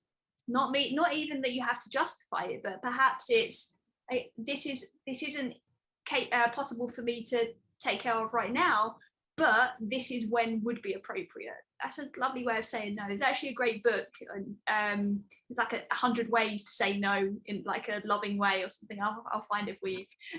But that's just one example, right? But we must remember from today, one of the key things is that we are wanting to be focused more of our attention on our ways of being rather than our things that we are doing.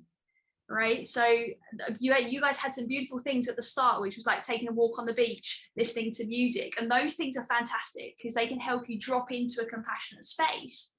But how about we just stop beating ourselves up for the day and see what that feels like? You know, you'll suddenly have way more time on your hands to serve other people, right, in whatever way that is for you, because you're not wasting that beautiful energy on kicking your own butt, right?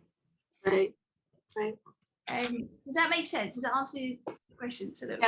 Yes. Thank you so much. Okay, you're welcome. Gadir had a question. Yes. How I get confused between self-judgment and being critical of my work to improve. Any suggestions there? For example, getting constructive criticism triggers negative thoughts and emotions sometimes, but we need it to become better. Absolutely. So I think again, that comes for me that comes back down to ego. Like I even now. He doesn't like feedback. I don't like feedback, but it's I still get triggered sometimes. I still see old patterns coming up when people try to give me constructive feedback. And this is something I learned through. And I never, as a boss, as a manager, my level of feedback was, that's wrong. Do it my way. That's not constructive. That's just ego kicking in without giving any construction. And my thing is always been about it's letting the ego go so you can take constructive criticism. But if someone says you're rubbish and that's it, that's not criticism. That's not criticism. Yeah, that's not constructive at all. So it's about just knowing that difference and being able to let go of your ego to accept feedback that okay, it didn't go this well. This person said this. This person said this. I can take that on board. I can accept that, it's useful for me and I can improve on that for the next time. To add to that, Gadir, I would really like to remind everyone on the call, or if it's the first time you're hearing this, is we are actually wired to take things personally, right? It's just one of our default settings. In the same way you've got eyes, nose, and a mouth, we have this function inside of us that takes things personally, right? Because we just literally, we don't have another way, right? It's when our conscious mind kicks in, where we then get to say, oh, okay, maybe that's not personal, right? Because our subconscious always wants to protect us, right? That's why it does that. So the likelihood is when we maybe get a trigger of negative thought or negative emotion, it's likely that we're just taking it personally, and we need to actually just distance ourselves and ask yourself, if I wasn't taking this personally, what do I think about this feedback, right? So it could be, I really agree with this, and this is something I would like to learn. I can see how this will help me in the future, right? Then you're going to take it and you're going to improve on it. And if you're unsure of how it's going to help you, whoever it is that's giving you the feedback, you get to ask them that and say, I hear you, I appreciate this feedback, because we're being loving and kind, right? We're coming from that space. And that's where we then get to ask for more clarity if it's needed as well. But then it's important that you remember who you are and what's important to you, so you can then marry the two, and you can say, okay, I agree with this, and I can see how that fits into my future and who I am.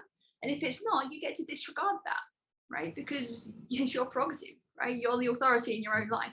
I think one thing I just love to also touch on from a health level, on that health level on the pyramid, is, like Charlotte said, to be able to kind of take that step back and ask yourself those questions.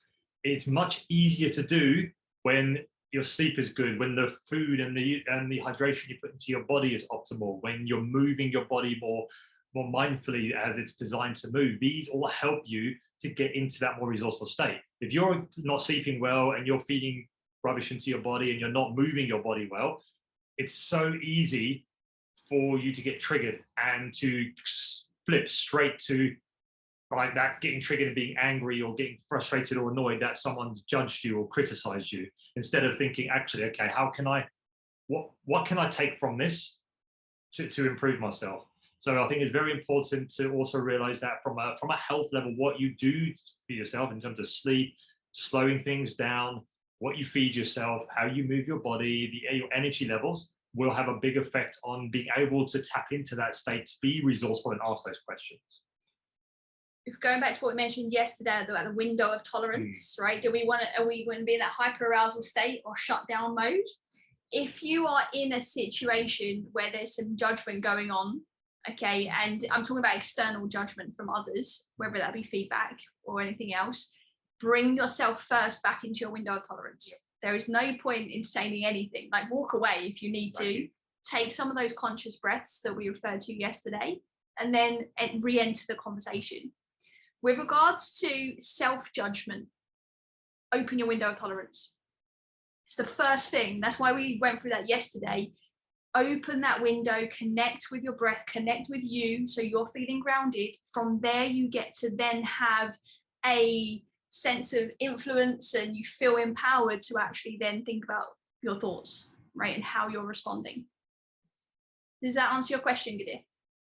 I see you nodding on the right notes there, so I'm going to, yeah. Perfect. Awesome. Amazing. To put their hands up. Renad, I believe your hand has been up for a while, my lovely.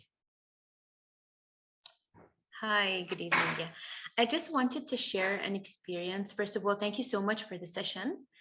I just felt like very emotional.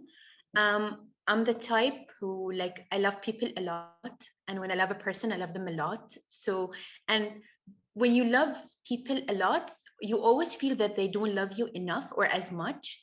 So I've always had that problem, that I don't feel people love me as much as I do or whatever. And with this exercise, just having to imagine very close people that always show me love in different ways, whether saying it or actions, and then standing there, I actually, for the first time, felt the love coming from those people.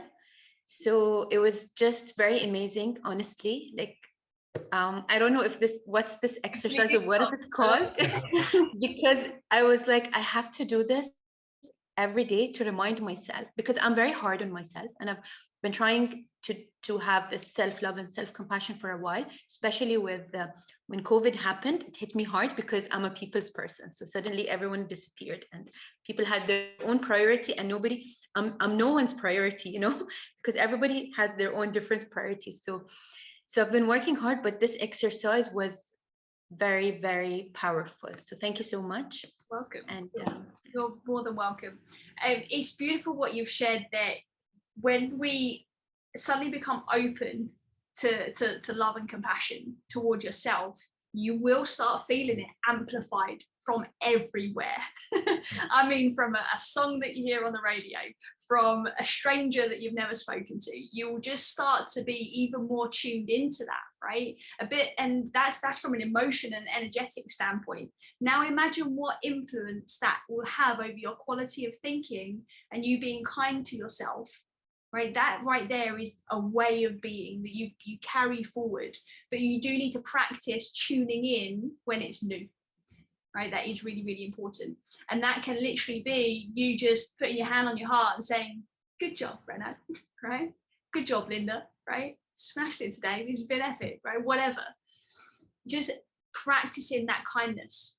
I promise you, like, that's super, super powerful. Now, there's obviously lots of different activities and exercise and techniques you can do to release any beliefs or thoughts that stick. But first, we must practice compassion and kindness for those kind of results to really, truly last. Cool. Feeling it massively. Amazing. What other questions do we have, or feedback on your experiences? Anything at all? Anyone? I'm just going to have a little look through the group at the same time. If there was any other questions. Anyone else want to say hi? If you haven't got any questions, you want to share your experience about the visualization? Just a quick question. If I'm sorry. Maybe he raised his hand before me. Sorry. Go ahead, please. Please go ahead. All right. I just want to know, why does it feel much better for me and more fulfillment to help someone and to take care of someone than doing it for myself? Because you're a beautiful human being. And that's what we're designed to do. We're created to serve. That's why we always feel better when helping and serving others than we do ourselves. Which is why we feel better if we do something with someone else and then we do something for ourselves and we go, okay, it's very different feeling there. It feels good to do it for ourselves, but when we do it for others, we get a much stronger sense and a feeling behind it. Yeah, and when you do things for others, you're usually coming from a place of compassion, right? You're already feeling something for them, right? You've already got some empathy or even some sympathy, and then compassion is born out of those two ingredients, and therefore you're already in that space in regards to how you're perceiving the other person. But the tricky part is we often learn not to perceive ourselves that way, right? Because unfortunately for most people, and this is a generalization, not everybody, is we learn that, you know, we need to protect ourselves in many ways because we've experienced different things in our lives, and therefore when that happens and when we experience these moments or these situations, we start to close, right? We literally start to close ourselves down a little bit, right? And it's easier to close ourselves down to ourselves, right? Because it's a form of self-preservation in many ways. So I truly believe it's because you show more compassion to others. Yes, I truly work on the belief system that we're here to serve one way or another, whatever that looks like, but also because we've learned compassion to others. And when we start to just mirror that back onto yourself, I reckon you'll probably start to find some balance there as to how it feels when you do it for you and for others. Gotcha. Yeah. I think yes, it's cooking. Okay. Thank you so much. Thank you. You're welcome. Gilish. Hey there. I really enjoyed that exercise. I thought it was really powerful. What I learned from it was I've got a lot of I've put my guard up quite a bit. So I lack a lot of compassion and self-love. So I really struggled with that exercise. So I couldn't, when visualizing people that you would love or would love you back, I didn't have that many people that came to my head in the first place. So I really struggled with that because of the person I am and how many barriers I put up. So that was interesting to learn. And I think it's something that I probably do need to take away and work a bit more on. But I mean, just to put it out there, how does self-love and compassion look like for other people? And you mentioned earlier on there was journaling, so a thought journal, and what would you be looking at in a thought journal? Because it's something I'm really interested in doing and picking up on, but it's because I'm starting out new to this. I'm not sure what thought journal should look like. If there's an example that you might be able to share, then that'd be great. But those are just some of the questions that I have. Definitely. Perfect. Great questions. And thank you all for, obviously, for sharing as well your experience throughout the visualization. And just for anybody else that was also experiencing maybe not feeling too many people around you, you don't need that many people, right? To be honest, you only really need you in that kind of experience to be able to generate those feelings. Okay. So the quantity isn't a thing, right? It's really and truly about how connected you feel to love and kindness and warmth and being open to that. And that, like we said earlier, will take some practice. But you the first question that you asked there was, what does self-love or self-compassion, what does that look like for other people? Could you just be a bit more specific on that question for me?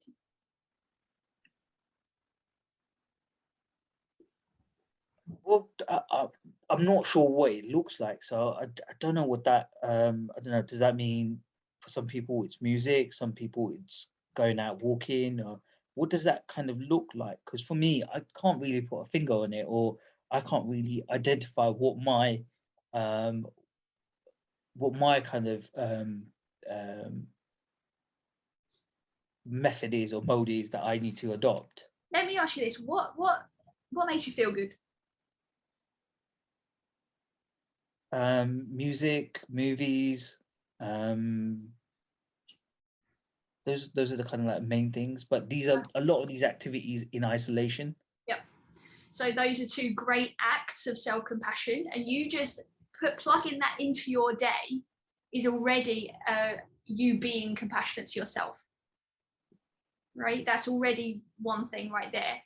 The other ways, obviously, that it can look, okay, is in you taking action. Now, you said you're curious about journaling and exploring your thoughts. So that is also another act of compassion towards yourself, right? Allowing yourself to show up to this is an act of compassion, right? Allowing yourself to open throughout that visualization was you being compassionate, right?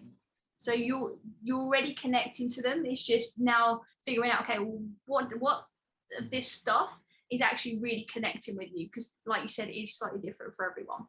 All right, so just those things is a beautiful place to start. All right, with regards to the thought journal, so there's so many different ways you can journal. Okay, so many ways, and I'm a bit of a geek on this. So she's got like 10 books she carries around with her, 10 journals. I'm going to show you, they're in the other room. I don't carry them all everywhere. Yeah. Anyway, so you can overdo it, but it depends on what your intention is. So I would journal for different things. So, for example, you can journal for high performance. You can journal for love and compassion. You can journal for exploration. Right, and exploration is what I would get you guys all to focus on if this is something you want to explore further. So this is just literally have your blank paper, write the day, and keep a note of any dominant thoughts that you have. Just start to look at the things that you write down, free from judgment. That's not my only rule, right? It must be free from judgment. You're basically putting it down on paper, and then you're going to just step back from it and observe it. And then look at that language and question, is this serving me? If I was being really loving, would I be saying these things to myself? And if the answer is no, what could you say instead? Right. So Kalesh, you said you're a dad, right? Yes, I am. Yeah. Well, how old?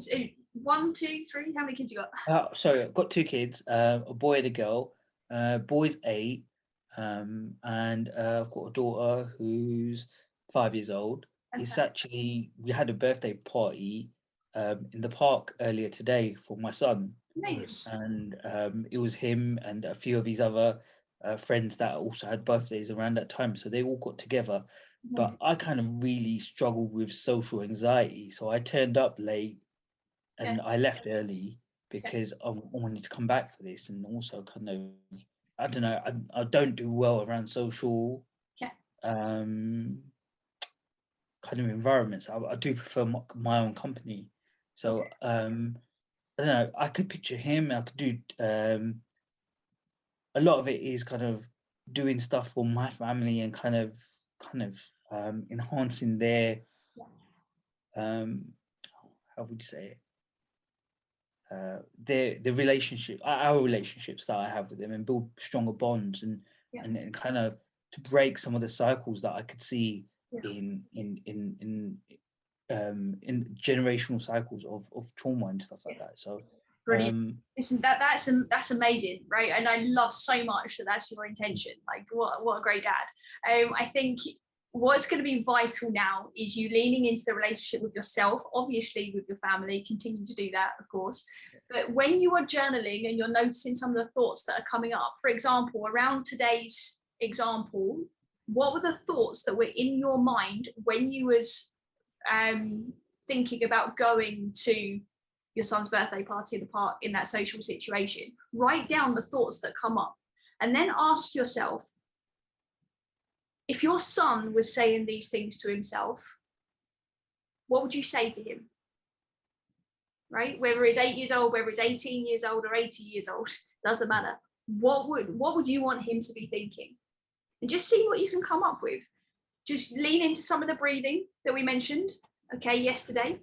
And that will really, really help you to be able to just let go of any emotion that comes up. And tomorrow we're going to go more deeply into emotion as well. All right. Thank you, Kalesh, for sharing on that one. Alam's put a little note in here. I always ask myself, is it true about me? And I am triggered. I ask, what am I not learning? Yeah, great examples there, Alam, for the rest of the group. So questioning your thoughts is vital. So is this actually true? Right? Is it true? Or am I just making it up? Right? Because most of the time, right, we're just buying into whatever thoughts pop up and then we entertain them and we create our own little movies. So asking yourself, is it actually true, will really help. Because if it's not, what do we do with it, do you think? Let it go. Let it go. Right. Let it go. And always look for the learnings. Always look for the learnings. What can I learn about myself from having this thought? What do I need to learn here? Great share. Thank you, Alan, for that. How about everybody else? Any other questions? Any other? Yeah, nice. Yeah. I know. There you go, Malak, there you are. Yeah. Hi everyone. Well, actually, regarding or referring to the thoughts that we start thinking maybe before we sleep or when we wake up, sometimes there's certain behavior or situation that have happened in the past few weeks or a month, and then it comes back to your mind where I start like feeling myself guilty about the situation, about the judgment, or about the behavior that have happened, and asking myself, are they like happy about it? Were they happy about it? Is it fine for them? Before like asking myself, it's fine for me. And it starts like triggering me and taking me back to the same situation, and it starts like killing me from the inside, knowing that I should let go. But here is the battle, you may say, the fight.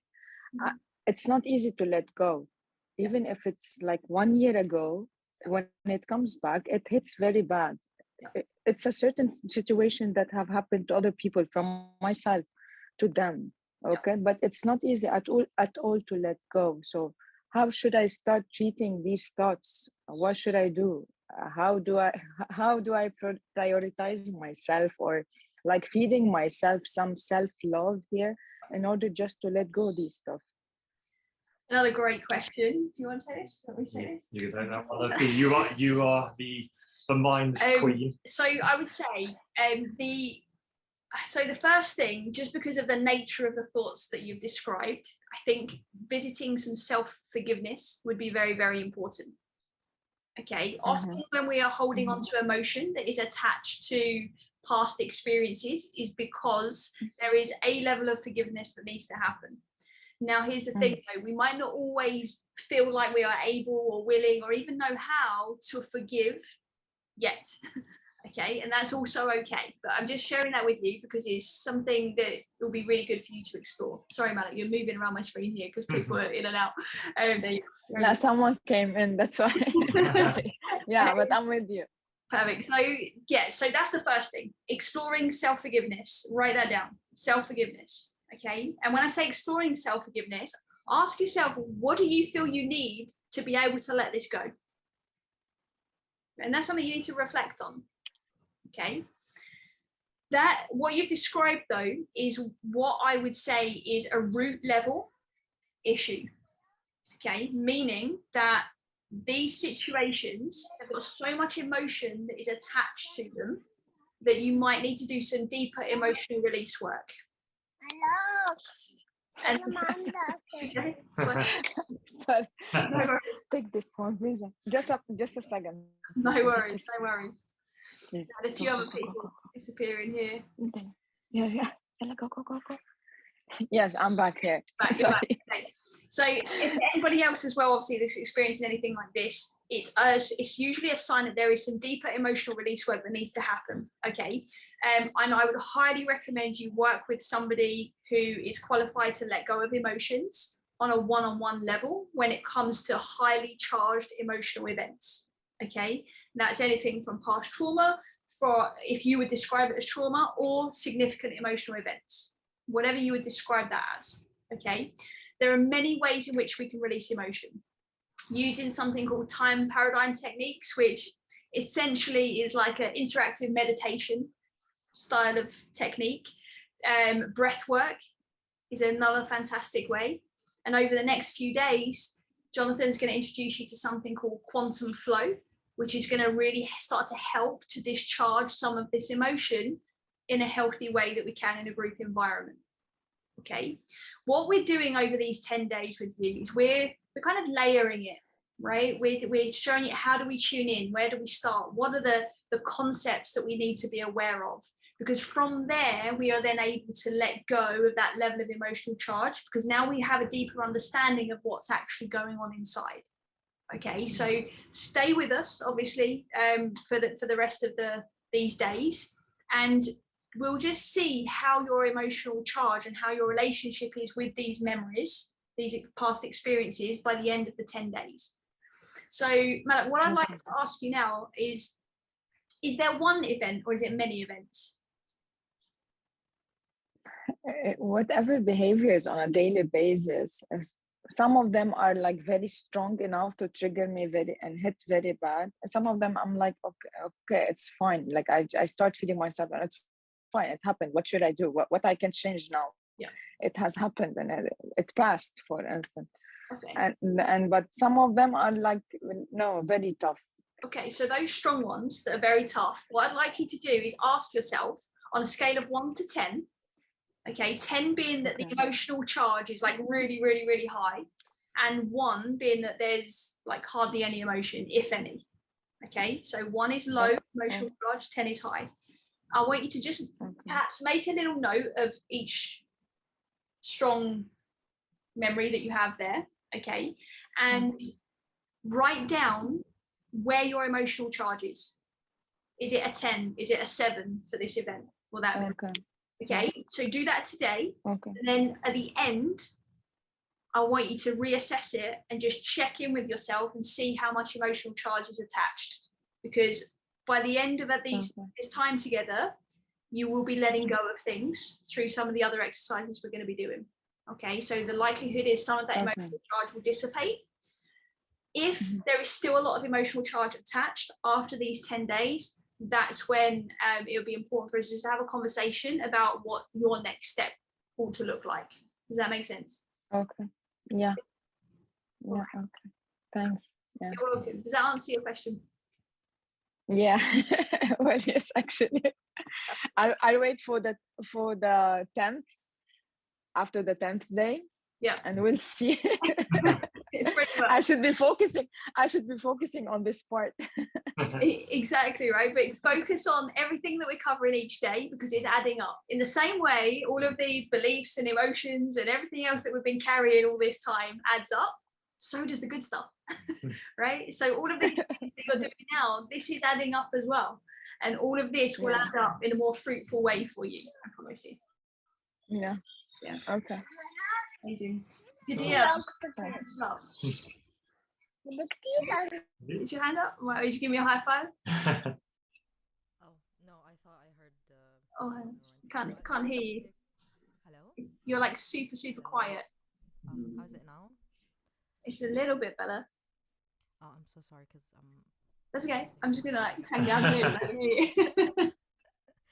So my question is actually it's just something that came across my mind when Malak was talking, which is you asked her the question, what is it that I need to be able to let go of whatever it is, to let go and forgive? And when I was writing down the questions, the answers were from other people. They were not things that I need from myself to be able to forgive or to let go. And how are we able to get that, for example, or what do we do if we're not able to get these things because either these people are not in our life anymore or they passed away or whatever? Is there kind of like a suggestion? I would encourage you to ask the question is, how can I close this unfinished business that you do have control over, right? How can I close this unfinished business in what you can control? Because if somebody has passed or is not in your life anymore, you know, what are you going to do with that? You're going to then carry whatever the thing is with you forever and suffer? Or is there another alternative maybe? Does anything spring to mind? Good. Yeah, I mean, I don't know why. It's just writing a letter felt like it's something that I could do. That is so powerful. So I need to say something. So I, at some point in my healing journey, obviously, I think at some point you start to learn the power of writing letters and just expressing yourself. I think it's just a natural part of most people's healing journey, depending on how far down the line you are. Now, I took it upon myself to literally ask myself, what unfinished business is there in my life? And I literally went all the way back to like a toddler, all the way up through primary school, through secondary school, through college and everything else, and literally thought of anything, big or small, that had any charge or any thought, any energy that was being spent on it. And it was one of the most beautiful healing experiences I ever did. And it wasn't an experience that I went and did somewhere. It was me just sitting with myself and saying, right, no, I'm going to do this. I'm going to be super thorough because I want to make sure my energy is being well spent. I don't want to be losing my charge to this stuff, right? It doesn't make any sense to me, right? And actually, as a result of that, I reconnected with people that I'd lost touch with. I made my peace with some pretty significant traumas. I was able to learn a heck of a lot about myself that has helped me, obviously now and in the future. So it's a very powerful exercise to do. Now, I'm not saying everybody's maybe going to want to just sit down and do all that in one hit, but if you're somebody that wants to go all in, you want to be thorough and do it, you will not regret it at all. So maybe start with one thing at a time and build from there. Great question, Gideon. I like that. Amazing. Anything else? Anyone got any other questions? Anything they want to share? No? Linda, may I ask you a question? How was the visualization for you today? Did you float off anywhere? Was you grounded? Yeah, I did the. You asking about the body scan? Just today's love and compassion exercise. Yeah, it was emotional to me too when you asked Just imagine the loved ones around you, all the one that love you. Actually, all of them are dead now. So it was emotional for me when I bring them back and talk to them and see their faces, because it's like their faces now very blurry to me, especially my mom. And when you said bring the person or the people that makes you feel uncomfortable or like sad, I brought that person, and it made me uncomfortable. It was very emotional to me because I felt like, I think like so many people, that we give more than we take, or more than we receive. And as a human being, we love to receive some love, not as much as we give. So I realized that I actually spend too much energy and love for people who doesn't deserve. I still can give them love, but not as much as before. And I'm gonna spend the love I have for people who really deserve it, and which is my kids. So it was like a wake-up call for me today. Nice, beautiful, beautiful. I love that so much. Thank you for sharing. Linda, did you feel more grounded in today's exercise? Yep. Okay. I didn't float them. Like I floated. Like I feel like I'm floating every time we do these kind of exercises. I did, as I told you, like when the people I love are not here anymore. So I felt like I am up with them, just seeing them, and I felt like I was able to come back and feel the reality much easier this time than yesterday. Yeah, perfect. Fantastic, brilliant. Thank you so much, Linda, for sharing that. I love that. That's good, because what's really going on here is you're really connecting with yourself, which is perfect. Thank you so much. You're welcome. Joanna and Alam and Dothan as well. How are you doing, my lovely ladies? Very quiet today. You don't have to speak, that's okay. I just want to let you know that I see you showing up. Doing great, actually. Oh, hang on, who's that? Alam. Alam. Joanna, we'll come to you after. Alam, tell us, how are you doing? I'm not putting my camera on because you guys are recording and I feel very comfortable not wearing my hijab. No worries. Yeah, Okay. that's absolutely fine. Next time I'll be able to do that. When I was doing the exercise, it was really amazing because I could call. I mean, the presence I received, or the presence that was with me, was so, I'd say, huge, that I could feel, the hair, my hair just coming a little bit up. I could feel like the energy rising, and it was amazing. I really loved that. And then when you asked me to call someone who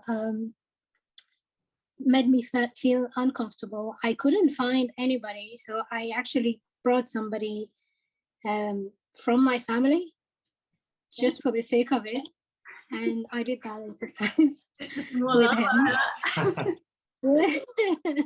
Yeah, so it was amazing. Thank you very much for this beautiful experience.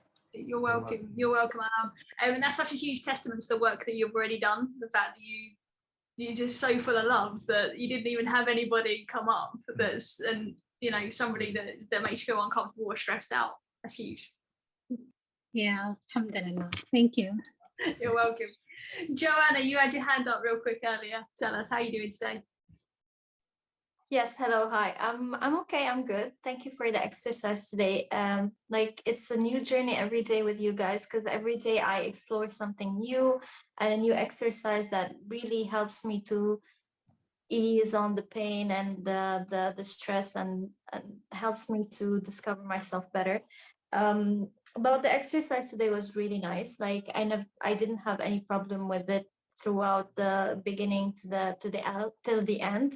However, I have I don't know, from the comments of the other ladies and gentlemen here, I felt that there's a difference between how I see things and how they see things. For example, when they say that they give a lot of love and they don't receive any, it never even occurred to me that when I give, I need to receive. And I always feel like it's fine if I give, because that's for me is giving me something in return. I don't need anything from the other person to give. It just makes me feel good about myself, and it makes me feel that, you know, I'm doing it because I want to do it, not because I want to take something in return. And which is, I don't know if it's healthy or not, but it's how it's been.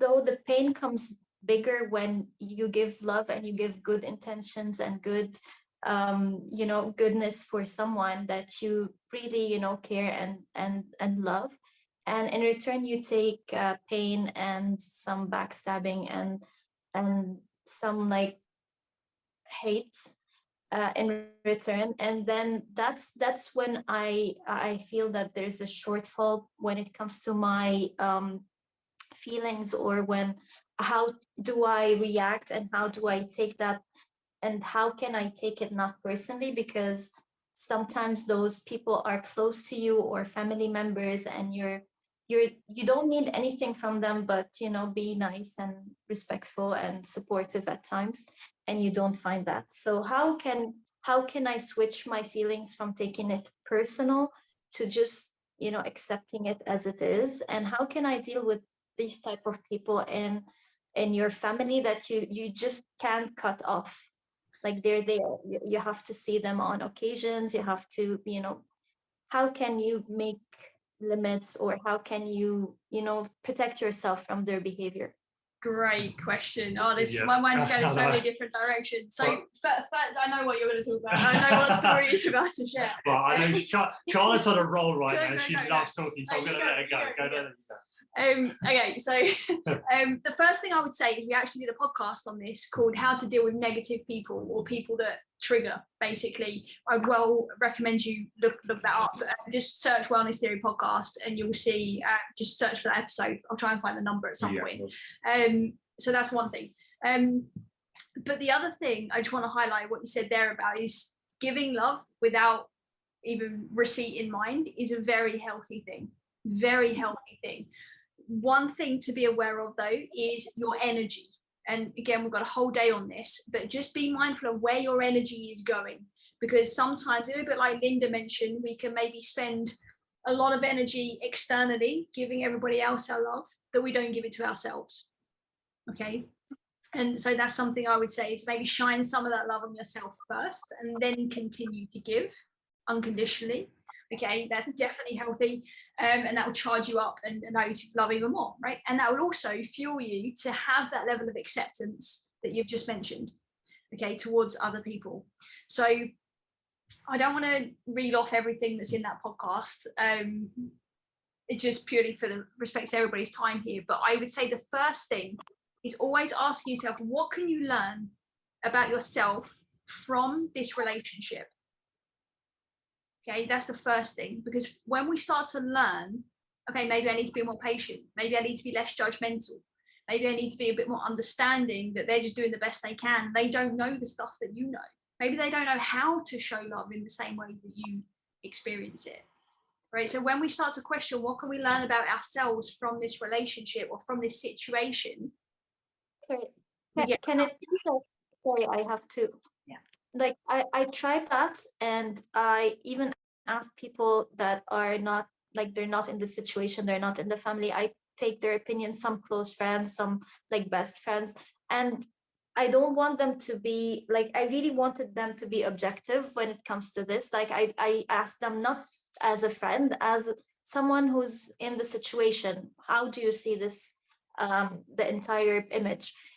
But then I realized that the only way I can deal with them honestly, and please correct me if I'm wrong, is to accept them as they are. Some people are born selfish, some people are born, you know, like disruptive, some people are born that way. It's not always that I am doing something that I need to, you know, do something extra for them, because I believe I'm very patient, and I've, like, we learn. I'm not perfect. I do have shortfalls, maybe like sometimes when I expect something from someone that is the minimum for everyone, I believe, and maybe they don't have it, and then I get mad or I get offended. So I realize that maybe the best I can do and please tell me if there's something else I can do, is to accept them as they are and to try step back from the situations, or to give them responsibilities or expectations that at the end of the day might give me, I will be disappointed because I put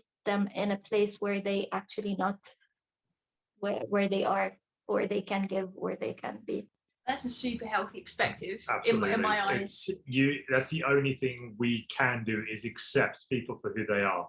Trying to change people and put our expectations on them and getting annoyed and frustrated and angry because they're not meeting those expectations, that's unhealthy, because you can't change people.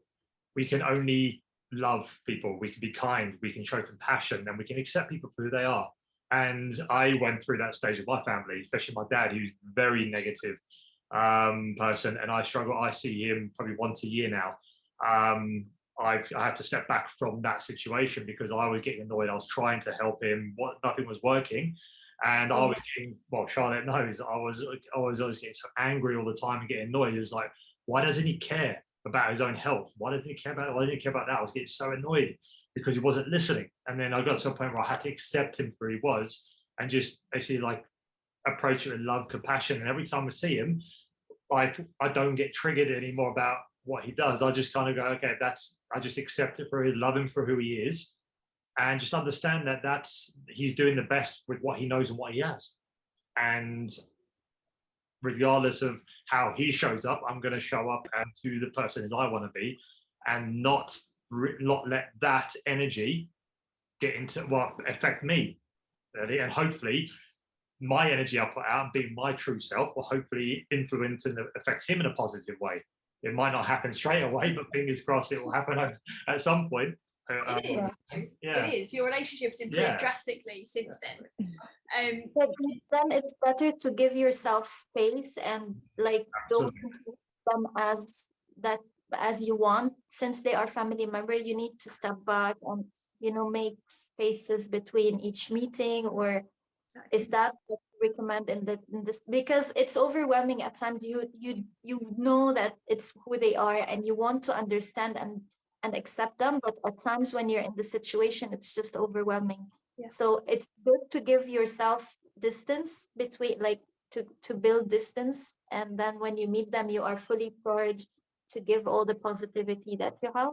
Exactly. Absolutely, That's exactly it. So gotta have recovery time. Boundaries are essential, right? Not to keep things out, but also to keep things in. Like you said there, it's like when you're then with them, you can be fully you, like being there with your overflow of love and kindness, and just like rain that on them. But then when you step away, that's your recharge point. Now, it's really essential to make sure that those boundaries serve you and you're not giving yourself a hard time because you're enforcing boundaries as well. So it's important to communicate your boundaries as well, if you can. So just letting people know is, hey, I'm going to be around this time, but not this time. You don't have to justify, you don't have to give them a reason why or anything like that. And choose situations where you feel like are more appropriate for you at that moment in time. So perhaps, this is just an example, perhaps going to see them in an environment maybe where they're drinking alcohol and things like that, maybe that's a boundary that you need to step back from, right? That's just one example, but there could be many. Maybe it's when there's certain people together you need to step back from. So whatever that looks like for you, question to reflect on today is, what boundaries do I need to enforce? Thank you. You're welcome. I think John's going to put the podcast so what we're doing is I've got the podcast here. I'm just going to put it into the WhatsApp group. So I know Ren asked what the name of the podcast is, so I'm literally going to post it now. So that's the episode on how to deal with negative people. It's in the group there, so you can just click on the link. I'll take you straight through to our podcast, but there's loads of other things on there as well. We're like 100 and something episodes. 120 odd episodes. So there's tons of good value content on there. Amazing. Linda. You had your hand up. She just saying hi. I should say hi. Oh yeah, sorry. That's what, like, I just want to share a small thing with Joanna, if you let me. I learned this from you, Charlotte, and Jonathan in our life coaching when I was with you. When you like, giving is amazing as long as nobody take you for granted. you can give people love and compassion and everything, but don't let it be to the minute they expect this from you all the time, and every time they expect more and more from you when you can give more and more. So what I learned in my journey, small journey with them in life coaching, that if I want to give somebody, especially like the people who's close, like family, like let's say like family, siblings or like that, and instead I can still give them love and care and everything. But if I have more than that, I would give it to someone like maybe people as children in need, or a charity, or people who's literally feels down and they want somebody to lift them up. They will appreciate more, not like because I expect appreciation, no, because this makes me feel amazing when I deal with these people. So I just wanted to share this with you, Joanna. Thank you. Thank you. Love too. Beautiful, beautiful. Who have we heard from? Dorthan. I'm very aware that I'm probably still saying your name wrong, so I apologise for that. If you're there, I'd love to know how you're doing, if you've got any questions. Otherwise, no. Has anybody else got any other questions? Hi, I'm here. Oh, yeah, you're here.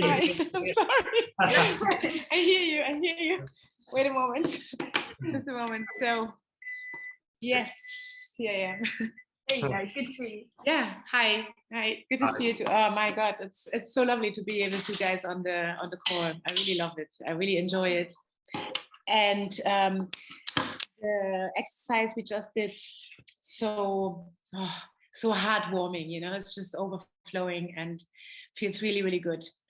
It's a very nice exercise. I really, really appreciate it and enjoy to do it. Especially, I've been working with family constellation lately a lot, and that was like all these people who were loving me. They were very clear in the picture also, and yeah, it's just very nice. And I thought also that, like in a moment where thoughts are getting wild, it's a very nice exercise to do, to withdraw. And yeah, so just that's it. I'm very happy. It was a very good, felt very good. Yeah, thank you. Good. I love that. I love what you said there as well. It's like around like when you can always get yourself out of your thinking, because sometimes it's so easy to get wrapped up in our own thoughts sometimes, right? And to be able to actually just flood ourselves with that level of emotion, it helps to interrupt patterns, and then we can start to shift perspective as we go. So I love that so much. Are you actively coaching at the moment? No, not really. I'm not sure where this path is going with me or where I'm going, but that's also like action taking is also one of my weak points. So on my scorecard. So yeah, so I'm very much in contact, and I'm very aware of things, but especially with the thinking process, I sometimes also really get stuck with thoughts. I'm very aware of them, but sometimes it's difficult for me to just let them go and invite another thought. So I can do that actively in, for example, having like a positive mantra. In a moment, I'm aware of thoughts which are not serving me. Mm-hmm. So I try to have a loving thought and just actively implement it in my thinking. Yeah. That's the way how I deal with it. But sometimes they can be quite strong, and then, or like the day after, I have the same thought again. Yeah, very, very stupid, very simple, small thing. I'm in the garden and something like the plant is not looking healthy enough for something, and I'm like, oh man. So there's like, should be different. And then I noticed that I thought this thought already like 10,000 times every time I look at this poor plant. And I think it doesn't serve me, it doesn't serve the plant. And so there sometimes I struggle with, because I really notice, that thought again. Okay. Well, what you said, like slowing down and then trying to distance yourself. And what would be a more loving thought, right? Other than the doing it again. Exactly. Right? It's like that's a form of beating up, isn't it? Really. So what could you do instead? Like for me, for example, because it's the same thing, right? Sometimes things can come up, and it's like, what's that around? And I always used to be like, oh, come on, Char, like, and I'd be like frustrated with it a bit, and then now I just laugh. Now if something happens, I literally laugh, and I'm like, there it is again. And then I immediately, because I've kind of broken that frustration, it doesn't show up at all anymore. So now it's the case I laugh, and then what next, right? It already shifts state and then into a new thought. Yeah, right. Because you don't hold on to it. Because then if I start nagging myself about it, it's like I'm holding on to that thought. Exactly. Yeah. So I will just laugh next time. Add some lightness to it. Yeah, especially with those smaller things, definitely that'll help. Yeah, exactly. It's not like I'm beating myself up. It's just like these little things that come again and again, and I'm like, come on, shut up. I thought I had your thought already so many times, and you know you're welcome, but you can go again. But it's just but this is nice just to laugh about it. Oh yeah, see you. Because what it'll do, just shift the state, and immediately that opens a door to a new options. Nice, thank you. You're welcome. You're most welcome. Thank you so much for sharing your experience. Is there anybody else got any other questions or anything while we're here today? No. In that case, we will say good night. Good day. Good day, good night, wherever you are. Tomorrow. Bye-bye. Hello, everyone. Good evening, good morning, wherever you are. How are we doing? Are we all here? There's been a few apologies today in the group, but we still have lots of beautiful people. I love it. How are you? Great, thank you. Good. And how's the weather back in Thailand now? It's much better yesterday. No storm today. Much better. first bit of sunshine today in a few days, so that's all good. That's good. How is everybody getting on with their body scans and showing themselves a bit of love and compassion? How's that going? Is it happening? Yes? Yes. No? Maybe? It is happening very much. So all of this stuff, right? It's great in theory, but in practice, it's even better. I promise you that. Now, obviously, towards the end of the 10 days, we're going to be getting into how to implement this easily. But realistically, we want you to already start leaning into it as much as possible. All right. So that being said, anything else, please? Okay. No, I think we're ready to get straight in. Let's go for it. All right, perfect. So, okay, everybody, if you want to just mute yourselves for us, we're going to get straight into the content again, just to be respectful of everybody's time. And then we will obviously open up for questions after the content and after your experience with us today. So if any questions do come up, pop them in the chat box so that we don't miss anything and we're good to go. I'm gonna mute any. Yes, everyone. Yep. All right, perfect. All right, so today is obviously all about emotions, right? Now, as much as a lot of you have mentioned in your initial kind of outcomes that you wanted to get from the Kickstarter is that you want to know how to control emotions, right? But what we're really going to be focusing on today is something called emotional acuity, right? And this is basically being able to navigate your emotions in such a way that you're actually honoring them and you're honoring yourself in a healthy way. So you can actually start to have a bit of a relationship with your emotions, because they, simply put, they are energy that is just trying to move around and work its way through your system in the same kind of way that your food does, right? You eat, goes through your system, and then you let it go. We need to start taking that same approach with our emotional well-being, and today that is what it's all about. Absolutely. And I just want to share just a little story of mine, of what shall I say, my lack of emotional intelligence in the kind of the first half of my career. So you can see the pictures you can see on the screen in front of you is pretty much an angry person and a happy, joyful person. And that was pretty much me flipping between these extremes in my early days before I really understood what I was feeling and actually what emotions really were. So I was known as Mr. Angry.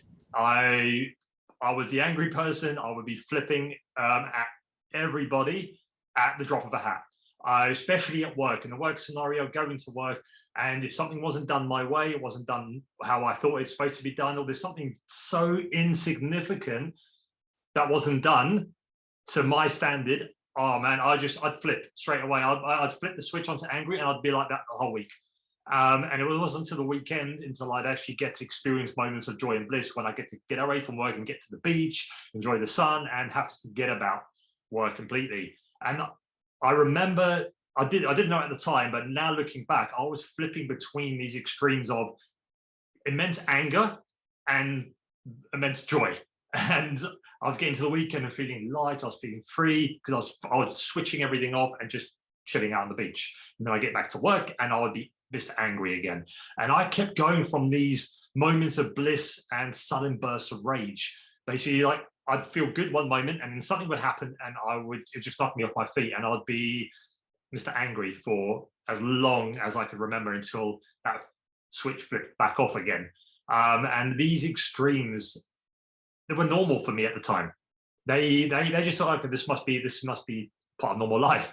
But it wasn't. It's not until I started doing that inner work I realized that wasn't normal. That was me not really understanding what I was feeling and not really being able to kind of become aware of my emotions and how they're actually impacting my life and how I have an influence over them. Not control over them, but an influence over them. If that makes sense. Yeah, totally makes sense, definitely. So as you know from day 2, it's important to know where we are, right, so that we can actually start to know where we're going. This is one of the reasons why body scan is so essential, because it's going to be a big part of what we speak about today in terms of connecting to how it is you feel. Otherwise, we do end up in these extremes sometimes, and your extremes will be different, okay, but for sure, you'll have your own version of what I'm about to share with you, because I want you to start to just look at emotions and the challenge we have as human beings in maybe a slightly different way to what you have in the past.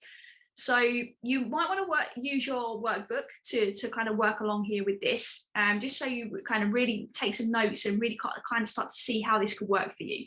So I want you to just imagine life happening on this pendulum, right? We've got this pendulum swinging back and forth, right? And at one end, we have what we call obviously the negatives, and the other end, we have what we're calling the false positives, okay? And as you can see in front on the screen here, you can see the negatives are things like the fear, hate, darkness, shame. I'm not just going to read the whole slide to you, you guys can read.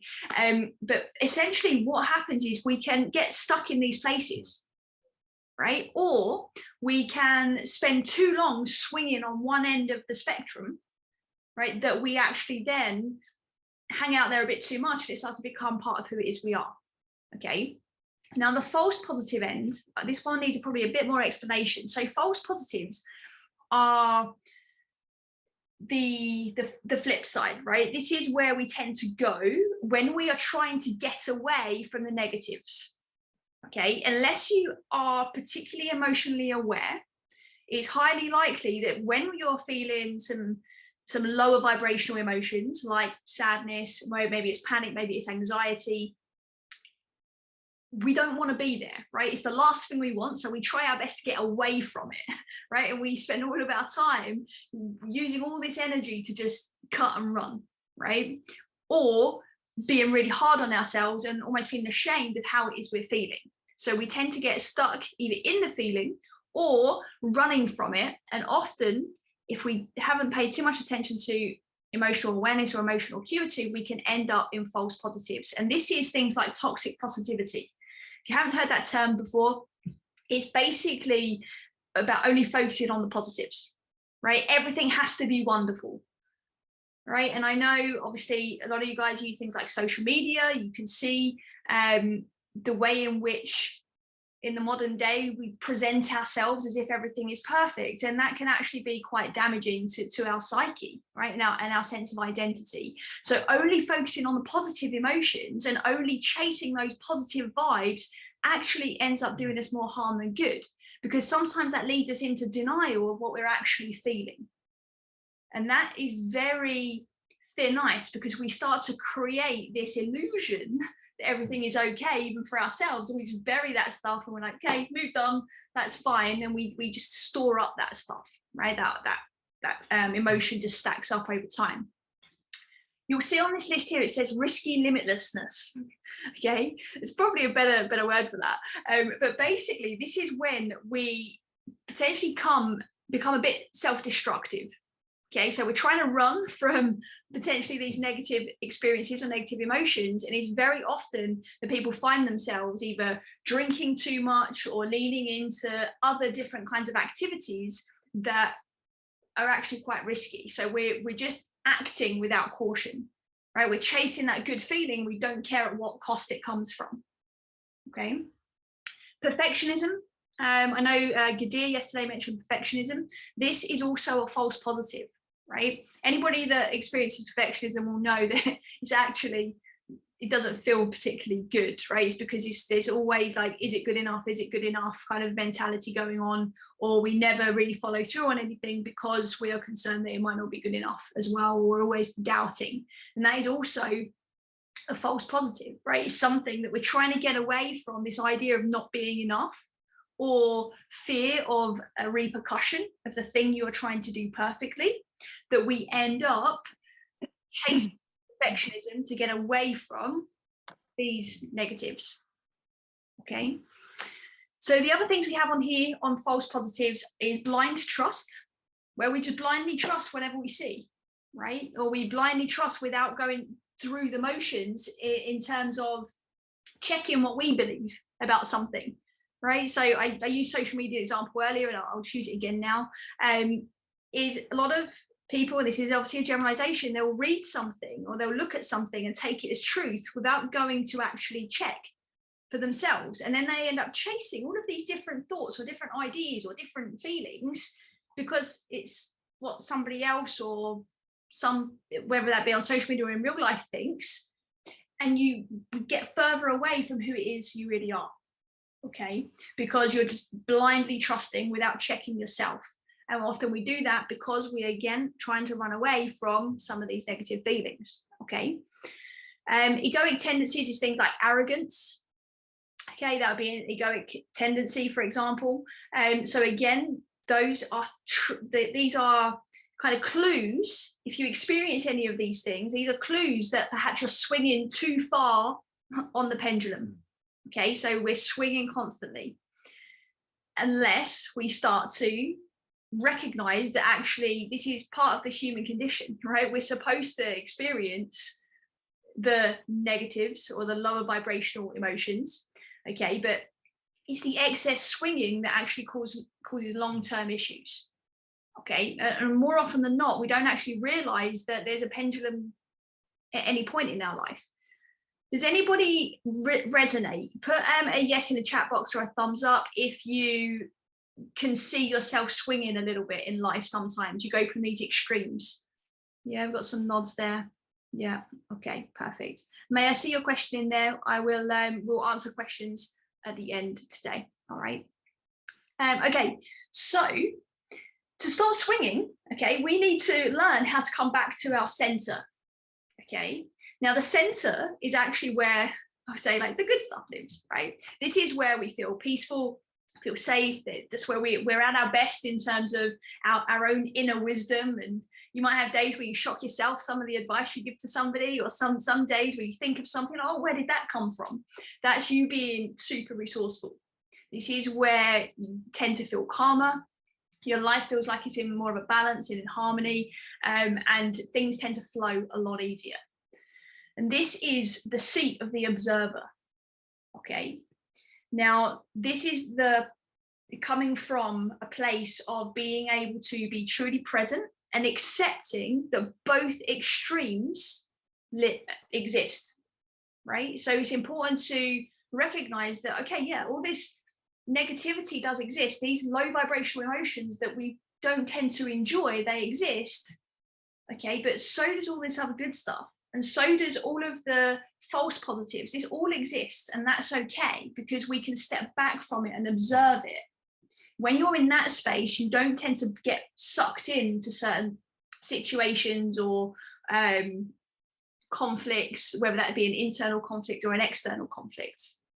Okay, so it's really important to start accepting that actually, yeah, a lot of your stresses and anxiety do exist, but so does the opposite. Right? And sometimes we forget that when we're in it. So it's essential that we start to have this level of acceptance that both extremes exist. So I'm sure some of you are thinking, okay, well, how do you do that then? How do you be the observer? How do you step back from these emotions, the ones that don't feel particularly good? Now, my answer to that is you don't. Okay, you don't try and do that. You don't try and get yourself out of one into the other. You need to practice being it. Okay, and I touched a bit on this yesterday when we were talking about self-compassion and how acts of self-compassion are good, but being self-compassionate is better. Okay, so it's the same thing here, right? It's not a case, I'm not going to give you a checklist of all the things you need to go and do. What I am going to do is share these insights that you'll see at the bottom of this slide here, is who it is perhaps you need to be more of, which is actually more like the truth of who you are on a daily basis, and setting a clear intention. So here's the first thing. Your job, first of all, if you notice yourself swinging on the pendulum, is to first recognize that you're swinging, right? So if you're in a certain feeling or in a certain emotion or in a certain state, your first job is to recognize, oh, I'm swinging. Okay, I can feel some anxiety, or I can feel some fear, or I can feel some anger popping up, whatever that is for you.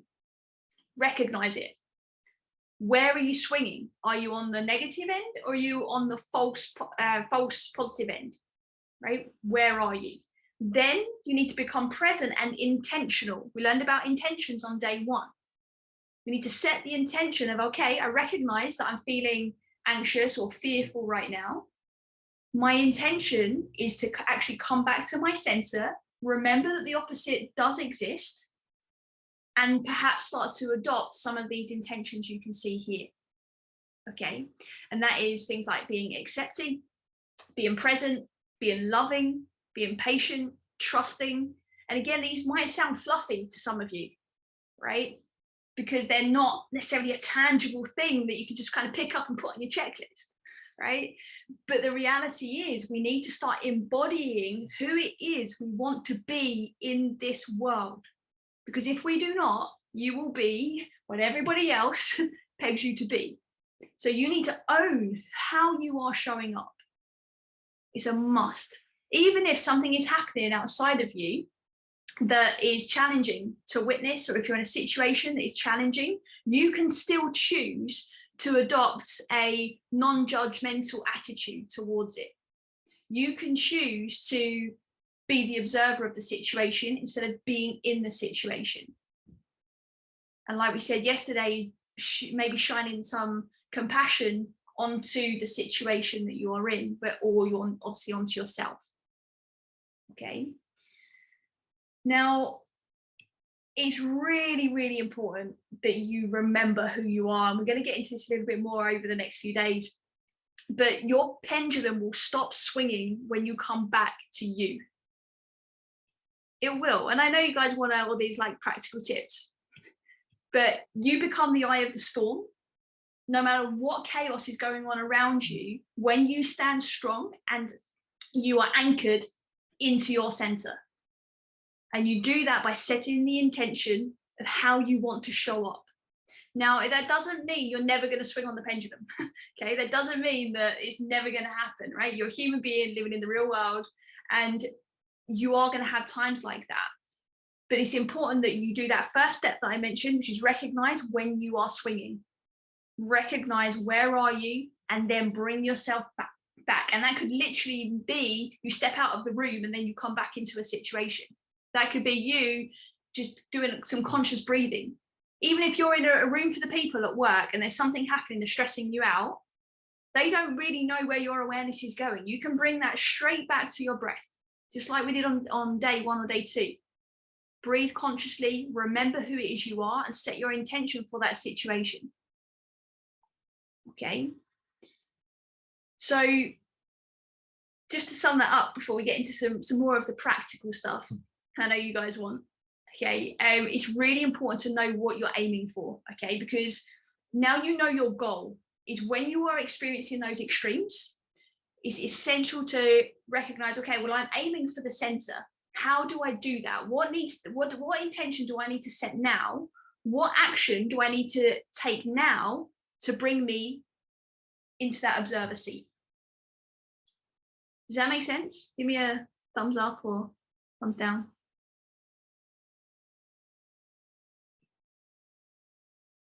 Yeah, okay, cool. Yeah, perfect. awesome. Any questions, please pop them in the chat box. And May will come to your question, I promise. Absolutely. So you go, we get it that it can be tough to be that version of ourselves when we are swinging. Like when I was swinging quite excessively between the negative and the false positive for a long, long time, well over 10 years before I started to accept, and acceptance was so key for me in finding my center. And like Charlotte said, the breath was kind of my go-to, and it still is my go-to to bring myself back to my center. And because when we're in the problem, we're in the thing, we're feeling all these low vibration emotions, we're feeling all these heaviness. It can be tough to kind of be who it is that we're aiming to be, which is why we're about to share 2 tools with you that can help you do that. So these 2 tools are your action points as well from today's sessions. Okay, so the first tool is a reactive tool. This means that you can do this when you find yourself swinging, and it will help to bring you back to your center. The second tool is a proactive tool, meaning you can do this every single day to train yourself to operate from your center. Just like we do when we brush our teeth every day. We don't wait until we get toothache to brush our teeth. We do it because it's a proactive as opposed to a reactive kind of thing that we do. So we need to have the same approach for our emotional state as well. So let's not wait to suffer before we actually take action, which is so key. So the first tool here on it is what we call the emotional ID. And you have this in your workbook. So if you look in your workbook, if you've got it to hand, you'll see the emotional ID steps, which I know Charlotte's going to take you to. Yeah, absolutely. So like Jonathan said, the emotional ID steps, this is what you do when you are swinging on the pendulum, or if you are feeling like you've got some intense emotion going on. This is a go-to tool. This is what you go to. Save this in your phone, keep it near you, screenshot it, whatever it is you need to do to remind you to lean into this when you need it. Okay, so the first step is simply identifying the emotion or the physical sensation you're experiencing. Okay, now sometimes you might be able to do both. Fantastic. Sometimes it might be one or the other. That's okay too. Okay, but we have to name it to tame it, right? We have to identify it to be able to tame this emotion and let it leave our system. Like we said at the beginning today, is our emotions are energy. And if we don't let the energy pass through us, it stocks up in our system, right? It gets stuck in our body. It gets stuck in our heart. It gets stuck in our mind. It starts to fuel our thoughts, like we spoke yesterday. So really identifying what is that feeling and what is the sensation is vital. Okay, that's step 1. If you can, notice where you feel it inside your body. Notice where you feel it. So for example, yesterday off the back of the meditation, some of you said that you felt like a tightness in the chest, right? I think on day 1, Kalesh said he felt like a sensation, I think he said it was on his ear, right? So place your hand wherever it is you feel that sensation, okay? Because what that's doing, that's you communicating consciously with your subconscious, this automated part of you, to say, hey, it's okay, I've got you, I'm paying attention, I hear you, right? You don't have to do this on your own. This is the little conversation inside your body, essentially, okay? And so really, really recognizing where it is, it will bring you some sense of relief and some kind of comfort, okay? And it will start to open that window of tolerance we also spoke about a few days ago. So step number 3, okay, is acknowledge it by taking responsibility for it, by literally saying, okay, I'm feeling sad right now, right? So you recognize where you're feeling it, and then you actually say out loud or in your head, I'm feeling sad, I'm feeling angry, I'm feeling hurt, right? Whatever it is. And then your job then is to just sit with that feeling until it starts to dissipate, free from judgment. Okay, write that down, free from judgment. Okay, when we simply pay attention to where a sensation or a feeling is inside of our body, it will start to dissipate by itself. Okay, if, and I mean if, it doesn't start to dissipate, okay, which would be rare, okay, if it doesn't dissipate within 5 minutes, go on to the next step. Okay. Those.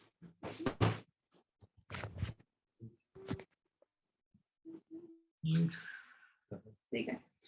Perfect. Okay, so step number 5, okay, is then you question it. You ask yourself, what can I learn from this that will help me now and in the future? Okay, so we've named the emotion, we know where it is in the body, you've acknowledged it, you're owning it, you're admitting that you're feeling it, and then you're going to sit with it until the sensation goes away, if there is a sensation. Then you ask yourself, what can I learn that is going to help me now and in the future? And it's important that you ask yourself, what can you learn about you? Okay, it's not going to be particularly helpful to learn, okay, well, this person's terrible, that person's terrible, the world's awful.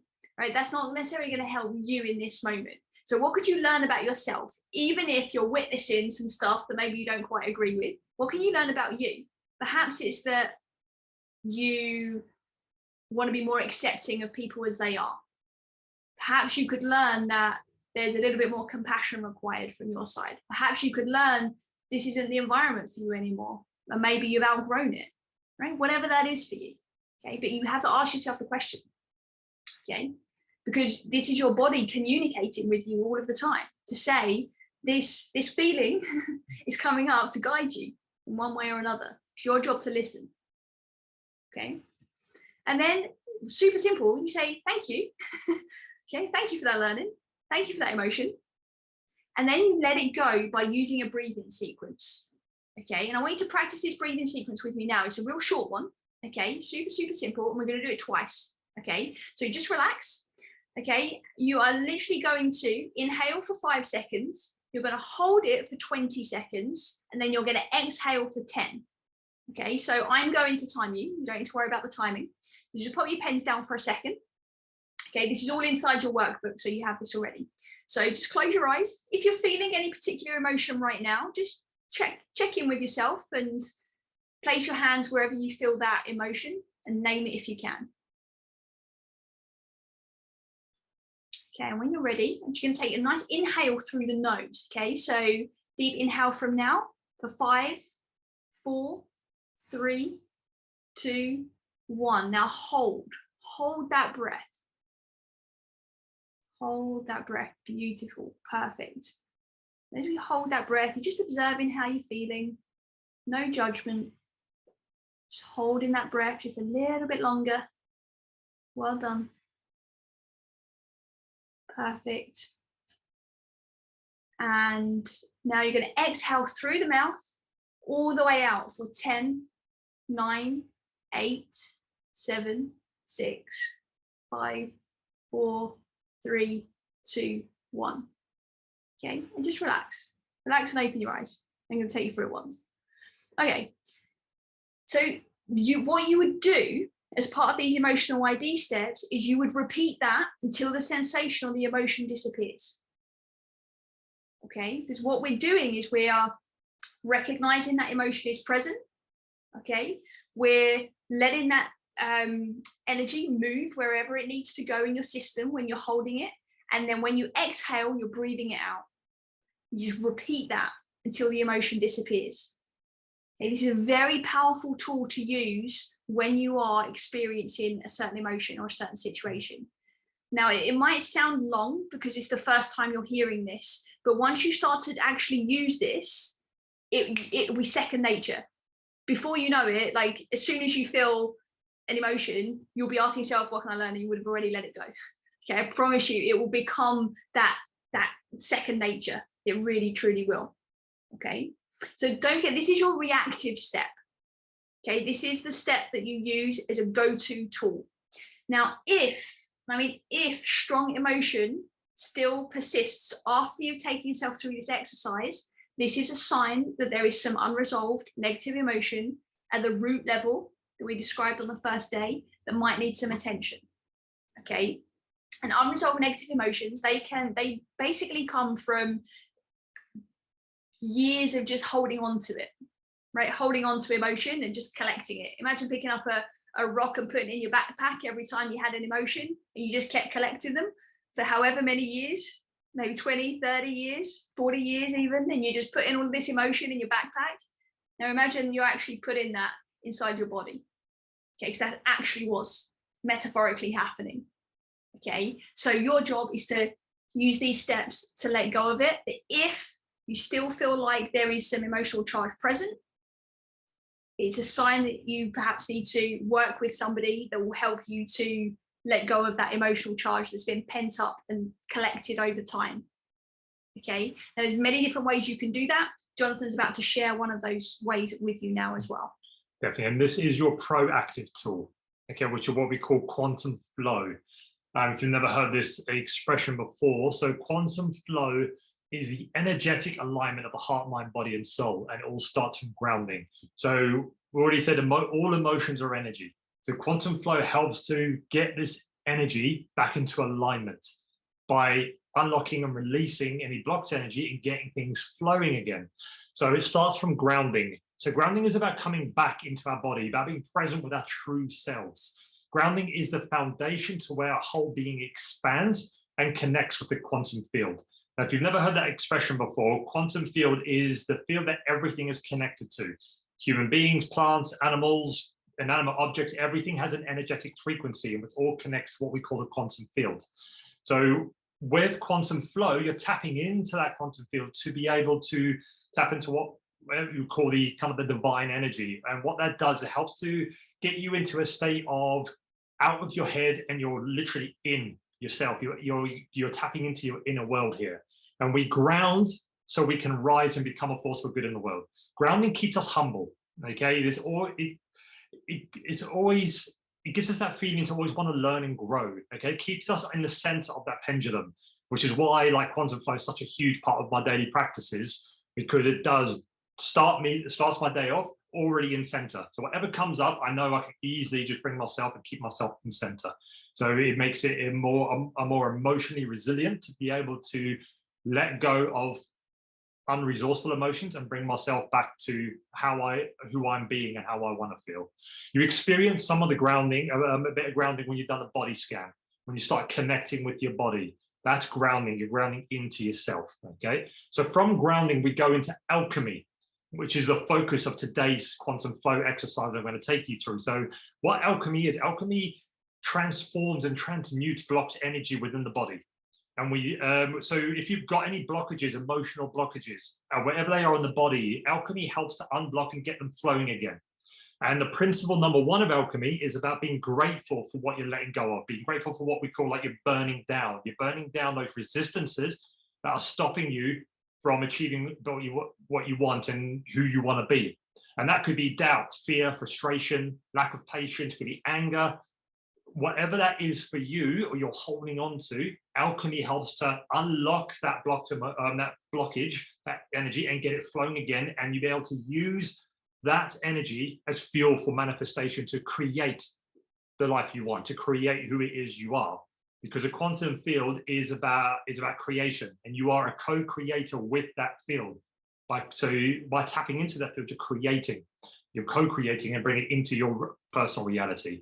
So you need to be able to see what you're burning. And by see, I mean become aware, like Charlotte said, you're acknowledging what's holding you back. So once you see it, you acknowledge it, you can reveal it, which means you're pulling it back into the forefront of your consciousness.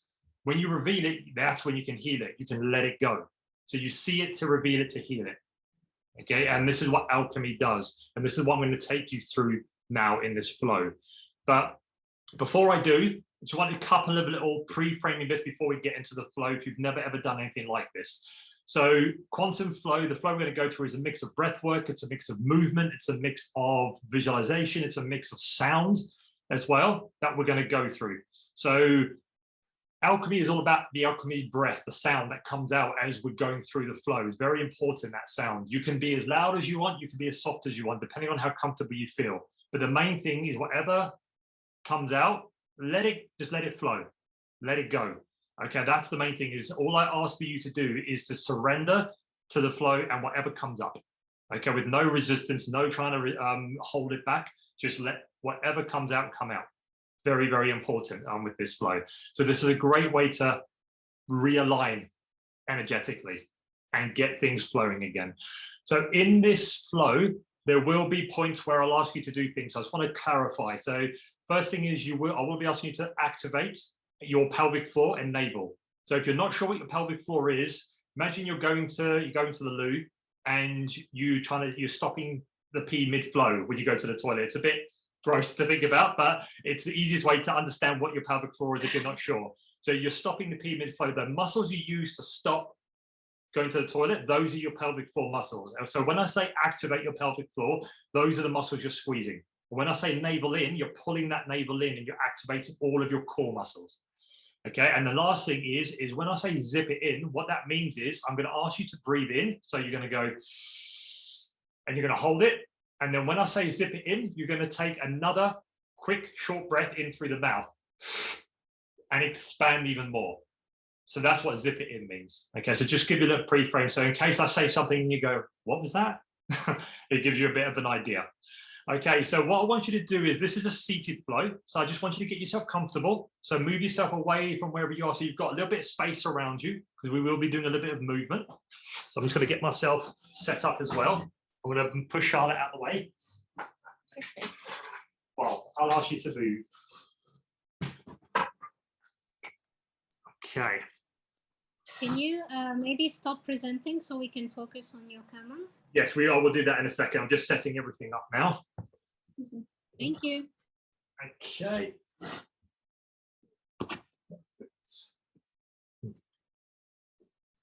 Okay, so I've got some music for this. I'm just going to play, make sure it's at the right thing there. So this music will help to get into some of those states depending on what we're doing.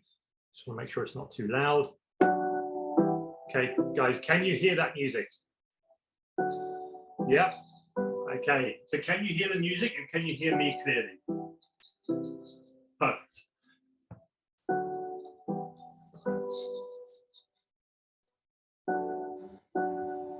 Okay.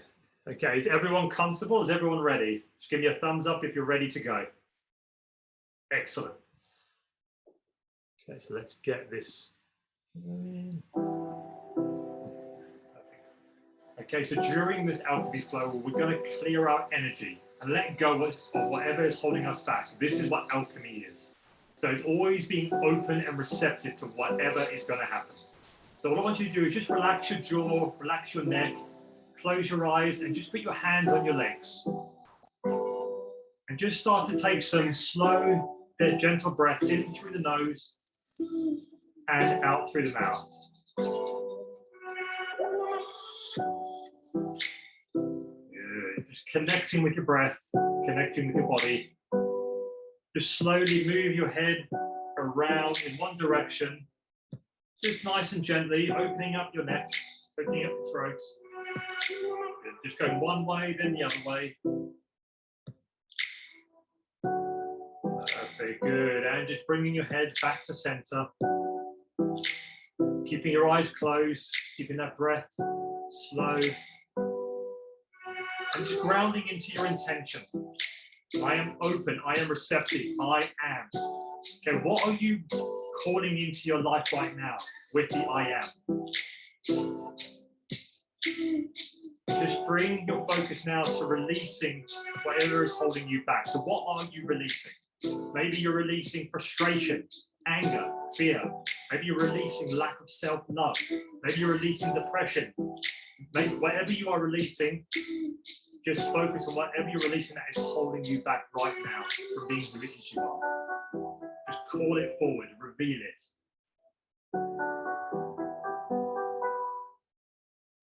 And now bringing your focus to your intention, connecting with your intention, what you are manifesting. That's where we're going to focus, in your intention. What are you calling into your life with the I am? It might be, I am love, I am gratitude, I am flow, I am strength, I am expansion, I am radiance, whatever that is for you, whatever connects with you. Repeat your intention. I am, I am, I am.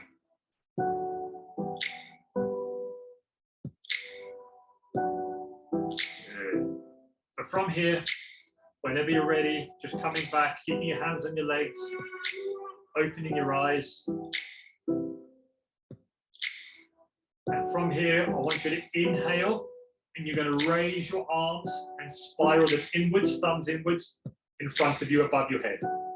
Inhale, and as you exhale, you're going to pull your arms into your side, activating your navel and your pelvic floor. So you're going to inhale, relax,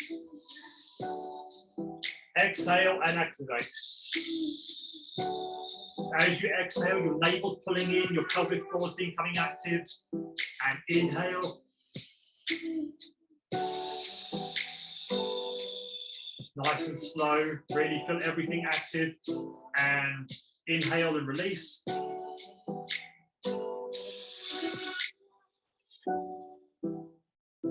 Beautiful. From here now, we're going to add a vibration at the end. This is where we're going to really start to release some energy. So we're going to inhale, and we're going to exhale.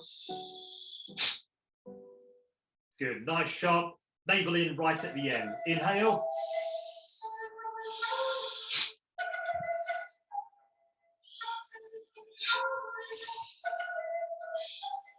Good, just finding your own flow here. You can go faster, you can go slower, whatever you feel comfortable with. Just inhale, relax, exhale, activate.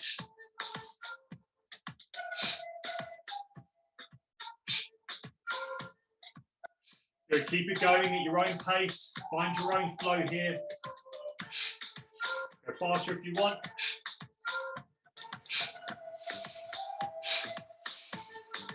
Good, keep it going, guys, keep it going. Every time you exhale, you vibrate. You're pushing that energy from your core up your spine into your head. Keep it going. Let's see if we can go a little bit faster here. Don't think about it, just let it flow. Keep it going. Focus on that vibration at the end, pulling your navel in. This is waking up all the cells in your body, that light inside of you. Good, keep it going. Energy's pumping up from your belly all the way to your brain. Keep it going.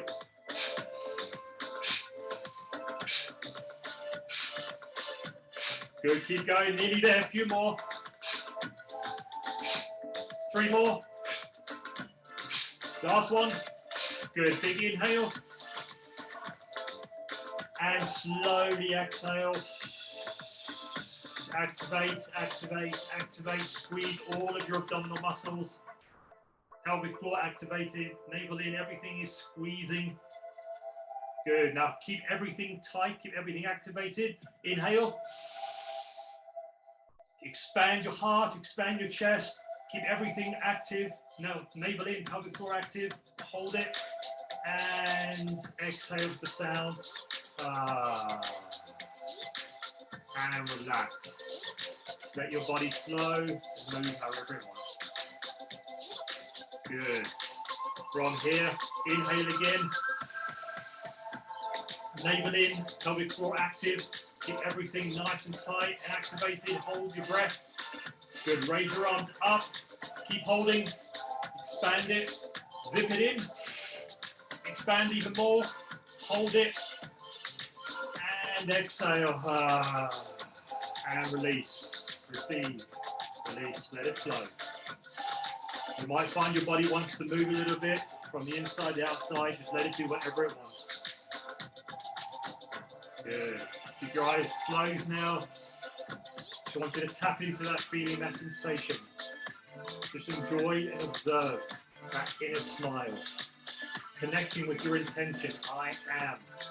Whatever that is for you, whatever you say, I am, I am, I am. Thank you, thank you, thank you. Focusing on what you're creating, what you're manifesting.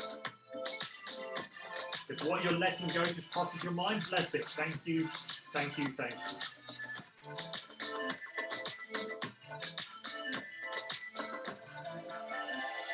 Connecting with that intention.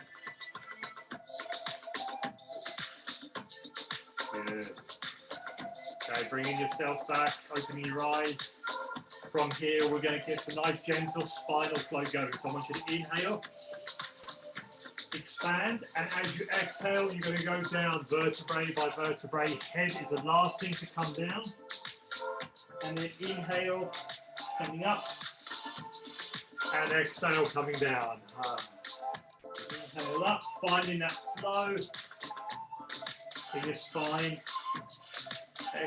That's it. Inhale all the way up, head's the last thing to come up. Exhale all the way down.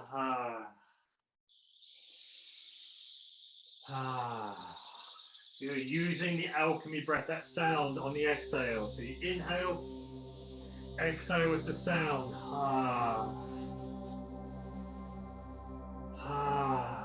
The sound is helping to clear that energy, unblock what is holding you back. Okay, let's go a little bit faster now.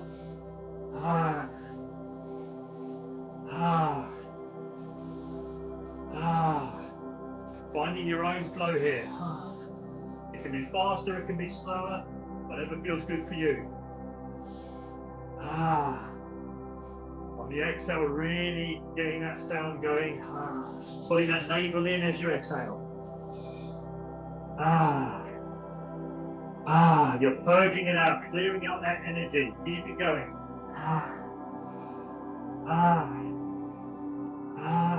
Good, go deeper into it. Go a little bit faster if you can. Good, keep it going, guys. Keep it going. You're clearing. You're clearing. Just remember whatever you're letting go of. Thank you, thank you, thank you. Keep it going. Good, I'm letting go of frustration. I'm letting go of scarcity. I'm letting go of fear. I'm letting go of lack and love. Thank you. Tap into your intention. I am light. I am expansion. I am abundance. Whatever that is. I am. Keep it going. It starts to feel challenging. That's good. Just keep pushing through it. Lean into it even more. Keep going. Go deeper if you can. Good. Keep it going. Nearly there. Keep going. Do 3 more. One more. Inhale. Expand all the way up. And exhale the sound. Let your body relax and everything relaxes. Let your body flow however it wants to. Whatever feels good for you. Do one more inhale. Raise your arms. Expand it. And exhale with the sound. Let it flow. Let it flow.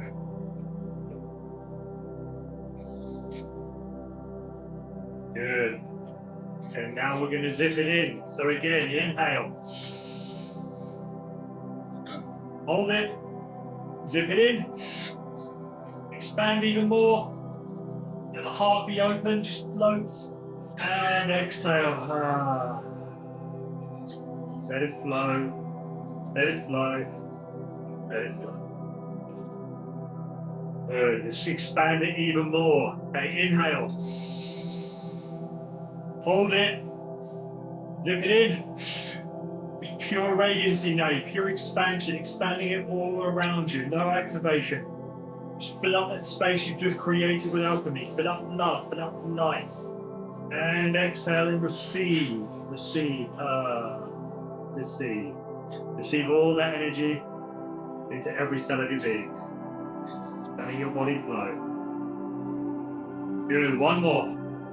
Last one now, guys. Inhale. Hold it. Zip it in. Just pure expansion. Expand. Feel your energy field expanding all around you. Zip it in. Hold it. And exhale. Let it flow. Let it flow. Let it flow. Let your body just move however it wants to. Just remembering to relax your jaw, relax your neck, close your eyes, and just tap into that sensation, that feeling that is going through your body right now. Deep, soft, gentle breaths. Tapping into your intention, connecting with your intention. I am.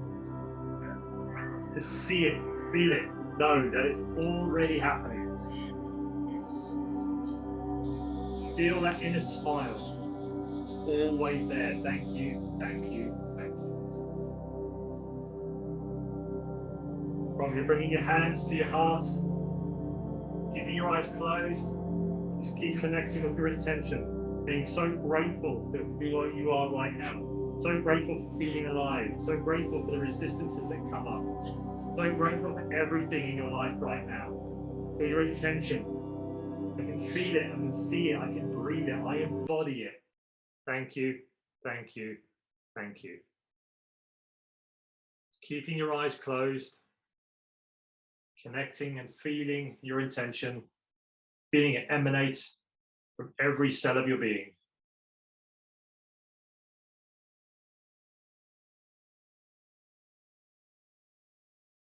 Take a deep breath in and exhale with the sound. Keeping your eyes closed, just bringing your focus to your body, to your feet, to your knees, to your hips, to your torso, to your arms, to your neck, to your head, and bringing your focus to your physical body.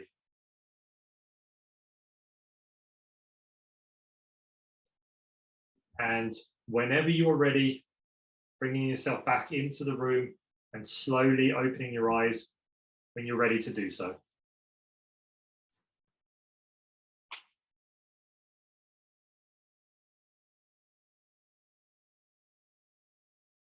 Good. Okay, so just get yourself comfortable.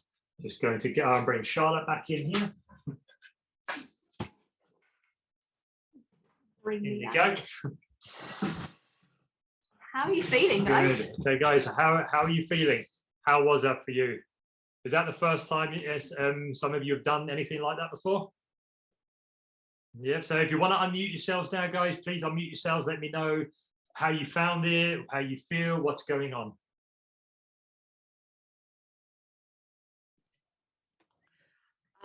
I don't know. I feel lifted, lighter. Excellent. And like a breath of energy.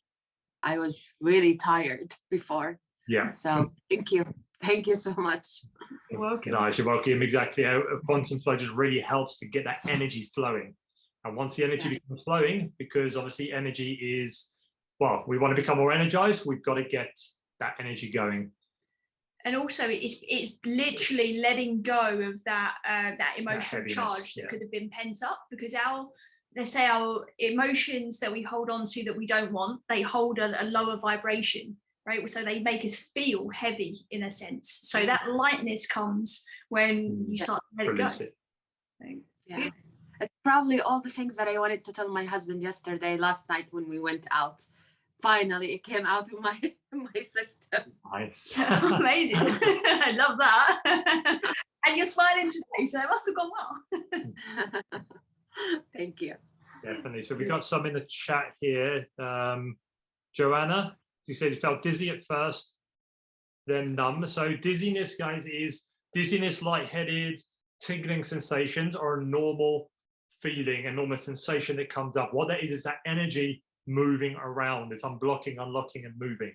Okay, so just to know that, especially when you do it for the first few times, that dizziness or that lightheadedness, that tingling, whatever you're feeling, that is a normal sensation. It's what it is just the body starting to move energy that hasn't moved for a very long time around your body. So that's absolutely normal. Same for the headache. Yeah, same for the headache as well. So when you're doing energetic work and you might end up, we've had it before with clients, before with ourselves, when we do energetic work, the next day or even shortly after, we might experience headaches, we might experience illness, we might get sick the next day.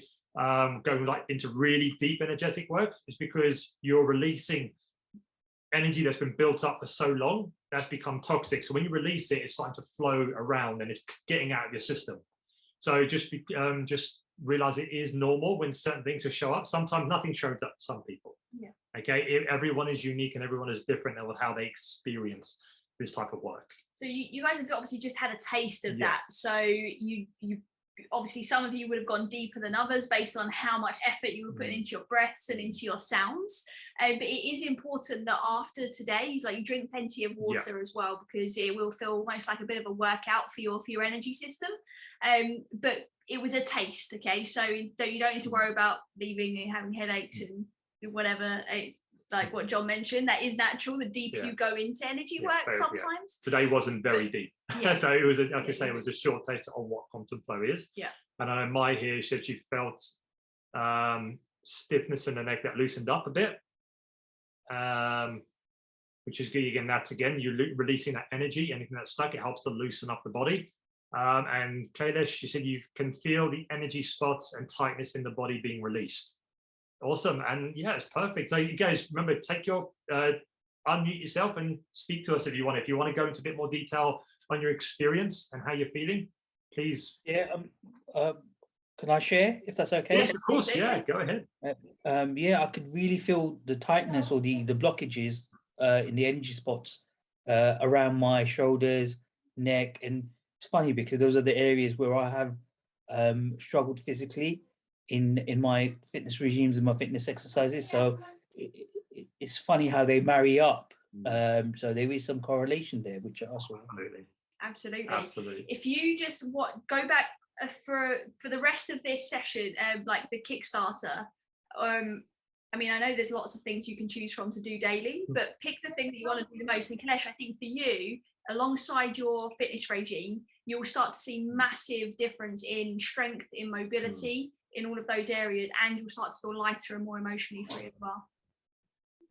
Yeah, I'm definitely new. That's the first time I tried that, and I will definitely try to incorporate that more into my lifestyle, because I think that has so much potential there. What the beautiful thing about quantum flow is, it's a combination of us using, like Jonathan mentioned, like our energy, our breath, our emotion, our mind, because we're focusing it, we're connected, we're aware. So it's such a beautiful integration of so many different modalities, which makes it very, very powerful in a short space of time as well. So it's really, really cool that you're experiencing these things. Preet said here as well, felt your body heating up. Yeah. So, and that's when you get energy moving, you're heating up. Like some of these flows that way that I do, it can be classed as a workout, but in a much more resourceful way, because you're putting your mind and body, your energetic body, into the right state when you're actually doing this. So your muscles, your bones, the ligaments, your energy, your mind, your emotions, everything's getting a workout, but in an aligned way, which is so powerful. And when, especially with the stuff of the alchemy and you're squeezing the core, some of you might have noticed some of the times it went on for a while, and there's a purpose to that of going deeper and faster and deeper, but at a comfortable pace for you. Is it stops you from overthinking. It stops you from these thoughts coming in going, when's this going to end, or this is getting hard, it's getting challenging, when is it going to stop? It's about leaning more into that. The more you lean into it and surrender to it, that's where the magic happens. And it's pushing past that sense of uncomfortability and surrendering to whatever comes up, which is why it can be so powerful. But also at the same time, in the initial stages of doing it, it can feel challenging when doing certain breaths or certain sounds or certain movements, because some things can go on for a long time, or they can go very deep into the core, which requires a lot of concentration and effort as well. Yeah. What else we got here? Kailash, what's the origin of this technique? So the origin of this technique, it was designed and founded by a guy called Juan Pablo Barona. Hopefully I pronounced it correctly. The guy he's been into the world of yoga and shamans and spirituality and qigong and science and everything since the age of 9, basically. He's done many practices in different yogas, breath works, qigong, stuff like that. And he's always found there's been something missing along the way. Is it that connection, that alignment of heart, mind, body, and soul that encompasses everything? And then he created that through, I think it was through a meditation that he done one day that came into him. Literally, just like the information came into him through the meditation. He didn't know what it was at first, wrote everything down, and then from that started to create quantum flow and what it was. So it's you're actually interviewing the guy soon, which is tomorrow morning. So in about 7 hours from now. Yeah, we got a little podcast interview with the founder of Quantum Flow. But the guy, like the stuff we found him many years ago, and I connected with it so much because I just felt that connection with what I needed in my life at that point. And it was something I was looking for, that connected heart, mind, body, and soul in a more energetic, physical way as well. What's really interesting as well is how Jonathan's actual exercise regime has changed. So for those of you who don't know, Jonathan used to be a bit of a crazy nut in the gym, twice a day, weight training, you name it. Traditional stuff, only weights, never touch cardio. But now you obviously still train, still go to the gym, but like 2 to 3 times a week, doing like a 20-minute workout, and the rest of the time is quantum flow. Yeah. And he's actually much healthier than he used to be. Oh, gotcha. My goal every single year is to be fitter, healthier, and stronger than the year before. So when I'm 90, I want to be able to do more than I was when I'm in my 20s. So for those of you that don't like the gym, this is a fantastic alternative. Exactly. Because you can get it encompasses the physical, it encompasses the emotional, the mental, the energetic, all in one. And what you experienced today was a very short version of that. It can be you can do hour-long versions, half an hour, 2 hours. So it can be, you can go as deep as you want to with this type of stuff. What was we here? May asked there, can you share it with us in video or link? So yes, so as a bit of a gift to you guys and a bonus, we're actually going to make sure we record all of the meditations that you do on the whole thing, so you'll get access to all of them forever. Yeah, so you can just practice through them in your own time. So Alarm. Yeah, so Alarm put in the group, there's one Pablo Verona. That's the guy's name. That's how it's spelled. Yeah. He's done a lot of stuff with the guys at Mind Valley. I think that's probably where Alan may know him from as well. Yeah. So he's a really cool guy. Absolutely. Anyone got any other questions on the experience? Did anyone not connect with it, or did anyone kind of just feel like it wasn't for them? It's okay to say so. It's okay to say, guys. Remember, the whole point of this is not to say this is going to work for everyone. Make sure you do it, regardless whether you like it or not. It's about seeing what works for you and what you connect with.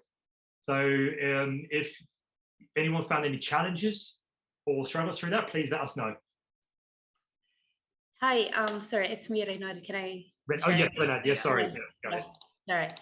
So basically, I felt the lightheaded part as well. And then when we went so much deeper, it was like, as you said, like heating up. So I don't know, this light-headed part comes usually, I have a problem with the breathing. I feel like if I'm breathing faster or this with a rhythm, I get this issue usually. So it feels like when you're in an uncomfortable state, sometimes you don't get the full emotions. Like, again, I don't know what I was supposed to feel. I mean, I know I was supposed to release, but I didn't really feel much. Maybe I need practice. I don't know. Maybe because, so I don't know. Like, again, I'm always thinking, what am I supposed to feel? Am I doing it right? So that's the thing. So that's that little chatterbox going on there, isn't it? And perhaps a little bit of surrender would be a great intention for you. But I could totally resonate with that. That's how I felt when I first did Quantum Flow. And actually what I needed at the time was something a bit slower, right? And everybody's different. So I would recommend maybe a slower routine of the same thing would be really powerful for you. But just because of how you responded to yesterday's meditation, it's highly likely that you'll probably benefit from something from a bit slower to begin with as you lean into this kind of work. And it is about seeing what feels good. Exactly. Everyone has different entry points to what they connect with, which is very important. Not everyone connects with certain things straight away. It's going to take time to build into it. Like when I first kind of found Quantum Flow, I've done one of the free workshops. and I wasn't fully bought in initially because I was watching it and going, I'm not sure about this, because funny thing was, one thing Alarm said, it felt like dancing for you. There is actually dancing in it. It's more celebrating. It's part of the flow experience of quantum flow.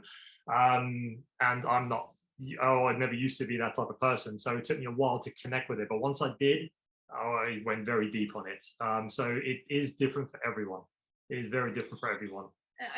Sorry, just a follow up. So the lightheaded, is it because I don't know, maybe I don't know how to do the breathing properly? That's why you get lightheaded, or not necessarily?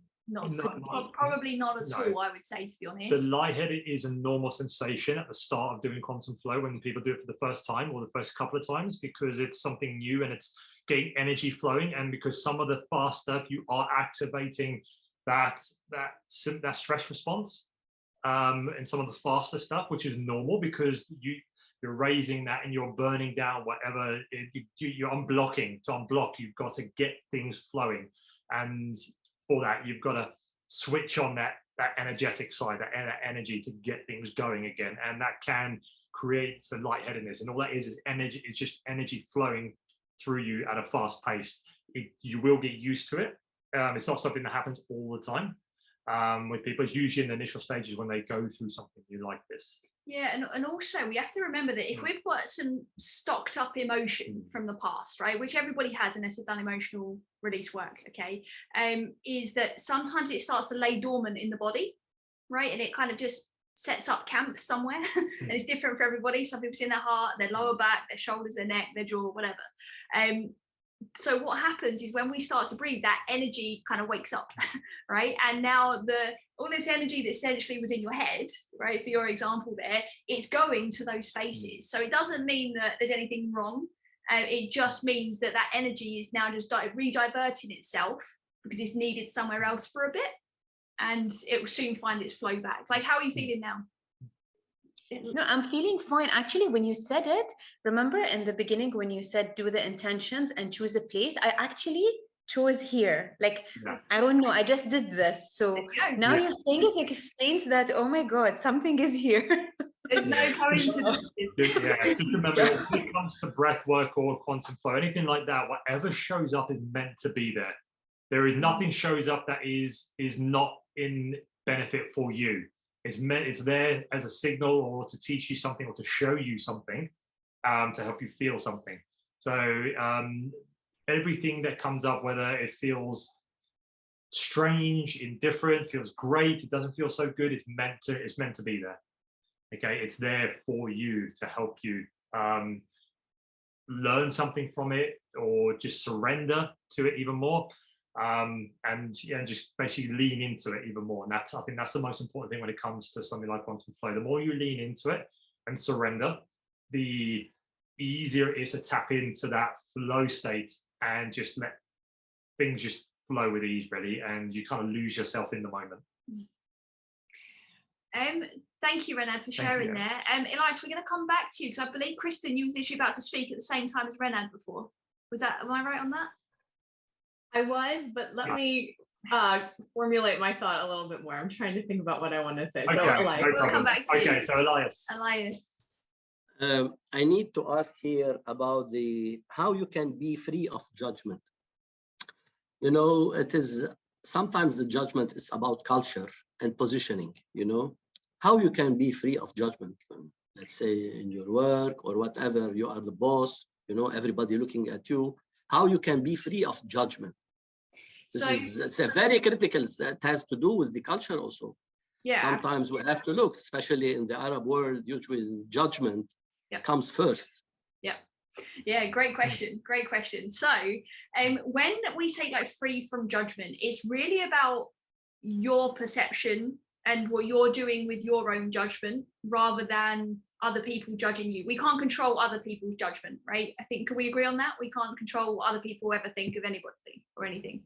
Yeah. So the only thing we can control is what we and how we are seeing the world around us. Now, it then becomes a personal choice as to how we view people. Are we going to choose to view people and judge them based on a standard that you've been set or that you've learned in a culture? Or are you going to choose to say, actually, do you know what? perhaps we're all the same underneath it all, and we're all doing the best we can. But that's where I would strongly recommend, Elias, that you start to dive into your belief systems, because there'll be some things that you're okay with judging, right? And I wanted to be very clear that it's completely natural to judge, right? Our brain is wired to judge, right? Because we are designed to keep ourselves safe, right? So I'm going to judge whether it's a good day to go for a swim in the ocean, whether it's like a storm coming, or whether it's a nice peaceful day, right? I'm going to make a judgment call there. So judgment has a place. It's that critical judgment that we have choice, right? It's no longer about self-preservation. So it's really important for you to, I would say for you, Elias, is to do like or anybody that experiences this, is create like a little spidergram, right? A little brainstorm, and put judgment in the center, and ask yourself, and just add to that paper completely randomly, what are you willing to judge? And then do another one for what do you no longer want to judge? Because it's going to really help you to draw the line. So, and then it's a case of you being conscious. So you draw the line between, okay, this is what I'm okay judging. This is what I'm not okay judging, right? So then it comes back to awareness, which is what we was doing on, obviously, like the body scan day on day one, where it's zooming out and looking at your own thought patterns, right? It's looking at how do you feel in certain situations, and then you get to pick, right? Because you continuously try your best to bring yourself back to your center, because when we're in that center of that pendulum, right, then we get to choose. But if we're too busy swinging, right, or we're not aware and we're too sucked into the situation, it's then very hard to make that judgment. Does that make sense, Elias? Sorry. Yes, it might be. It is a case. Sometimes you are judged also by the others, also by your staff, by your employees, especially when you're having an image, you want to not to destroy it, you know? Yeah, agreed. Definitely. Sometimes it's not easy.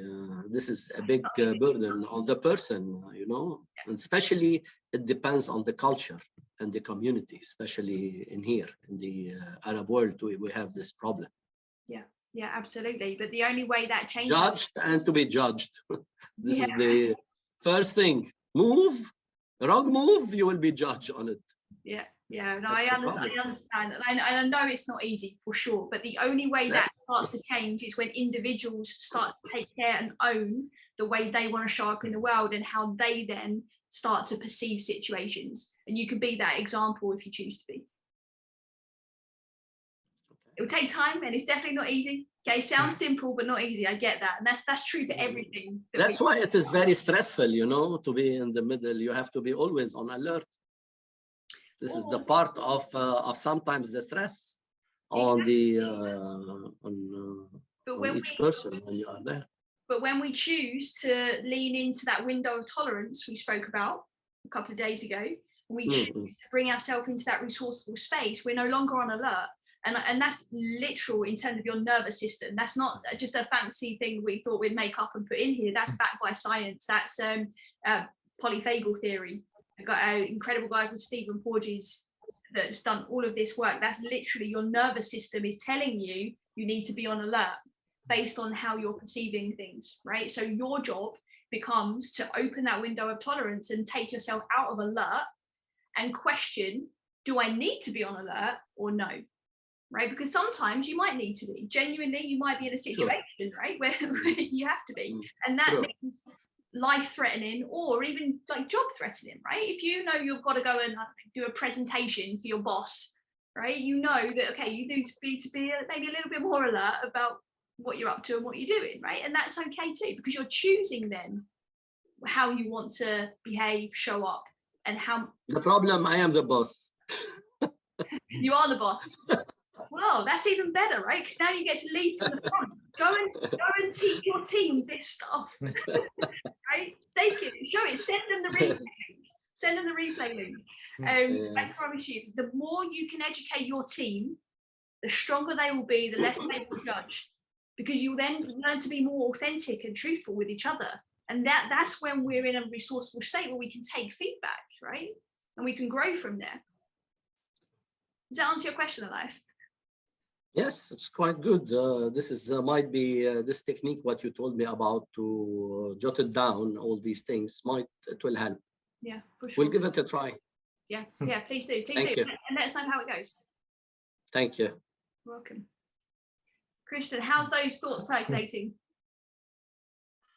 Yeah, I don't know if I have any coherent thoughts, so I think I'll just like start talking and see what comes out. Yeah, so I also do health and wellness coaching for women here in Nashville, and I'm a big proponent of breath work and movement, and just also moving your body, and so I definitely have no problems with that. I think for me, my own personal I guess sort of conflict that I had with this practice, I guess, comes from my own spiritual practice. So I'm a very strong practicing Christian.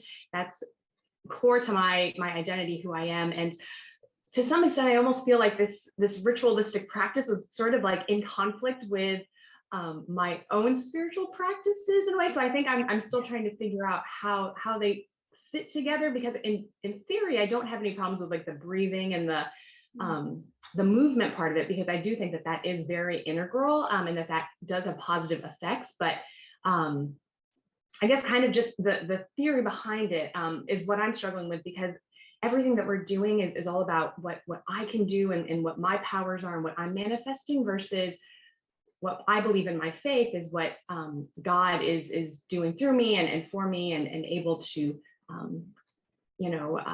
give me the peace of mind versus myself creating the peace of mind. So I think for me, it's more of just kind of trying to figure out how to reconcile the two. Yeah. So this is like super deep, and I know like everyone's probably like, oh, this is crazy, but that's kind of where I'm at. There's a book that I think you should read. Everybody else by all means read it, but Christian, definitely please add this to your list if you haven't already. Called Anatomy of the Spirit by Dr. Caroline Myss. She does a fantastic job at looking at different religions and marrying up the similarities between that and energy work. She's a medical intuitive, and it's just a very, very powerful book that will just get you to challenge your own thinking. So it's not a book that's going to try and convince you of anything, just like we're not trying to convince anybody of anything. It's just about, she lays it out in a very interesting way that will make you start to reflect and maybe just connect some of those dots for you. But definitely read that. I'd love to know what you think as well after. Definitely, like the quantum flow method, like when first kind of tapping into it, the biggest thing that came up that Juan Pa, as a shortened name, used to kind of say when he was on his videos doing his workshops, is he would have a lot of people from different religions who would have that same question. They'll come in and said, how does it fit into what I do? It's conflict. And he loves to talk, so I can't remember everything. His whole story was like an hour long, but the crux of it was with every religion is always this divine energy, whether it's God, whether it's Allah, whether it's whatever that is for that religion, for that culture. Some people refer to it as a divine energy, the universe, whatever someone refers to it as, and it's in every religion, it comes to that sort of co-creation. Is like, we don't create it ourselves, we co-create with God, with the universe, with that divine. Whereas they create it, it's there, everything's ready for us.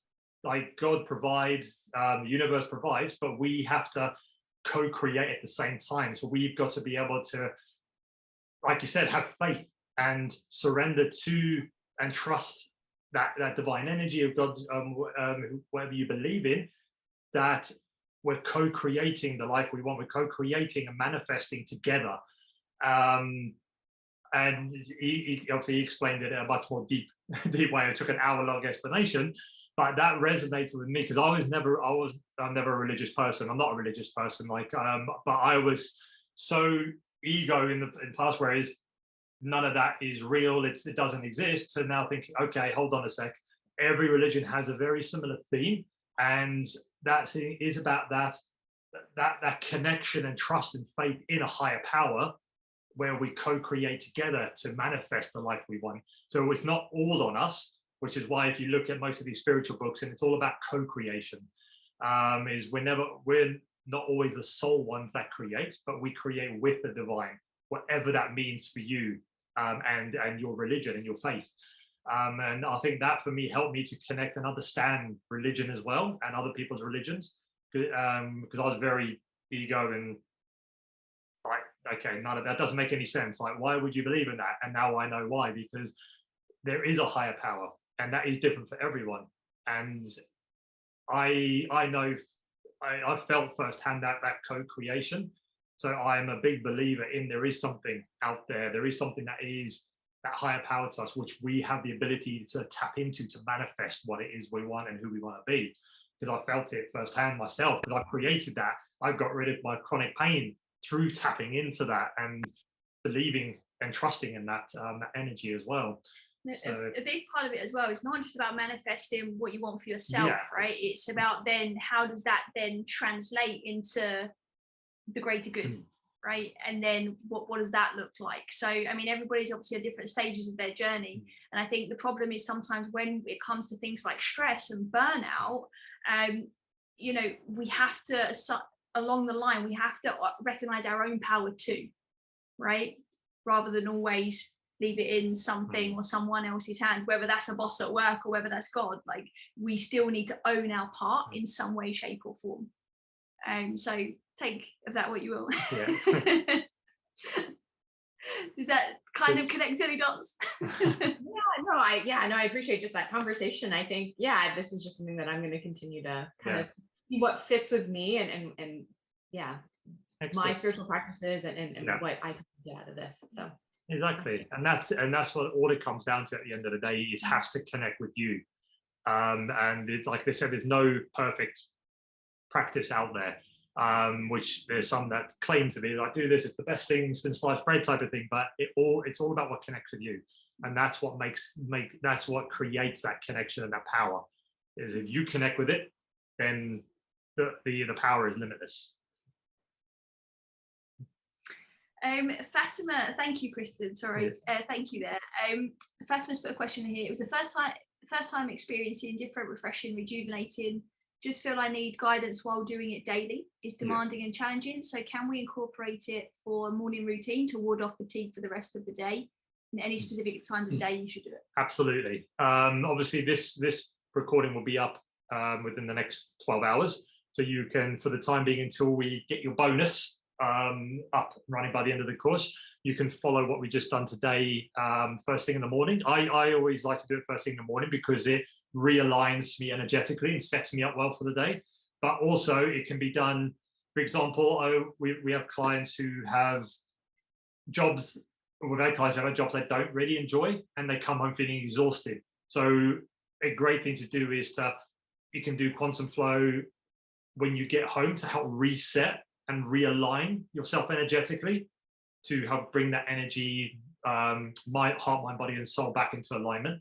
So it's up to you when you feel like you want to do it. But I would say for me personally, first thing in the morning is a great time to do it because it sets you up for your day. But you can do it any time throughout the day. I would see how you feel after it. So for me, if I do quantum flow before bed, I'm bouncing off the walls. Like, it just doesn't work. So you've got to see, you've got to see what works for you. Try it first thing in the morning. Try it before bed. Try it after lunch. Try it when you get home from work. See what resonates with you the best, with the most, to get the most benefit from it. But it will definitely help ward off fatigue because it helps to get the energy flowing. And remember, we don't just have energy; we create energy. So we have to create it. We have to get our bodies moving. We've got to raise our vibration, raise our frequency and our state to be able to stay in that energetic state as well. And I don't mean like crazy energy where you're bouncing off the walls, but I mean that centered energy, that calm, consistent energy where you don't feel like you're crashing in the middle of the day, or by the time you get home from work, you're done and you can't do anything else. Amazing. Fatima, just give us a thumbs up if that answered your question. Renard, hi. I love these little emojis. Sorry, I just have something in response to Christian, maybe just even sharing the experience because I'm a Muslim and especially living in the Arab world, we grow with culture and religion. And we have a lot of group of people who maybe anything to do with the energy field and stuff like that is like, no, you're going away from religion. So just, but then for me, I'm being open-minded and learning these things. Like, I don't know much about it, but I read a lot about energy and I believe in it. And I realized that when you start having an open mind and reading things and you reconcile with your faith, because you already, like, we grew up, and especially people who are like strong believers, or they know it inside out, so you'll be able to start reconciling. And as Jonathan said, it will always be okay that some of the things you will actually, it will, for me, for example, after reading about energy and all of that, I started understanding some of the things that were written in the Quran and said by the Prophet it's like, oh, this is what it means. Because we believe that science and everything and all the knowledge that is coming up, which is going to also change in the future, has to, like, in a way, reconcile. So that's, like, for example, my experience. And I didn't find, like, okay, there's still some things like, okay, I'm not sure, no, I'm not going to go to that level. But as long as I feel there is harmony and they will come together. So just sharing the experience and just. I love That's that. it. Thank you for sharing that. Yeah. And that, and it's just so true what you say. It's the more you learn about it, and the more you keep that open mind and implement what you feel is right for you. That is it. There is no one right way or wrong way or anything. Everyone has their own path and their own journey, and it's important that you choose what resonates and is aligned with your beliefs and what you want to kind of trust in as well. And I think that's so important, because if you start saying, okay, I believe in this, but I'm going to do this because this person keeps going on about it, even though I don't fully buy into it, but I'm going to do it anyway. It does create that bit of resistance there. So it's important to, like you said, the more you learn about it and the more you understand it, you more get to see, okay, how does that connect with what I'm currently doing? And if it doesn't, then you can say, okay, I'll leave that for now. And then I'll move on, keep learning. And it's just so powerful, because, like I said, there is no right or wrong doesn't exist when it comes to energy, or to anything really. Yeah. So it's all right or wrong is our perception. We perceive things as right or wrong. What I might think is right, you might think is wrong, and vice versa. So in general, right or wrong doesn't exist. It's all how we see things. So as long as it's right for us, that's the most important thing. Yeah, thank you, Rana, for sharing your personal experience. I appreciate that. Yeah. Amazing. We did have a question right at the beginning, actually. Yeah, from May. Yeah, I know the question. Oh, you know, okay. Okay, So cool. You got it. All right. So yeah, May, to answer your question, so you wanted a bit more clarity on the pendulum, right? On more of an understanding under the false positives. So basically, do you want to add anything to that, May, before I start answering it? Yeah, maybe. First of all, hi, this is my first day joining live. Yeah. I promise I was attending all the replays for the second day. So I apologize for missing that. I think I want to reframe my question. I mean, how can I tell that what I'm looking forward to do is an ambition, or it's a way to mask my current frustration or life situation? So how would I know that this is what I really want, or am I just looking for a distraction? Great question. That's a question I really resonate with. Not too long ago, I was in that kind of limbo, another part of my healing journey, and I was very much feeling like, okay, well, now I've learned that I have like this thing about control. I like to control certain things internally. So I'm not bothered about controlling things externally, but in my own mind, things need to kind of be a certain way, right? And one of my tendencies was always to deflect my thinking to avoid certain other things that were going on, right? And so for me, I then started to question, okay, well, I didn't even realize I was doing that until I was working with somebody that helped me to see that. And I was like, whoa, okay, well, if I didn't know that, then what's real? What's true, in a sense, right? So you start to question your own behaviors and why you do certain things, right? And that's natural, I think, on anybody's journey at different points and depending on what it is you're doing. So great question.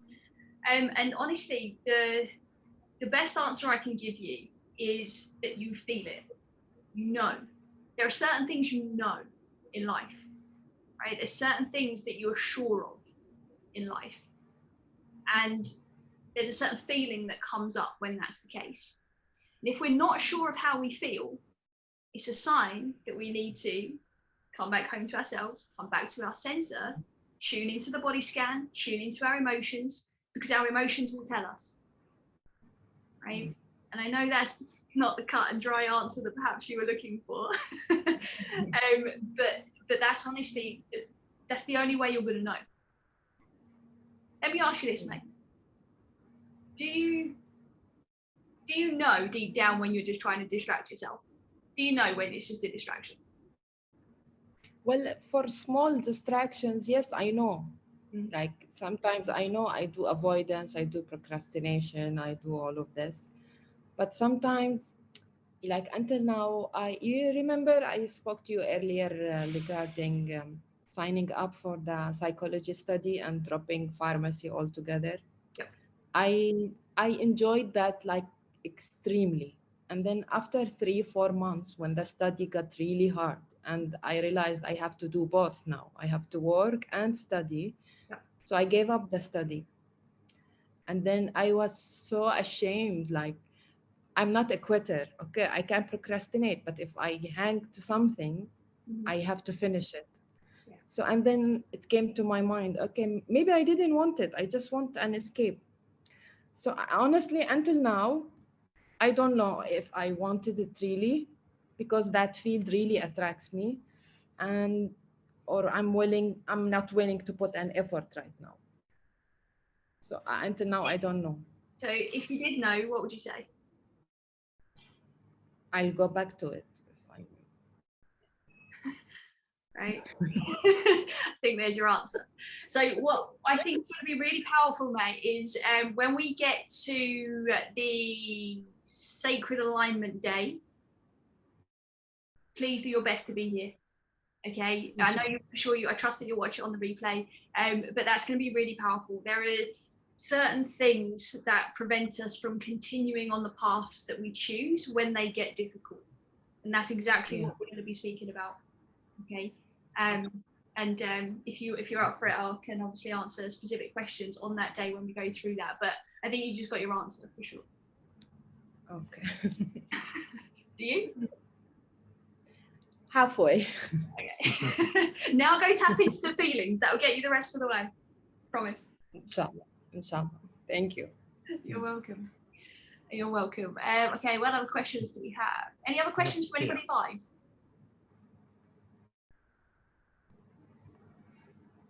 Hi, I have one question. Yeah, tell us. So this is more for Jonathan, and your decision to change, was it or to pick up quantum physics? Was that down to you, the career that you chose? Do you think it would have been different had you done a different job and you wouldn't have been those two individuals that would have snapped really easily? Or do you think it was kind of the work that kind of caused you to go down that avenue and reassess your position? It was it was definitely the work I started doing that started to help me become aware of different approaches. Like I've got a few different stories throughout the next few days that I've been through that have led me to that point of becoming more open to trying different things. And it was that awareness of tapping deeper. And like if I found quantum flow in the early stages of my self-development, I would have chucked that away. I wouldn't even entertained it. I was not ready for it. I was starting with very, very basics because my mindset was spirituality, religion, energy, emotions. It was all woo-woo, hairy-fairy stuff. Doesn't exist. It's like, what are you people doing? It's like, why are you breathing? Why are you tapping into energy? I was raised in that space. My dad's very old school. It was about, you don't show your emotions. As a man, you bottle them up. You don't show emotions. You just, don't express anything. Lock it all inside and keep going, and just fight through it. And that's how I was brought up. So I suppressed, I repressed, and I just got on top of me. And my go-to thing was anger, and I just kept going through anger all the time. And I developed so many problems, so much suffering. And my dad's mentality, my family aren't religious, so my dad was very not religious. He's like, don't believe in anything at all, except for the point he believes in everything is not real. He like religions, energy, all this, it doesn't exist. So that's what I was believing as I grew up. And I took that into the first 10 years of my career with me, of that same belief system. If I can't see it, feel it, touch it, it doesn't exist. And little did I know at the time, you can see energy, you can feel energy, you can touch energy. Okay, you didn't realize it at the time.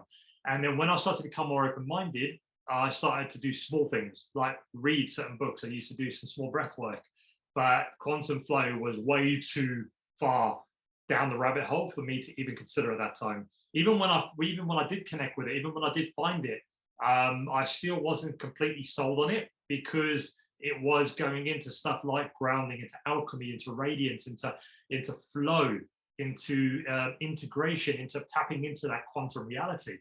So it was like, what does all that mean? It wasn't until I started reading more about it, until I started to understand what quantum means, what quantum reality is, and understand that it's all around us. We can feel it, we can see it, we are it. And thanks to technology, you can literally physically see it. You can see the energy field around you. And then once I understood it, I started to become more open-minded, trying these things. And when I tried it and I felt it, oh my God, that's when the game changed. That's when the light bulb came on, and it's like, okay, I'm never going back to anything else. I'm never going back to the way I was. Because once you feel it and you experience it, that's when the game changes completely. Absolutely, like completely. And once I felt it, that was it. It was like I was sold, hook, line, and sinker. And I went into doing, I think, the 3-day biohacking thing that Quantum Flow did. I've done the 14-day immersion. I've done it's coming on 12-month certification. I literally tap into everything when it comes to that, because I'm such a big believer in it, because I know how much it's changed my life, and my kind of connection with that energy field as well. And it's just been so big for me. So it's been that gradual progression of learning, being open-minded, and experiencing. And I've experienced a lot of things which I don't connect with, but you have to try to know. And that was the biggest change for me, becoming open-minded and trying anything. And once I kind of accepted that, and I thought, okay, there is no right or wrong, there's no good or bad, I just have to try everything and see what works. And that's what I did. And I tried as much as I can. There's still a lot out there I haven't tried. But what I have tried and what I'm sticking with now, I know it's so powerful. It's powerful for me, but also know from other people I've taken through certain breathwork sequences or quantum flow is powerful for them as well. And like I said, not everyone is ready for it. And that's the key. You've got to be ready. And I think that's the kind of main thing there. Once you're ready for something, then you're more welcome to accept it. You mentioned there, Klish, like, was it his job that kind of ended up leading him that way? I think it's more your personal growth journey that led you that way. But one thing I've observed with Jonathan is that he's always obviously been kind of in that fitness space. He's very much about the body, and quantum flow helped him to marry up the physical body with everything else, the mental and the emotional side, with the energetic side. So I correct me if I'm wrong, but I feel like that was probably a connecting point for you. Because when I started to do that inner work, I was looking for that connection of the physical with the energetic, with the emotional, with the mental, and that quantum flow just ticked all those boxes for me. It had that connection, because throughout the 7 stages, you go through the mind, you go through the emotions, you go through the body, you go through the energy, you go through everything, and that's kind of built that connection for me. Like even some of the other static breath work stuff I do, it's more intense as well. I don't do a lot of guided meditations myself. I do some now and again, but for me, I tend to like that feeling, that connection between the physical and the emotional and energetic as one for me. That's where my connection with it comes. But yeah, I absolutely love it. Just a follow-up question to that as well. Yesterday's techniques, there was the time paradigm technique, which you mentioned, which I want to kind of know more about. And I was just wondering, is that NLP? And what book or what source would you recommend me trying to kind of reaching out to kind of learn more and kind of expand my knowledge base? Yeah, absolutely. So that's essentially what I do with clients when it comes to emotional release work. Time paradigm techniques combined with some breath work, depending on the person and what's needed. And sometimes they actually do timeline paradigm techniques alongside quantum flow as well as part of what they need. Now, timeline paradigm techniques are born out of NLP. Okay, so, but you will have some people that are NLP practitioners, and you also have timeline paradigm technique practitioners, and it's this coming from the same ethos of energy and working with that emotional energy that's inside the body, except it's more of a static experience. So it's like a guided meditation, a little bit like what we did yesterday. However, it's very personal to you. You navigate your own life experience in a safe way for you to be able to go back to past events and then release emotion. That's probably the simplest way to explain that. But I have found that it's one of the most powerful tools to let go of emotion, because it's a very low entry point. You don't have to practice it every day. It's something that you meet with a coach, you understand it. There's some certain things that you need to learn about how we're designed and what our subconscious does for us to be able to then do those techniques. But it's almost like a one and done kind of experience compared to something like quantum flow, which, like you've all experienced today, is you definitely feel something there, you feel it going on. But timeline paradigm techniques will also bring in the mental side a bit more. So you'll take key learnings, you'll take new understandings that will help you now and in the future. So it adds that cognitive function to your experience of letting emotion go, as well as just the physical side. Yeah. Does that make sense? Yeah, no, it totally does. And I find it really interesting. Yeah. And it's always something that I've kind of read around, but I've not really had a good source. So I was just kind of, if there is something that you would recommend around time paradigm techniques and also NLP, which you think is kind of succinct and to the point, then I would love to know, so I could just increase my general knowledge on it. What I'll do is I'll put some sources in the WhatsApp group for you. Amazing, thank you. Let me ask you this. So you said you kind of already read around it a little bit. Would you say like quite a lot or not too much? Like what level? Too much. I mean, okay, cool. I'm talking about the most I kind of, so Jimmy Carr, I don't know if you know him. Yeah, love him as a comedian, and he kind of spoke about it around it and went into how he uses that. So I did a bit of reading after that, and you know, it is something that I've seen come up quite a few times now, and it's something that I do want to kind of explore further. Perfect. Yeah, cool. Definitely. I'll put the resources in the WhatsApp group so everybody's got access as well. Definitely. Amazing. Thank you. You're welcome. You're welcome. Great questions. Jamila. Amazing. Cool. And then there were three or five, including us. Yes, it's a like. Yeah, so my question, I am so much interested in the energy healing, and I was introduced to it yesterday only. Oh, wow. Yes, and it was like really, I couldn't question what's going on, because if I start questioning, I will not believe in whatever it is happening. And it was like really a very good exploration, especially that I noticed. And now when I am exercising, let's say yesterday, I had full day of Reiki energy healing. And we practiced, and we were introduced to the program. But what I noticed, that I had capability or capacity to really feel the energy around me. And I was not noticing that it is available all the time, but yesterday only I noticed it. And guess what? Now I do also a fitness. I have a personal coach. And when she came today, I told her, Nina, when I am doing this, I know that I have energy now. And it was really amazing because I felt, you remember before yesterday, you asked us what do you feel? And I told you, I have like, difficulty in breathing.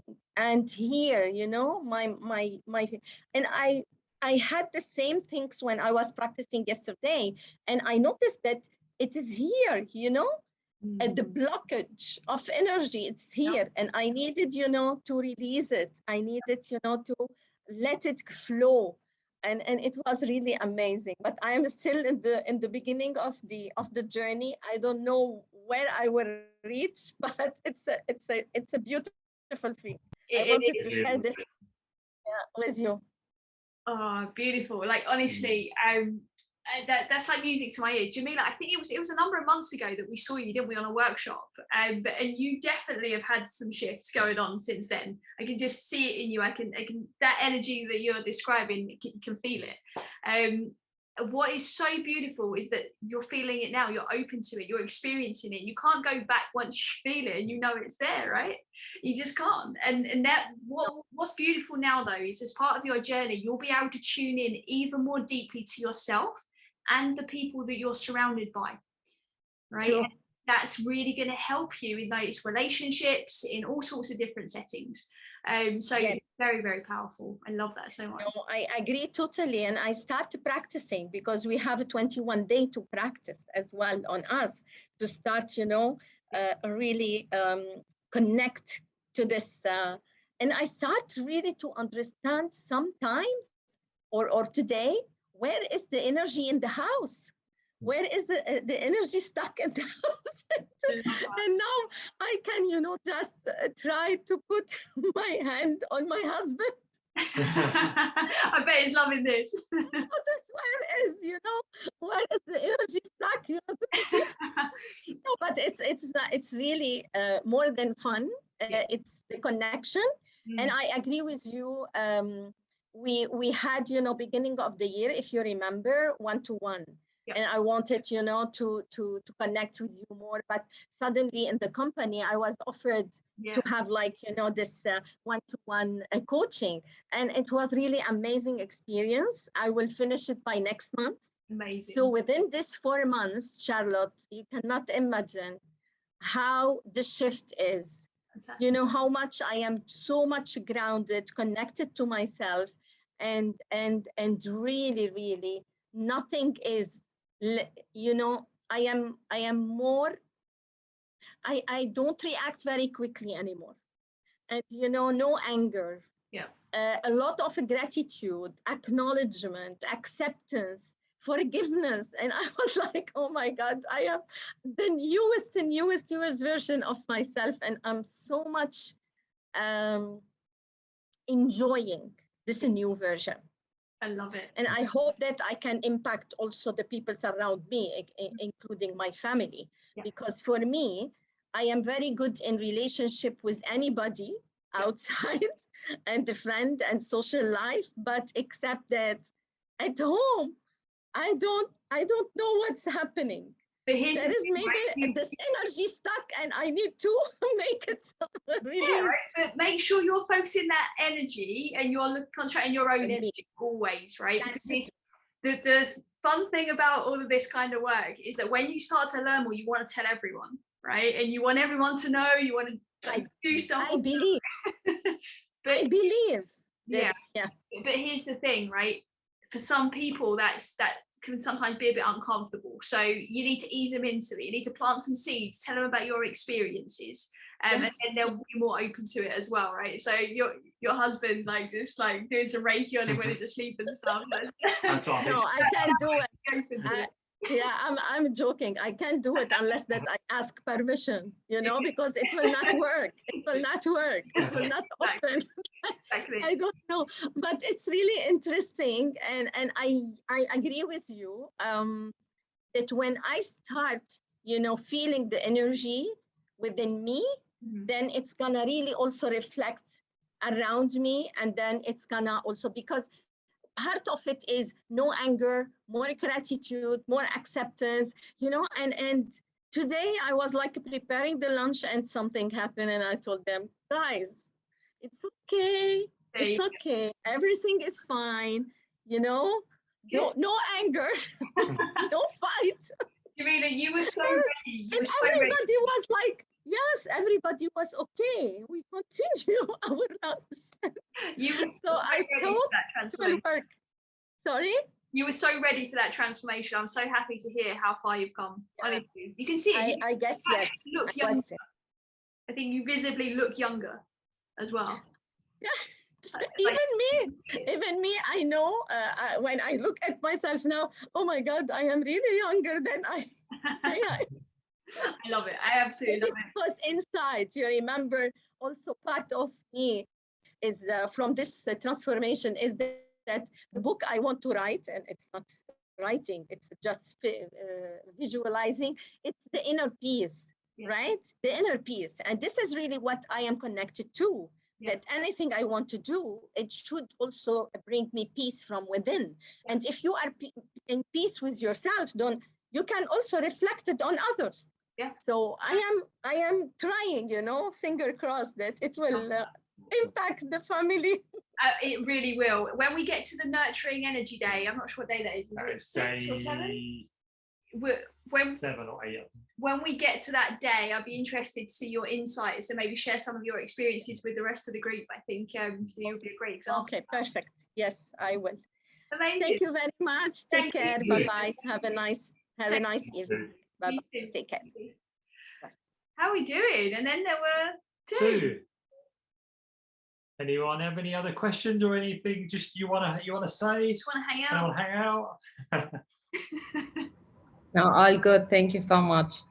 Thank you, It's Charlotte so and Jonathan. It's been too long. Yes, it is. So sorry for that. No, not at all. We've been like moving countries and all sorts of things going on. So both ways. I'll see you tomorrow, inshallah. Yes, yeah, definitely. See you tomorrow. Tell me what you wanted to say. No, I was just going to say, unless anybody else has got any questions or anything they need for the day, we'll wrap this up here.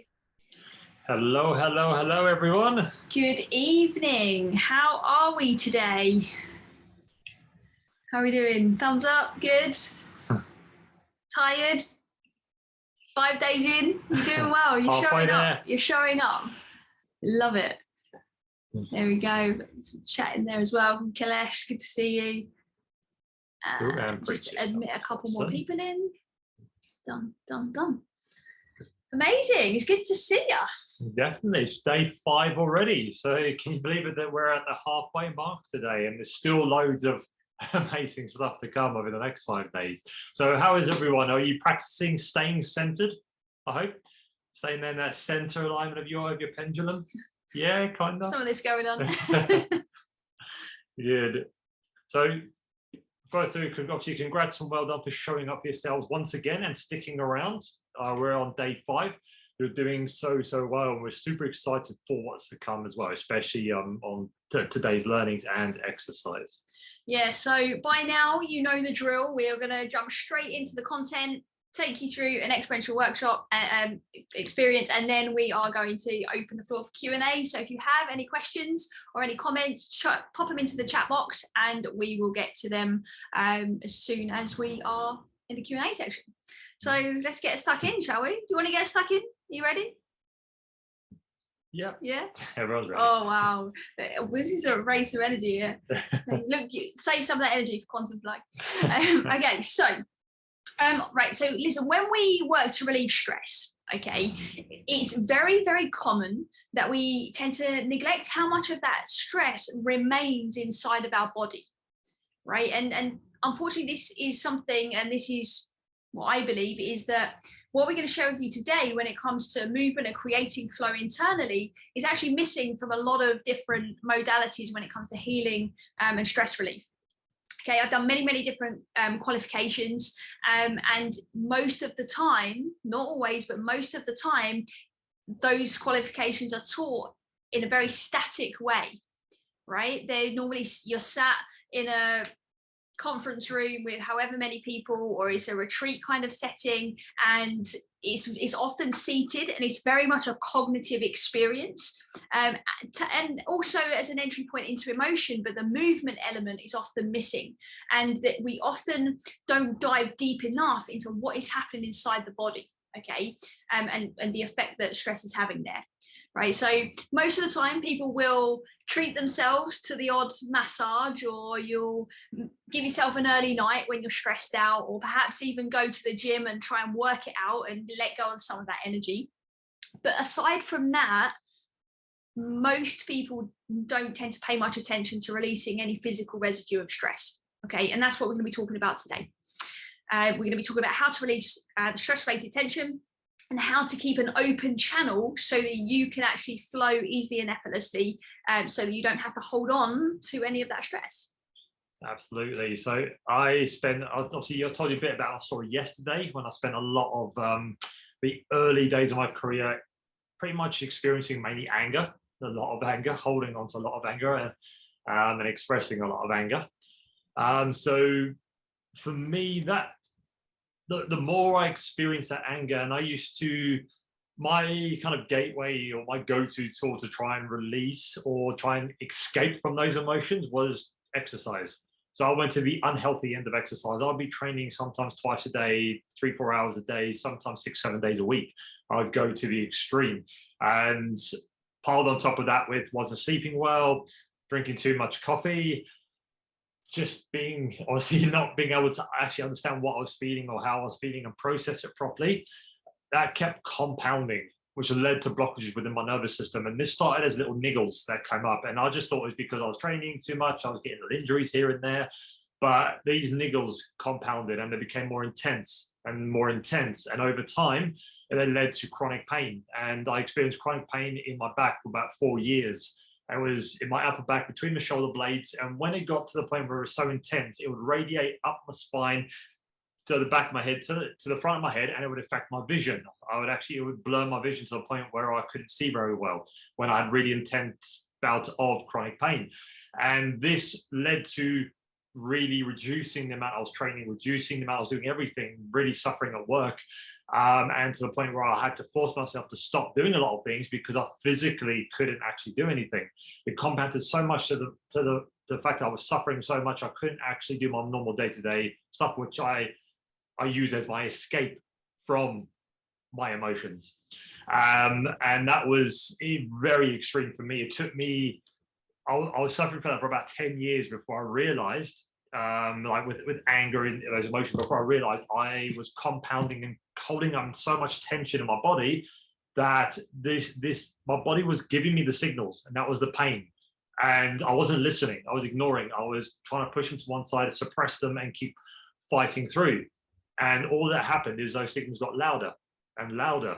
And that's when chronic pain developed. And it took me to be able to connect back with my body. And that's when I found breath work, and I got deeper into focusing less on the outside and focusing more on the inside. And when I started to listen, those symptoms, that pain started to dissipate, it started to release, just because I was listening and connecting my body, and the tension started to fall away through some of the stuff we've already shared with you, and some of the stuff we're going to keep sharing with you over the next few days. So I'm kind of quite glad I got to that point and found the fact that everything I was experiencing wasn't a physical issue. It was a physical symptom, but the issue was much deeper rooted. And I'm quite happy that I've managed to peel back those layers and find that roots really, and that issue, and release that chronic pain. And like I say, when I released it, I've never experienced it again since, because obviously I keep up with my daily practices, and I make sure I release and let go of the emotions that I'm storing or I'm feeling at that time that I don't need to feel. That makes sense. So it was a lot of that anger resistance that caused by chronic pain and that tension. And once I connected with the breath, then I started to realize that, okay, this is great, that I can start to release these emotions. It was the physical release, and it gave me my body what it needed, which was where the magic came in for releasing tension. And you'll find me now, if you're ever with me like live and I'm talking to you or doing something, every now and again you'll see me just bouncing on the spot and shaking. I do it so much now, it's an unconscious habit, because is one of the best things I've ever found for releasing tension and just getting things back to a more grounded state. It's something we're going to go through today as well, but it's so powerful, and as little as 30 seconds can really help you shift that state and release any tension you're holding in your body. Yeah, definitely. And some of you guys mentioned on day one that you was experiencing some tension, right? And even in the body scan, you felt that as well. You felt certain areas of the body. So before we get into taking you through some exercises today, you might recognize the picture on here, maybe. So this is some younger pictures of myself, which I rarely show, but it really is a great example of stress on the body. So I'd really love to share with you kind of my experience here. So what you'll see is me when I'm 5 years old, 7 years old, 8 years old, and 9 years old. Okay, you can keep your jokes to yourself for those young pictures. But what I want you to do is I want you to take note of how my posture changes in these images. Can you see that? Can you see how in this image here at 5 years old, the one with the tie, if you can't see the pointer, quite upright, quite happy, and then you can just see over time my posture is rolling forwards. Now, due to some sexual, emotional, and physical abuse as a minor, I got stuck in that hyperarousal mode. I got stuck in that survival mode, right, that we spoke about a few days ago. Right, so that window of tolerance, my body was literally on alert all of the time. And the posture starts to reflect how my body was contracting in that survival mode at such a young age. I wasn't conscious of this at the time, obviously. Now, I mean, you can look at these pictures and you can literally even see, I can see it. I don't know if everybody else can, but like the life force in my eyes from the picture at the start to the picture at the end is even completely different. And the reason I share this with you is because my body was doing this completely unconsciously, right? Without me knowing from such a young age. Now imagine, obviously this is up until at age, I'm gonna say 9, 10, 11, bit older now. Imagine then me going into teenage years and just general stressors. I continue to add stress like everybody does. But my default was to stay in that hyper-aroused condition. And unfortunately, I then learned to deal with stress with alcohol, which in turn created even more strain on my system, right? Put me under even more stress in the body. And by the time I was in my 20s, I had severe tension in my neck and my shoulders, okay, a bit in my jaw as well, but more so neck and shoulders, and my lower back as well. And the crazy thing is, like, to the outside world, I was this happy, bubbly, living the dream life kind of on the exterior, but on the inside, it couldn't have been further from the truth, right? And it was only when my body started to feel completely burnt out, completely exhausted, and that was at the time where my thoughts started to get the better of me, right? And that was where the suicidal ideation started to come into play. And that was when I realized clearly that something else needed my attention. It was a combination of the physical, right, and obviously the mental side of things as well. But honestly, my point here is that my body has been talking to me since I was probably 6 years old, right? 6 years old. And I had no idea, no idea. And there's so many people still walking around today not paying attention to the signals their body is giving. And this comes from stress, okay? Definitely from trauma, but trauma and stress, there's a very fine line, okay? So this might be more of an extreme example. However, we've all been through this one way or another, okay, in terms of our body's reaction to stresses. So it's essential that you start to notice this, okay? So my question to you to reflect on even now throughout this session, or even as a homework, is what is your body trying to tell you, right? What is your body clinging to, right? Because in my eyes, what we're going to share with you today is the one of the missing pieces of this stress relief puzzle, because we feel like it's so inside in terms of the way that we obviously feel emotionally and the thoughts that we have, and then how it manifests at the life level, that we just sometimes neglect to pay attention. And I know we've touched on this on body scan and things like that, but it's so important that you start to recognize that this is real, right? This is happening inside of your body one way or another in your own situation uniquely. So it's time for you to ask yourself, what is your body trying to tell you? Okay. Absolutely. Every single symptom your body produces, whether it's skin issues, digestive issues, pain, discomfort, whatever, is a signal to say there's something else going on. There's a residual of energy blocked within your system. So it's important to listen to those symptoms, because every symptom there will is a signal for you to learn what's going on with your own body. So it's very, very important. And it's important to remember that everything, like we said, everything is energy. We talk about energy a lot because everything is literally energy. The chair you're sitting on is made of energy. Food you drink, you eat, the water you drink, it's all energy. Our thoughts, our emotions, our bodies are made of energy, all different, obviously vibrating different frequencies. And depending on the quality of that energy, which we'll be diving into more on day 9, it will have a healthy effect on our system or an unhealthy effect. Okay, and unhealthy energy tends to have that lower vibrational frequency, and healthy energy tends to have a higher vibrational frequency. So the energy from unserving thoughts and memories and emotions, they present a lower energy frequency. They feel heavy. This energy gets stored in our body unless we let it go and we process it. Okay, this is why it's so common to see chronic pain disappear when we release emotion, like what happened to me. When I started to deal and actually process my emotions and all that anger I was holding on to, chronic pain disappeared within 2 weeks. Okay, and it's obviously different for everyone. I'm not saying everyone will be able to get rid of pain in 2 weeks exactly the same. It is different. But it can also take time, right? Yeah, it can take time. That's if it's emotional release that's the issue. It could be that, like we said, is you're stuck in one of those shutdown or hyper arousal modes, and that journey can sometimes take a bit longer because you're having to literally create new pathways in your body as well. So it would depend obviously on where you are on your journey. Definitely, and unless we've learned to let go of that energy that doesn't serve us, and we cling onto it unconsciously, and that feels even more stress.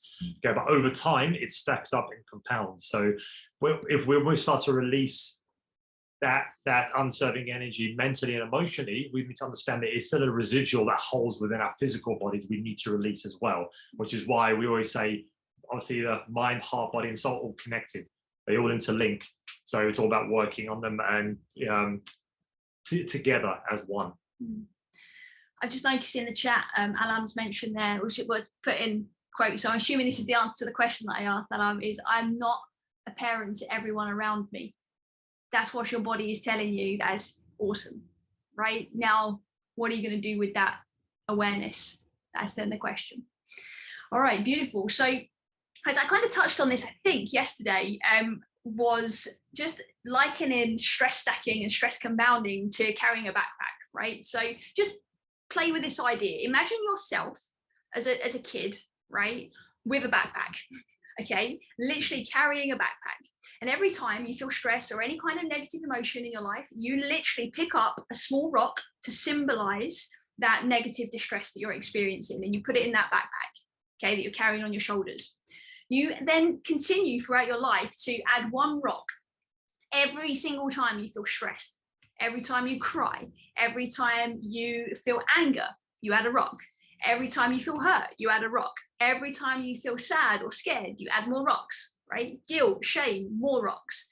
Every time you put your body under stress, every time you've been on a night out or beasted yourself too much in the gym, or you've been burning the candle at both ends or working too hard, that's you putting yourself under stress. You get another rock and you put it in that backpack, because for every low vibrational or negative experience you add a rock, you essentially are carrying it everywhere you go. And years go by and you've been collecting all these rocks, okay, all of this stuff, this heavy stuff, this stress, and that backpack becomes heavier and heavier. Right? And you start to feel the intensity of carrying that backpack. That will then affect the way you move through life. If you move through easily, effortlessly, it affects how we think, how we feel, the decisions that we make. And we literally carry around these metaphorical rocks of stress in our bodies instead of our backpack. Right? Unless you have obviously been expressing yourself, you've been learning to regulate yourself. But unfortunately, these things are not always taught either by parents or caregivers or in the school system. So we find ourselves then later, potentially as adults, realizing that we've got this big backpack that we've been carrying around all this stuff for, and actually perhaps it's now time to let it go. Yeah, so if any, through all that, if any questions have come in or any insights from what we've been speaking about, please obviously put them in the chat box or write them down for when we get to the Q&A. Because I know obviously there's quite a lot that we're going through here, and it's probably eliciting some questions for you to maybe get some more clarity. So just make sure you write them down so you don't forget them. So like we said before, when it comes to emotion, we need to let it go. We need to learn to let it go. And animals are the best at this. They have got an innate response as humans when we were born, but we were conditioned out of it. So when animals get into a stressful response, where it's a life or death situation, or they're threatened, whether they're running from obviously being hunted or something's happening, once they're in a safe space and they know their life's not in danger anymore, you can physically see them. They literally shake off that excess energy, that frenetic, that stagnant energy that's been building up over that stress response, so that's being used to get to safety. But once they're safe, they let it all go by shaking off, and then if you watch them, they go back with their life as normal. They don't think about it. They don't play it over in their head again and again. They just get on with their life as normal until the next situation happens, and they do the same thing. As kids, we were so adept at doing this. If you look at children, and when they will let you know when something's wrong. If they're hungry, they'll let you know. If they're unhappy or they're angry, they'll let you know, because they tap into what we have, which we call a somatic response. This is our body's natural ability to physically express our energy on however we feel.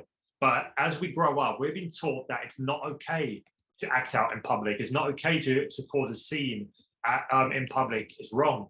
So we learn to suppress and repress our energy. So every time that if we don't like something or we're sad about something, we're taught to don't show it. Okay, like we're out in public, we're with friends, don't embarrass me. So you hold it in, and we forget that we have this somatic response and we block everything.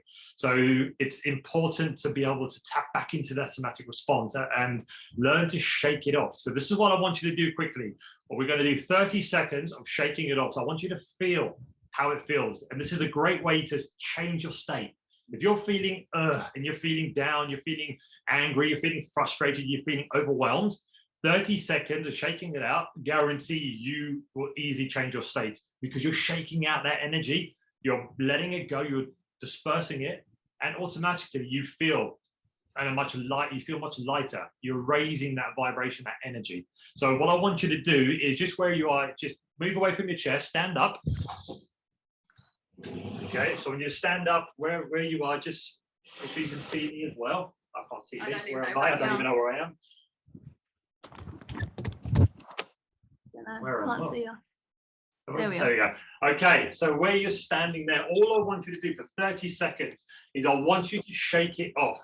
And when you shake it off, it's completely down to you during these 30 seconds what comes out. Usually when most people shake it off, sound and natural response of what wants to come out.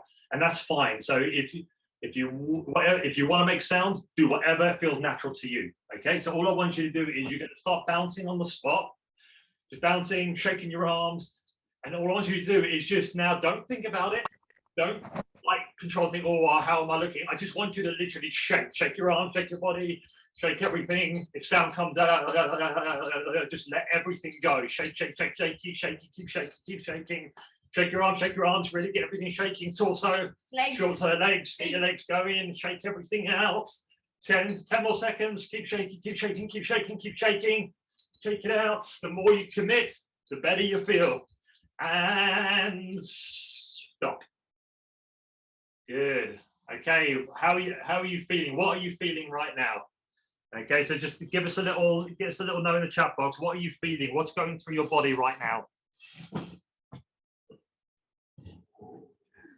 I'm feeling hot. I've got like no AC in here at all. So this will be just that short period of time, those 30 seconds. What are you feeling at the end of that? Vibration. Perfect. Good. That energy's flowing. Anyone feeling anything else? Re-engage, nice, excellent. And again, so you're releasing that energy, and as soon as that releases, focus has either come back to what you're doing. Fresh, nice. And that's just a few seconds. And I'll say this to every client that we work with. If you've got a job that that stresses you out, or it overwhelms you quite a lot, and you get home and you feel exhausted, before you do anything, before you make any decision on what you're going to do next, go home and then drop your stuff and shake everything out for 30 seconds. Or even longer if you want to. Put some music on, shake it all out, dance, whatever. And then once you've done that, then decide and choose whatever you're doing next. Because when we're making a decision from being exhausted and overwhelmed, it's usually going to be the most convenient one, which is sitting down on the sofa watching something, or grabbing a bottle of wine, or grabbing the nearest unhealthy snack. So before you make any decision, when you're feeling overwhelmed, stressed, angry, shake it off, then choose your decision. I guarantee you'll be in a much more resourceful state, and you'll make a better choice, which is more aligned with who it is that you are and what you want. You know, yesterday we said about the emotion ID steps, and that's a fantastic thing to do. But sometimes you want something that's quick, something that's easy, and sometimes when you're really in the charge and you're feeling it, something like that will just get rid of that frenetic energy that's just not necessary. It's important to know that that is a reactive tool to use. The shaking it off is a reactive tool, right? So we kind of have, we don't have to wait, we can just shake off all the time. But I do it all the time. Your trigger is, if you are feeling stressed out, anxious, lean into the shaking it off, right? Can you use this on an airplane when feeling anxious? Yeah, I do. Literally, when I always try to book a exit aisle seat, because I'm like 6'4", but I will, especially on a long flight, if I do 7-8+ hours, I will get up every hour, maybe even sooner, depending on how I feel. I'll just stand by the exit door, and I won't do like really crazy, because you might get, I don't know. Yeah, exactly. If there's any kind of security on the plane, you might get taken down. But just gentle bouncing on the spot, just a bit of gentle shaking your hand, it will help release that energy. I think also on a plane is breathing is a good go-to, because you can do that if you've got your seatbelt on and you've got to sit there and stuff. So yeah, breathing is a good one to lean into there. Sorry. No, definitely. But it's always recommended, obviously, be as proactive as possible on a daily basis. Okay, this will help to really clear past energy that's stuck, and also keep your system open and clear, so you don't have to worry about the consequences of stress in your health. Yeah. So I'm going to, in a second, I'm going to guide you through another quantum flow that I created specifically for to move, flow, and cleanse our energy, get our energy moving again, and really release any residual energy that's being stored within our nervous system. It'll be a short one, about just over 10 minutes. And it's all about finding that flow in our body and movement. And it's really, really good to do to release and cleanse your energy. Yeah, I just wanted to add, before you jump into the quantum flow, that the shaking it off is very much around releasing day-to-day energy that's there. Yes, it will start to shift some maybe unresolved stuff from the past, but it's not like the tool that you use if you've got some heavy duty emotion that you know is there from past experience. Okay, so the shaking it off is for your day-to-day, let's just let it go. Like we said before, at the root level, there's other techniques that you get to use, and quantum flow and the flow that Jonathan's going to take you through now will really help that as well. Absolutely. Mobile, I see you have put your hand up. No. Oh, no. Just saying hi, right? Cool. No problem. Right. Excellent, guys. Okay, so during the flow, like when we talk about flow, that flow state is about tapping into the I amness. It's about when you're tapping into flow state, the self, the physical self is gone. There's like the flow is about being selfless, timeless, and effortless. When you're in flow, you're in full manifestation. You're in full creation mode at this point. Okay, it's the optimal state of consciousness. It's where you feel your best, you perform your best, and you just get lost in time and space. Like, have you ever kind of been stuck in a project, or you're doing something and you felt like you've been doing it for 5 minutes, but like hours have gone by? That's flow state, is when time no longer exists. You're so tapped into the present that time just becomes irrelevant. And this is the state that we can naturally live in the more we tap into it as well. So anything becomes possible when we live from a state of flow. So the more we can get our bodies into flow, it's easier to tap in to our emotions, to our thoughts, and really connect this. So have you got anything to I was going add? to say, if then you're flowing, that means there's nothing blocking, right? Imagine a hose pipe for the water, and you squeeze it, right? It gets blocked and it gets clogged up. But when you release it and you open yourself and you open the hose, the water just flows beautifully. This is what we're essentially doing inside of the body. So at the same time as creating this space and this beautiful sense of flow, we're also releasing at the same time. Absolutely, definitely. So guys, when we go through this flow, like yesterday, I know we touched on some questions afterwards. If anything that I'm saying comes up there, like we talked about yesterday, that becomes in conflict with your practices or what you believe in, you're more than welcome to change up the language that is more aligned with your practices and what you believe in. Okay, like what we say, it's more about the language, like using the whole thing of I am, but you can change it to suit what's aligned with you.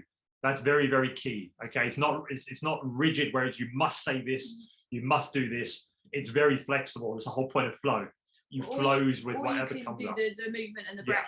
Yeah, you can just exactly. So movement and breath is absolutely powerful as well. But you judge it based on how you feel. You can rearrange words, add words, make it fit that is comfortable with you guys. Okay, well, whatever your belief system is, whatever your practices are as well, it will still be the same amount, just as powerful. Okay, so what you're going to do is you're going to find a space where you can stand up. So this is a standing flow. So get yourself in a comfortable standing position. I'm going to put this here.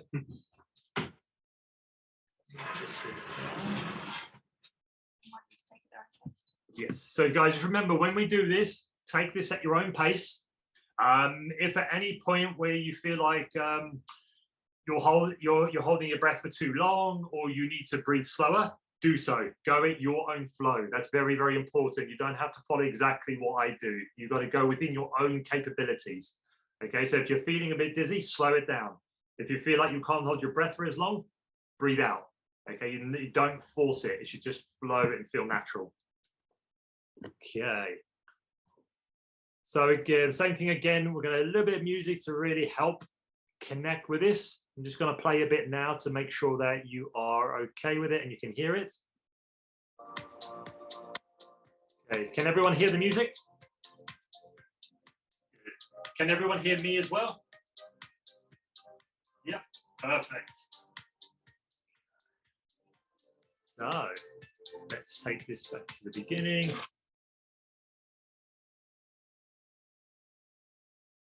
Let's shrink this a bit as well so I can see.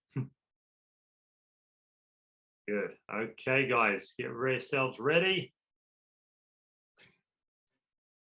Okay, so we're going to start by grounding into our body first. Quantum flow always starts with grounding and connecting with ourselves. So start with your feet parallel, hip width apart, just bending your knees slightly, bit of activation in your quads. Okay, just feeding your legs active.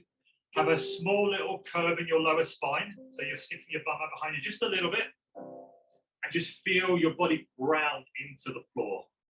So from here, what we're going to do is connect with the breath. So bring both your hands to your belly, closing your eyes, and just inhaling through your nose, feeling your belly expand, and exhaling through your mouth, feeling your belly fall.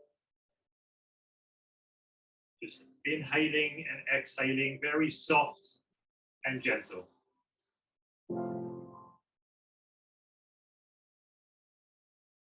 On each exhale, just imagine, feel yourself relaxing even more into your feet, into the ground, connecting with your body, connecting with the breath. Good. Now I want you to visualize a red laser beam that is running from your tailbone all the way down into the earth, to the center of the earth, connecting with Mother Earth. Now imagine a golden beam of light running from your crown, from the top of your head, all the way up into the sky, to the sun, to the stars. I want you to take a deep breath in through the nose. And as you exhale, bringing both those energies from the earth, from the stars, into your heart, Bringing both hands to your heart and connecting with your intention. Using the phrase, I am. And knowing that you are opening your intention up to the sacred masculine and sacred feminine, combining both those energies in the heart. So whatever that intention is for you, whatever you're calling into your life right now with the I am, could be I am bliss, I am abundance, I am flow, I am energy. Whatever that is for you, just see it, feel it, and know that it's already happening.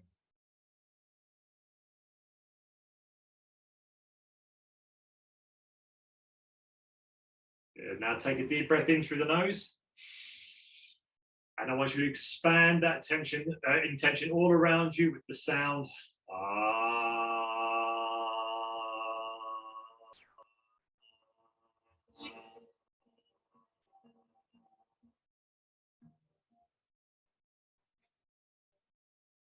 Keeping your eyes closed, just connecting with your intention. Good. From here, I want you to inhale, bring your arms above your head. All the way up to the sky, reach up, stretch up. And then you're going to exhale and you're going to lean all the way down to the floor. Relaxing your neck, relaxing your head. You're bending your knees and gently inhaling all the way up. Arms up to the sky. And as you exhale, you're going to stay up and just bring your arms down, integrating all that energy down, down, down, coming back to center. Good. Okay, from here, we're going to juice up the spine even more. So I want you to start just swinging from side to side. Just swinging your torso, letting your arms just flow and follow from side to side. What you're doing is with your arms, you are tapping, lightly tapping your organs. You're waking up the organs of light inside of your cells. Get your cervical spine moving even more. As you twist, look over your shoulder. Really get that spine juiced up. Good, keep going. Just find that nice, gentle flow. Good, tapping those organs nice and lightly, just waking everything up. Good, and gently from here, coming back to center. Beautiful. Okay, from here, I want you to open your legs out to 45 degrees. You're going to take them out nice and wide. Your knees over your ankles in line with your toes. Okay, just finding that stance, bending the legs, feeling that tension, that bit of activation in the leg. I want you to keep your arms open. Just really grounding into your body. Connecting back with your intention, with the I am. Thank you, thank you, thank you. Good. Okay, from here, we're going to inhale. We're going to open up. Open your arms up behind you. Really expand your chest, expand your heart. And as you exhale, you're going to take one elbow to the opposite hip. You're going to be taking it across the opposite hip. And then you're going to come up and inhale and expand. And exhale and to the opposite side. Good. So inhale, relax and expand. Exhale, you're going to activate the core. Pull the navel in, pelvic floor active, arms active, chest active. Inhale and exhale. Inhale, exhale. Good. I want you to find your own flow now in this. Your own flow. Keep it going.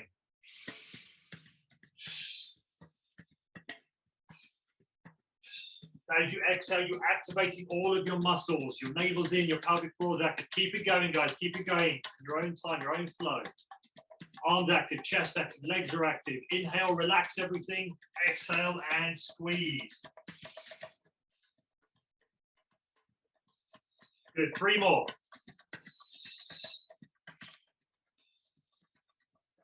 Last one. Now inhale back to center. And exhale to center. Arms together. Tailbone tucked in. Chin down. Everything is active. Navel in, pelvic floor active, arms active, chest, back, legs, everything is squeezing. Keep your jaw and your neck relaxed. Keep breathing. Keep breathing. That's it. Keep going. Keep going. Keep feeling it. Feel all your muscles active now. And feel that fire inside. Activating every muscle. Going deep into the core here before we go into flow. Just feeling the fire of the core. Keep holding. Okay, I want you to bounce a bit now. Add a little bit of vibration in the movement. Bounce your body. Bounce through the legs. Keep everything active. Keep breathing. Keep breathing. Good. Keep going. Keep going. Nearly there. Good. Now hold it. Keep squeezing. Inhale. Hold your breath. And as you exhale, you're going to now let it flow. You're going to bounce. Bounce. That's it. Just find a nice, gentle bounce through your knees. Swinging your arms. Nice and gentle. Good. Just start off slow, and we're going to get into it in a minute. Just find that nice, gentle flow. Good. Okay, now we're going to really let it go. Okay, this is where we're going to shake it all out. We're going to get the arms going, the body going, your legs going. Okay, ready? And let's go. Let's go. Speed it up. Shake it out. Shake it out. You can use the sound as well. The sound of alchemy. The sound helps to release even more. That's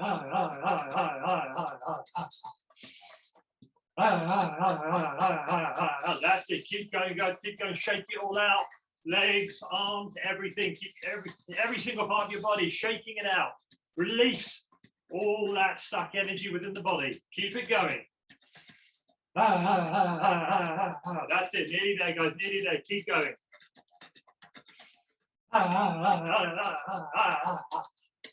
That's it. Keep going, guys.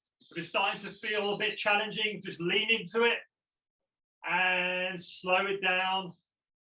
Bring it back, nice and gentle, back to center. And just stand there, letting your body move however it wants to move. Just feeling any sensation that are running through your body right now. That's it. Take a deep breath in. Breathe out with the sound.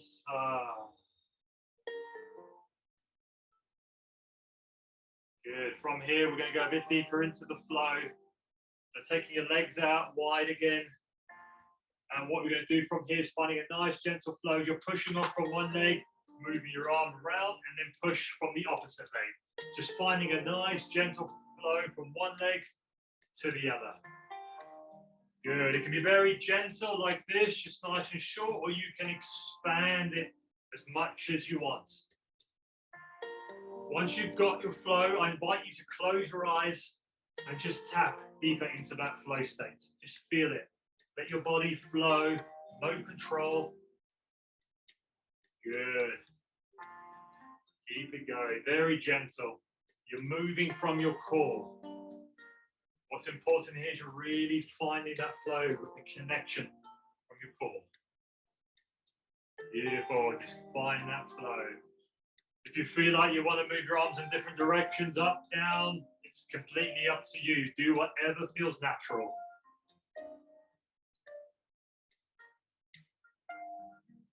Just become like water, just flowing, moving naturally and with purpose.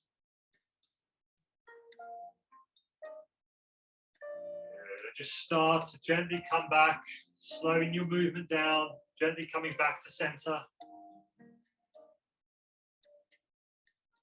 Good. Standing there. You might feel like your body still wants to move a little bit. That's absolutely fine. Just take a deep breath in. Exhale with the sound. Beautiful.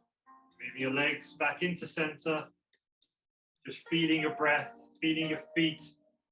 When you're ready, I want you to inhale, open up. Exhale and integrate all that energy with the sound. Bringing it down through your crown, down your spine, through your whole body. Good. Again, inhale up. And exhale. Good. Integrating all that energy into every cell of your being. Last one. Inhale up. And exhale. Letting your body flow however it wants. Feel the flow. Connecting with your intention. I am. Whatever that is for you. Thank you. Thank you. Thank you. Bringing your hands to your heart. Keep your eyes closed. Acknowledging the gratitude from the heart. How good does it feel to be in your heart right now? Letting that energy do the work it needs to do, that it has to do inside of us without any control. Feel the emotion right now. Tap into the emotion of gratitude. The emotion of your intention. Good. Inhale, expand it up. Arms up, hold it. Feel that emotion, radiate that emotion all around you. And exhale with the sound.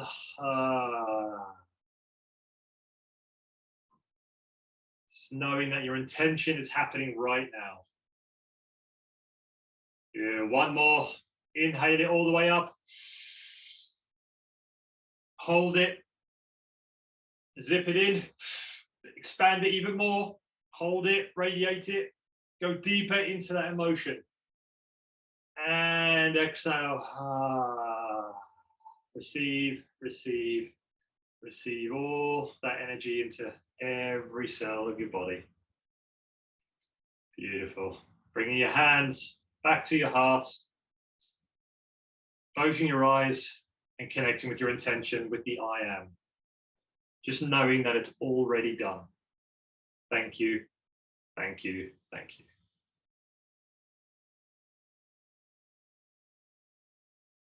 Good. Just bringing your attention back to your body, to your feet, wiggle your toes.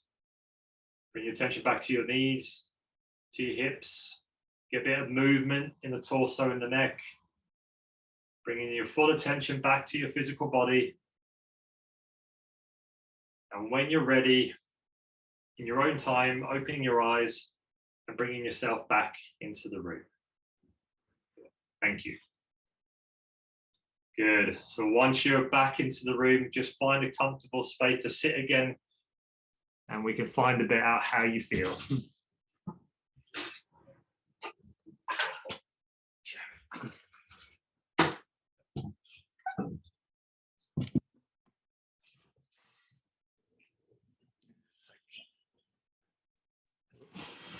There you go. So feel free, unmute yourselves. So turn your microphones on. Let us know how you're feeling. How was that for you? I'm disappointed. I didn't want it to end. That's right. This is a short flow. You're going to get a nice bonus where it's going to be a longer flow where you can really go deep on it. Great. It was wonderful. It was really good. Right. Thank you. Why was it so wonderful? What did you notice within yourself? When Jonathan said, notice how it feels to come back to your heart. Right away, I pictured myself in a field of daisies, and I was smiling really big, and it kept coming at the end. Yeah. So beautiful. Great. Love it. Thank you. Anyone else? Amazing. So powerful. Feels great. I feel centered. So relaxing and emotional. Oh, nice. Perfect. Amazing. So powerful exercise. Here's the thing, with something like this, there's no right or wrong way to feel. There's no right or wrong way to experience it, and it's going to be unique for everybody. So I think the key is recognizing what is that doing for you. Joanna. Yes, you've got your hand up. Yes, hi everyone. Thank you for the exercise. As the usual, it's like mind-blowing, and it's a different experience that I'm sure most of us never experienced it before. However, this time I didn't feel that I'm taking energy or I'm collecting energy. I felt like something is is going, like is leaving some energy is leaving me, but it felt good. So I don't know if it's supposed to happen or not, but I felt like there's a lot of heat coming out of my body, if that relate to anyone. Yeah. So I don't. So heat is usually a key sign of emotion finding its way out of your system. And the beautiful thing is when you release and you feel like that energy's letting go, perhaps maybe tonight after a good night's sleep and tomorrow, you'll actually start to feel quite energized, because again, like we mentioned earlier, you're creating space, right? You're letting that stuff go, which means, well, now you've got room for some more good stuff, right? Yeah. Remember, you're not. There's nothing that you should or shouldn't feel. It's completely individual to the person. So when we're doing the core and really kind of going deep into the core, that's helping to move any blocked energy from our kind of survival energy centers that are in the core and moving it up our body. And then when we do the shaking, that's releasing any residual energy that's stuck there that doesn't need to be there anymore. So you feel whatever comes up for you, and that's the key. Yeah, I just want to say something as well. I'm a pet specialist, and I relate when you said that animals do shake when they change from a state to another, and in science it's called calming signal. So if you find a dog that is sleeping, when they wake up they shake and then they carry on. So it totally relate to me, because I see it, I experience it with the work and with my pets as well. So it made me actually it gave me like a hint to actually watch them and learn from them, because they have like they know exactly how to deal with stress, illnesses, and they overcome difficulties in a better way than humans. So thank you for mentioning that.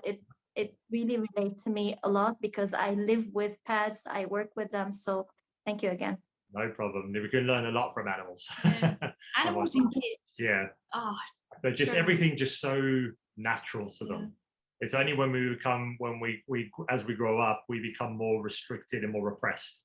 So it's the more we can look at that nature around us from animals and kids, and like you see kids sometimes, you go, why are they acting like that?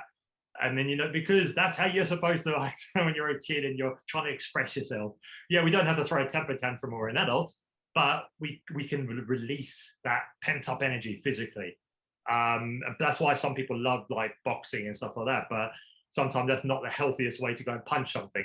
That adds more to the to that low vibing emotion as well. We feel good at the time, but internally it's still there. So it's important to release it in a healthier way.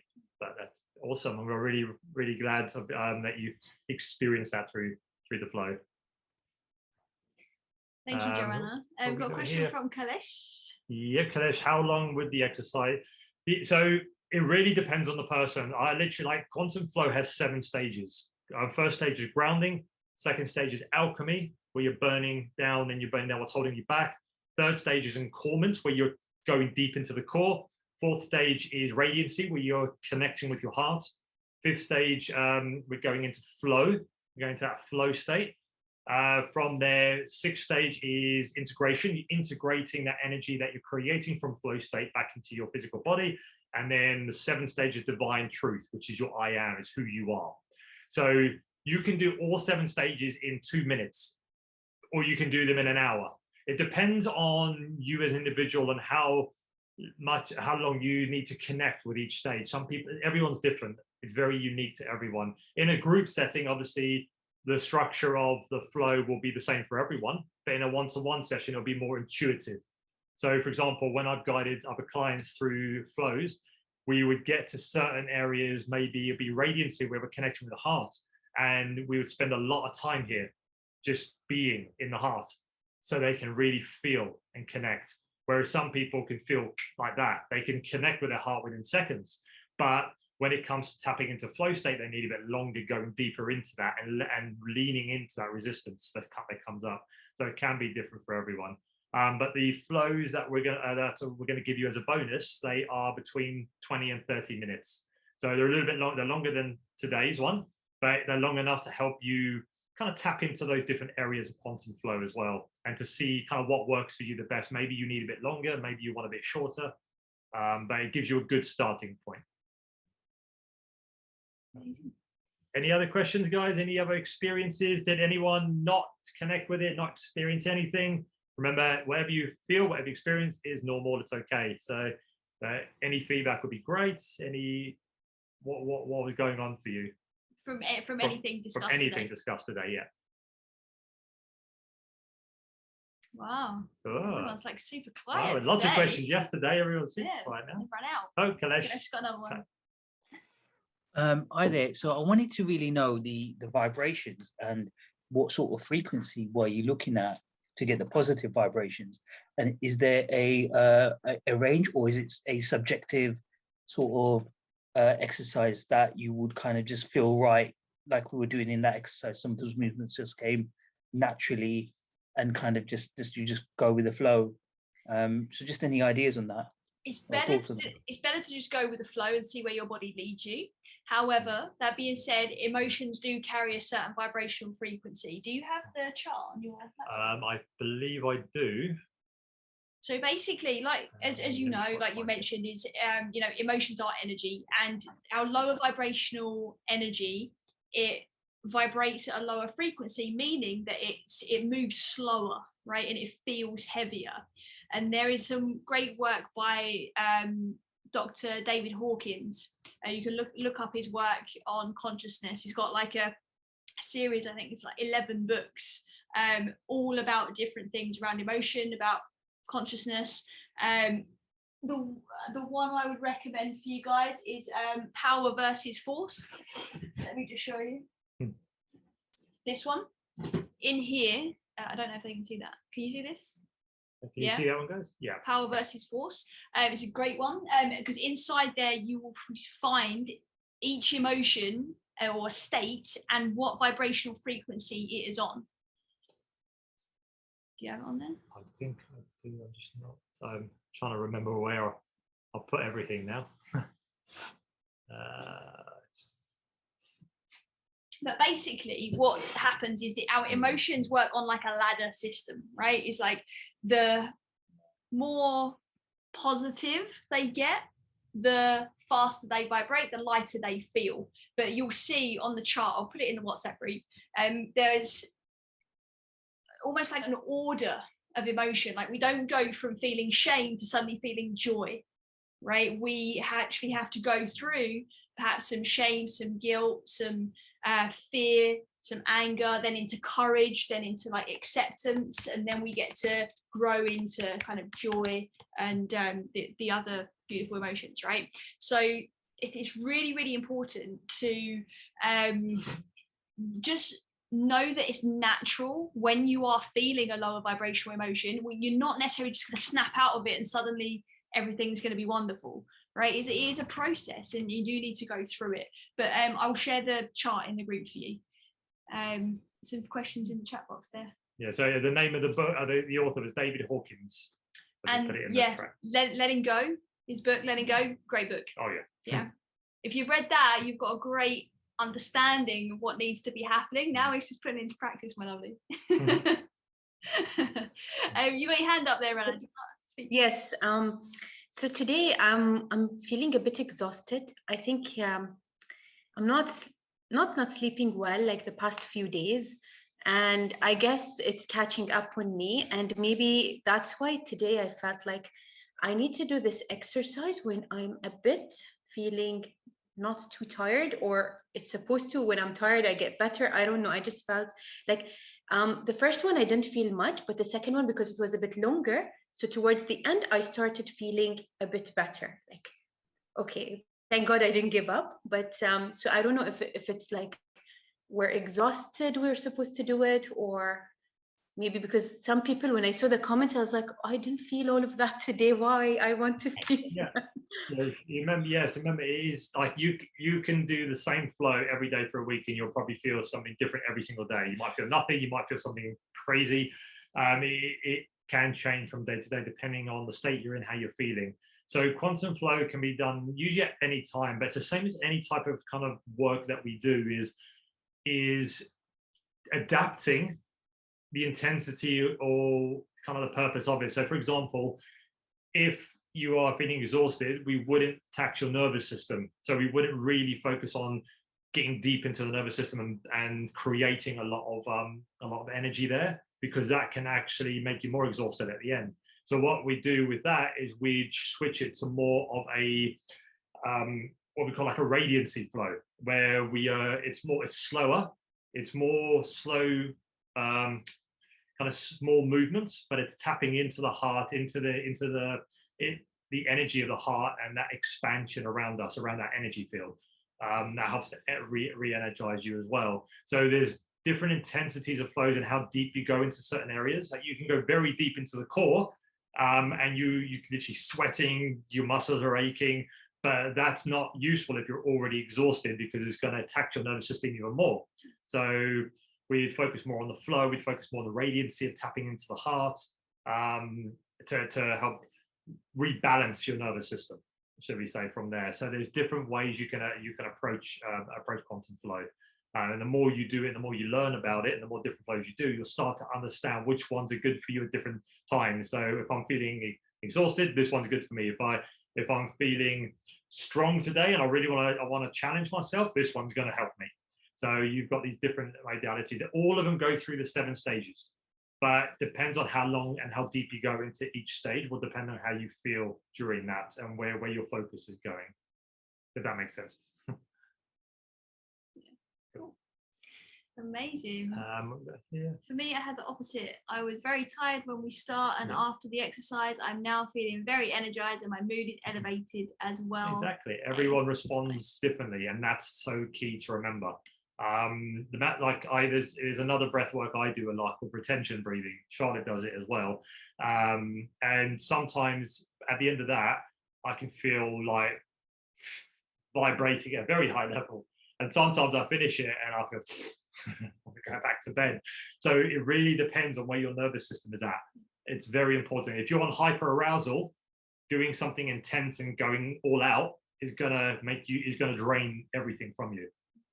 Okay. Whereas if you're in kind of like a shutdown mode and you're feeling a bit more lethargic and tired, and your nervous system is like meh, then it will help bring it up.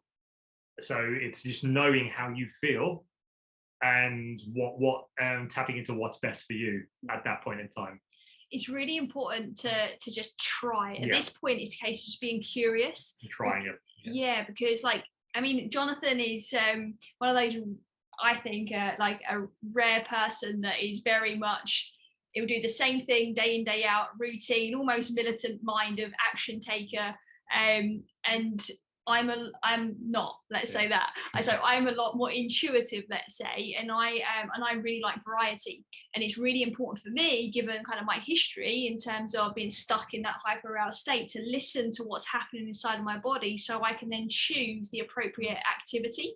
So some days that is quantum flow, some days that is like some of the meditations you did on the first couple of days, a simple body scan. Sometimes that is self-compassion exercise. Sometimes that is doing Qigong. I really love Qigong, which is similar to quantum flow, but a little bit more mindful, let's say, and there's less like fire and burning stuff down. So yeah, it's more flowing, and I really connect with that. And that doesn't mean to say I don't connect with quantum flow. It's just some days I need something different, and I think it's really important that you learn to honor that within yourself. But in the beginning stages, it's so important to just be curious and try stuff, and really make a note and be like, oh, this is how I felt when I did this, because then you start to just know. Right, you can wake up in the morning and be like, boom, I need this, I need that, right? This is what I need today. And it's really powerful, because that way you're giving yourself what you need, not doing it because you should, or because it's on your list, or because you've started this new thing and you should do it. That's when we start getting in a bit of a shame cycle, when we don't then do the thing that we promised ourselves we're going to do, and that can then create even more beliefs about ourselves that we're not capable, or everybody else seems to be able to do it, but I can't. And just give yourself permission to be curious, be intuitive, do what you feel like doing. Just listen to yourself. Like, you can't go wrong with that. Promise you. Sure. Okay. Any other questions, thoughts, feedback? Mavat, yeah, please. Now, you always say when we do the breathing, the scanning, even the flow we just did, we listen to our body, right? And we feel things. Okay, I felt, let's say, vibration or a headache and a slight headache in my head. What does that mean? What is my body telling me? That I have problem in my head? I'm sick, I'm ill, something? How can I figure out? So how can I translate it? So something that I can understand. This is your rational mind wanting to kick in and almost take a bit of control from the situation, and just to make it make sense. And that's okay, right? That's natural. I'm very much the same. I want to connect the dots. I want to know why something's going on. But sometimes you're not going to always have a logical explanation. But what you will find is when you continue to do something, you might start to notice a pattern. Right. In the same way, if anybody is here has experienced like anxiety, you tend to get a sense of when it's coming on. Maybe your heart starts to beat faster, or you get a feeling in the pit of your stomach, or your palm starts sweating. That there'll be some clues, right, that this is coming up, and you know that you're feeling potentially anxious. But that's just one example. But for example, it could be that you, when you are doing an activity, it's always your head, right? Or when you're doing quantum flow and you're tired, then it's your head. All that means is that it's just moving some energy there, and that's it. Unless there is like a problem and you feel like there's something going on there, then I wouldn't be too concerned by that. Now, there are many different approaches and kind of metaphysical approaches. That would definitely be a conversation for another day. But there are some resources that you can look into that can actually start to correlate medical conditions rather than specific sensations with certain psychological things that need to be looked at.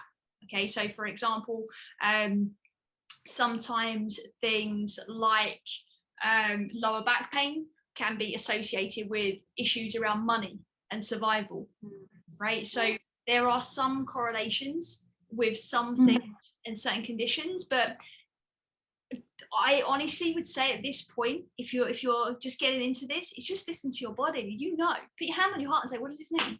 Right? What does it mean? Like Alan beautifully shared earlier, is that when she asked her body, what is it trying to teach me, is that she's not a parent. She doesn't have to be a parent to the people that are surrounded by her, right? Because we know, deep down we know. We don't have to look it up. We don't necessarily have to know. Just check with yourself.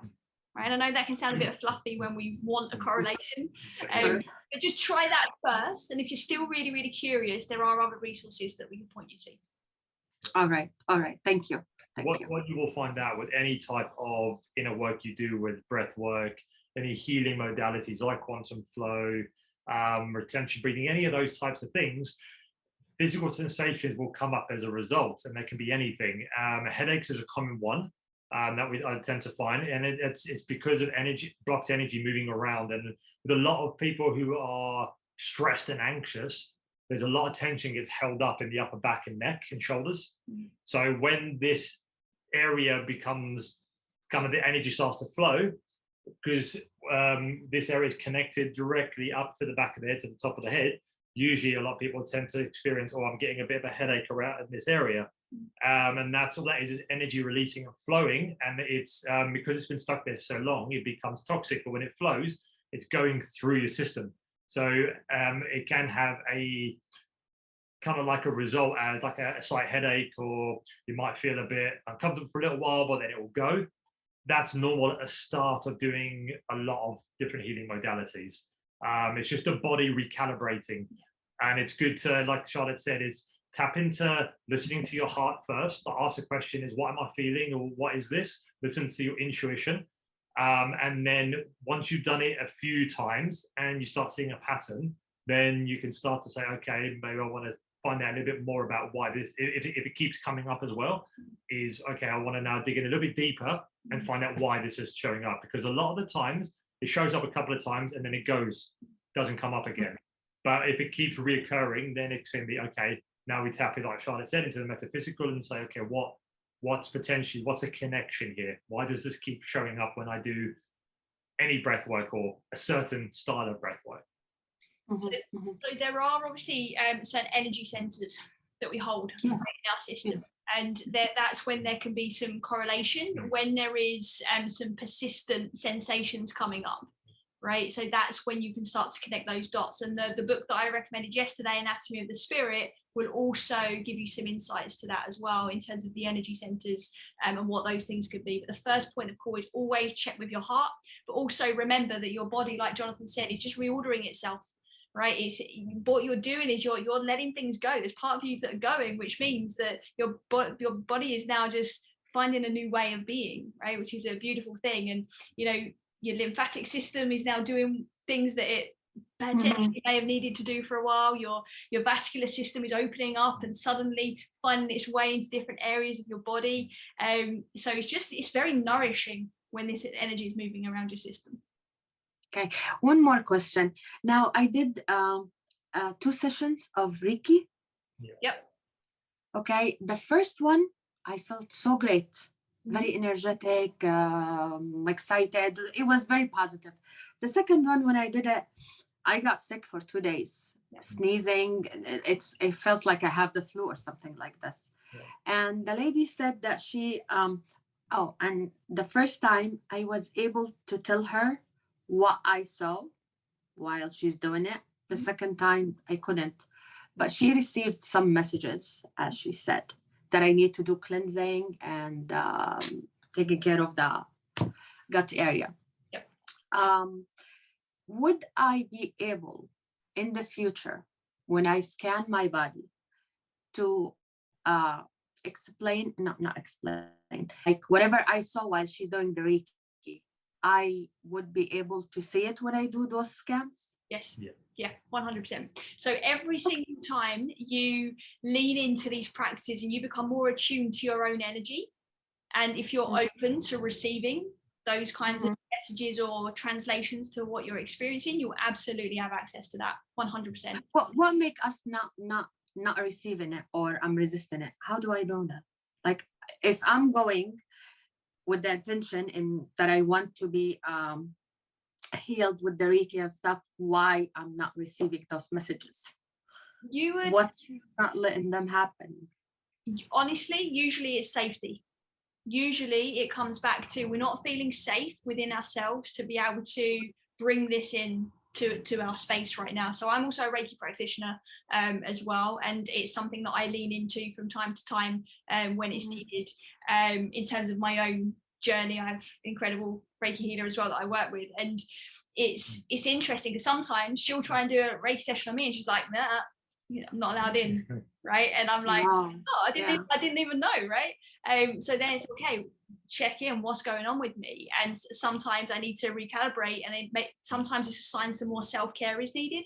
Sometimes it's a sign that maybe I'm just too much kind of somewhere else, like stuck into a project or whatever, that I've got so disconnected, and therefore my system shuts down. But I can only tell you that from my experience. I couldn't tell you what your reason is, but I would definitely say look at safety as a key.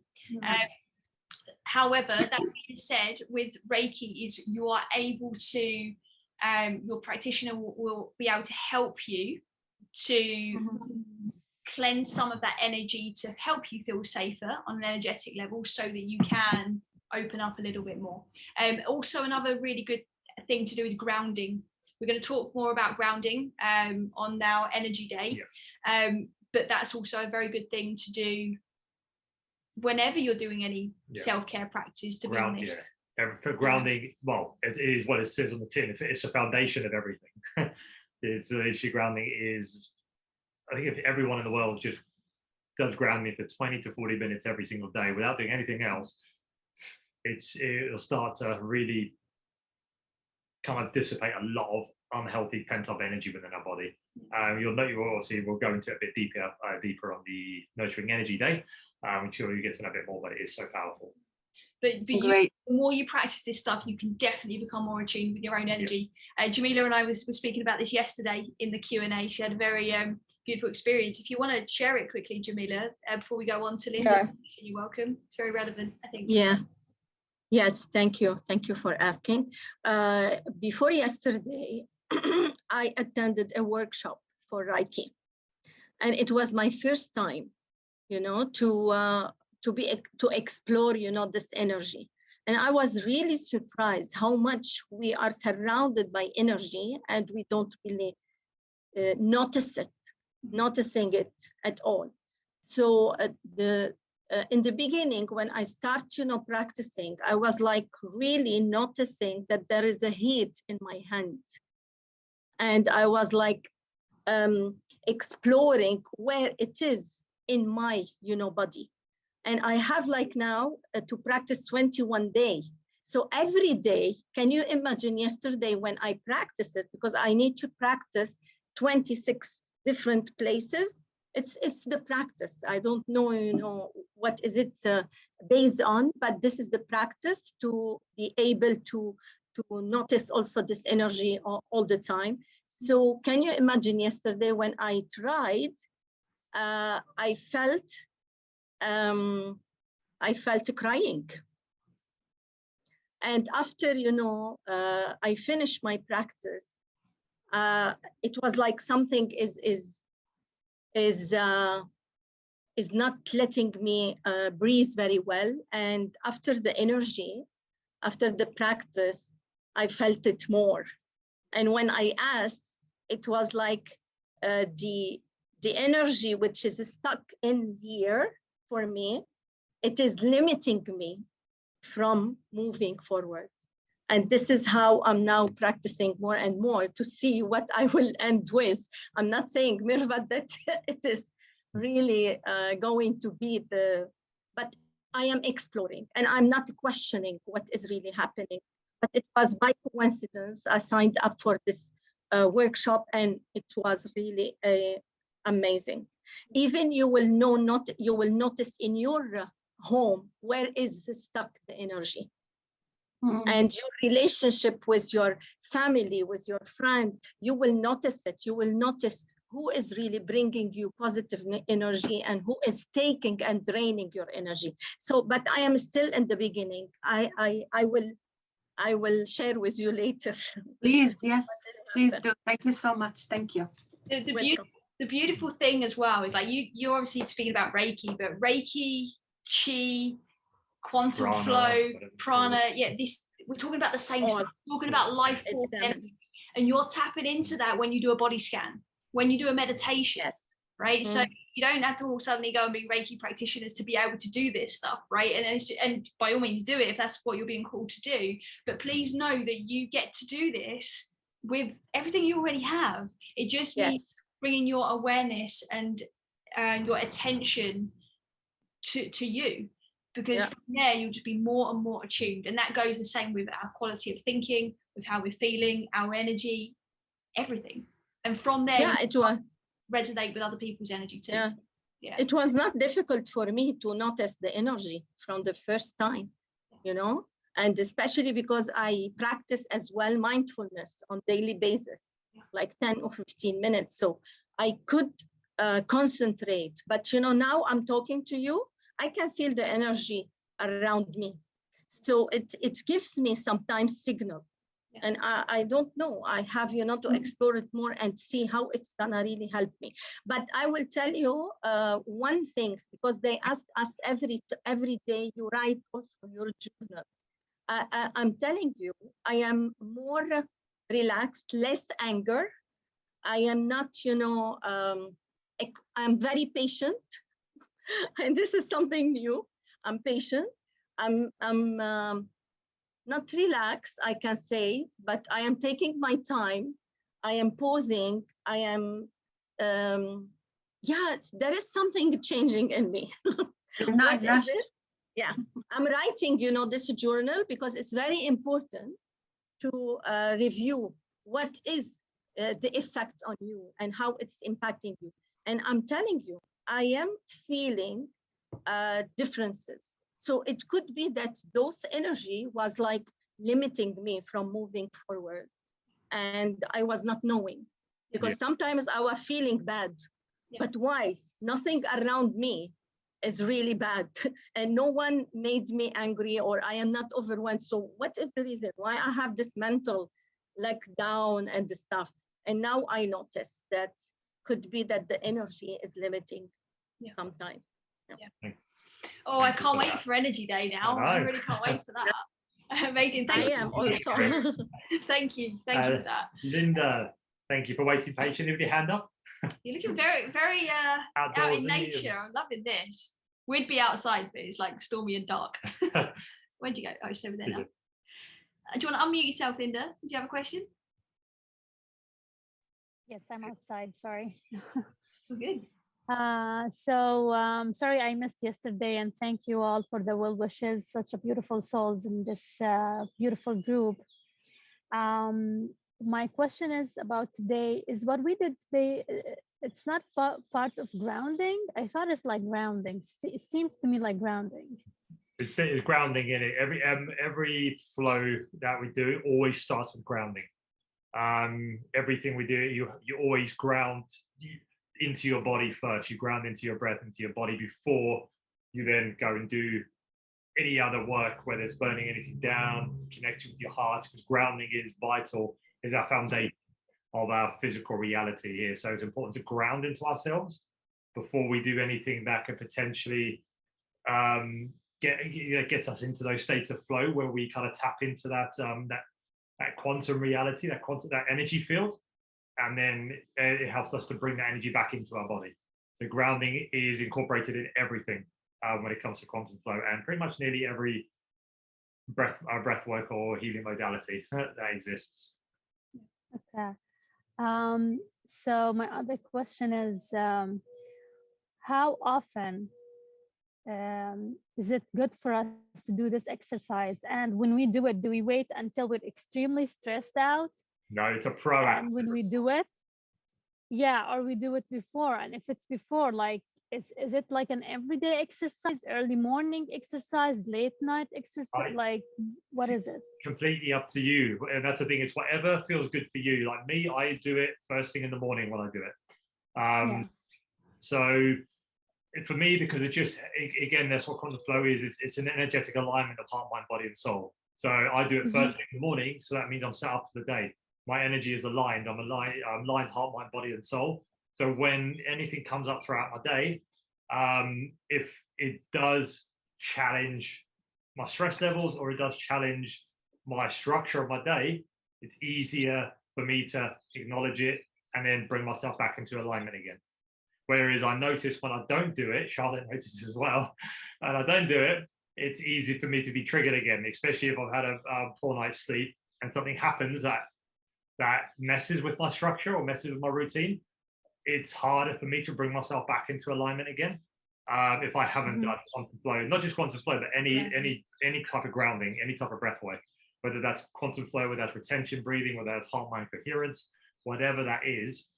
If I've done that first thing in the morning, my window of tolerance is like this, huge. So if something happens, I can deal with it much more efficiently and resourcefully.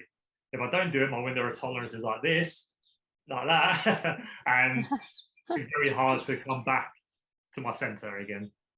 So with that, it's so individual. So I can be quite excitable, which means that when it's time to go to bed and I am doing something that I love, it takes me a bit of time to come down sometimes. So grounding before bed is very good for me, right? So even off the back of things like this, so it's like almost 11:30 p.m. now here, and I'm buzzing after things like this. I just love it. I feel so alive doing this kind of thing, but it will take me a while to just be ready to sleep.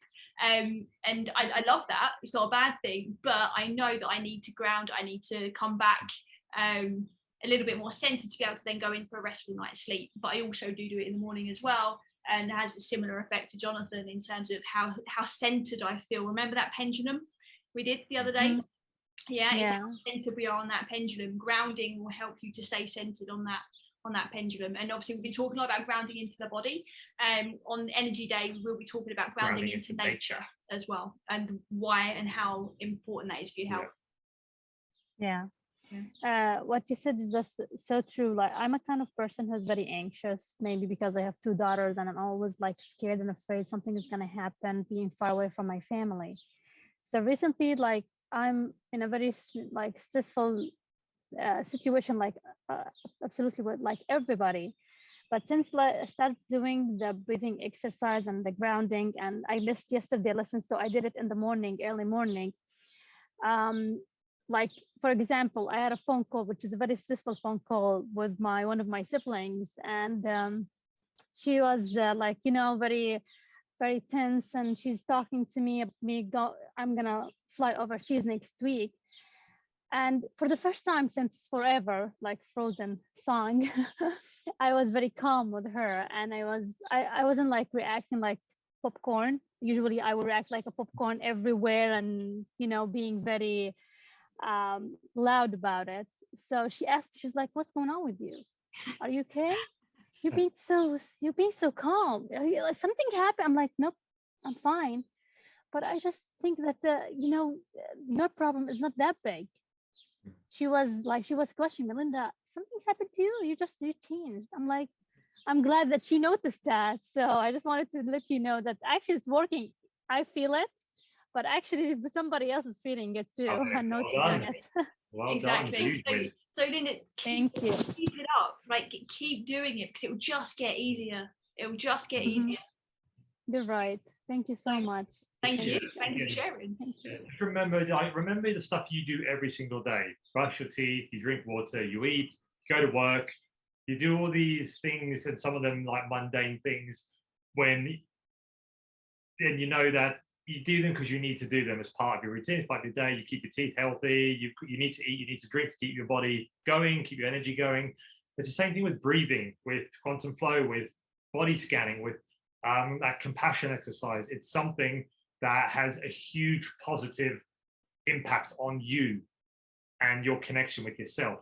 So it's one of those things where what's important, right, for me every single day? Do I want to feel at my most optimized and my best? Do I want to show up as my best self? If the answer is yes, and then you come to the morning and go, "I want to show up as my best self.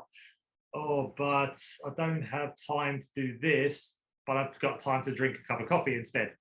So switch out habits that you know are not serving you for ones that do serve you.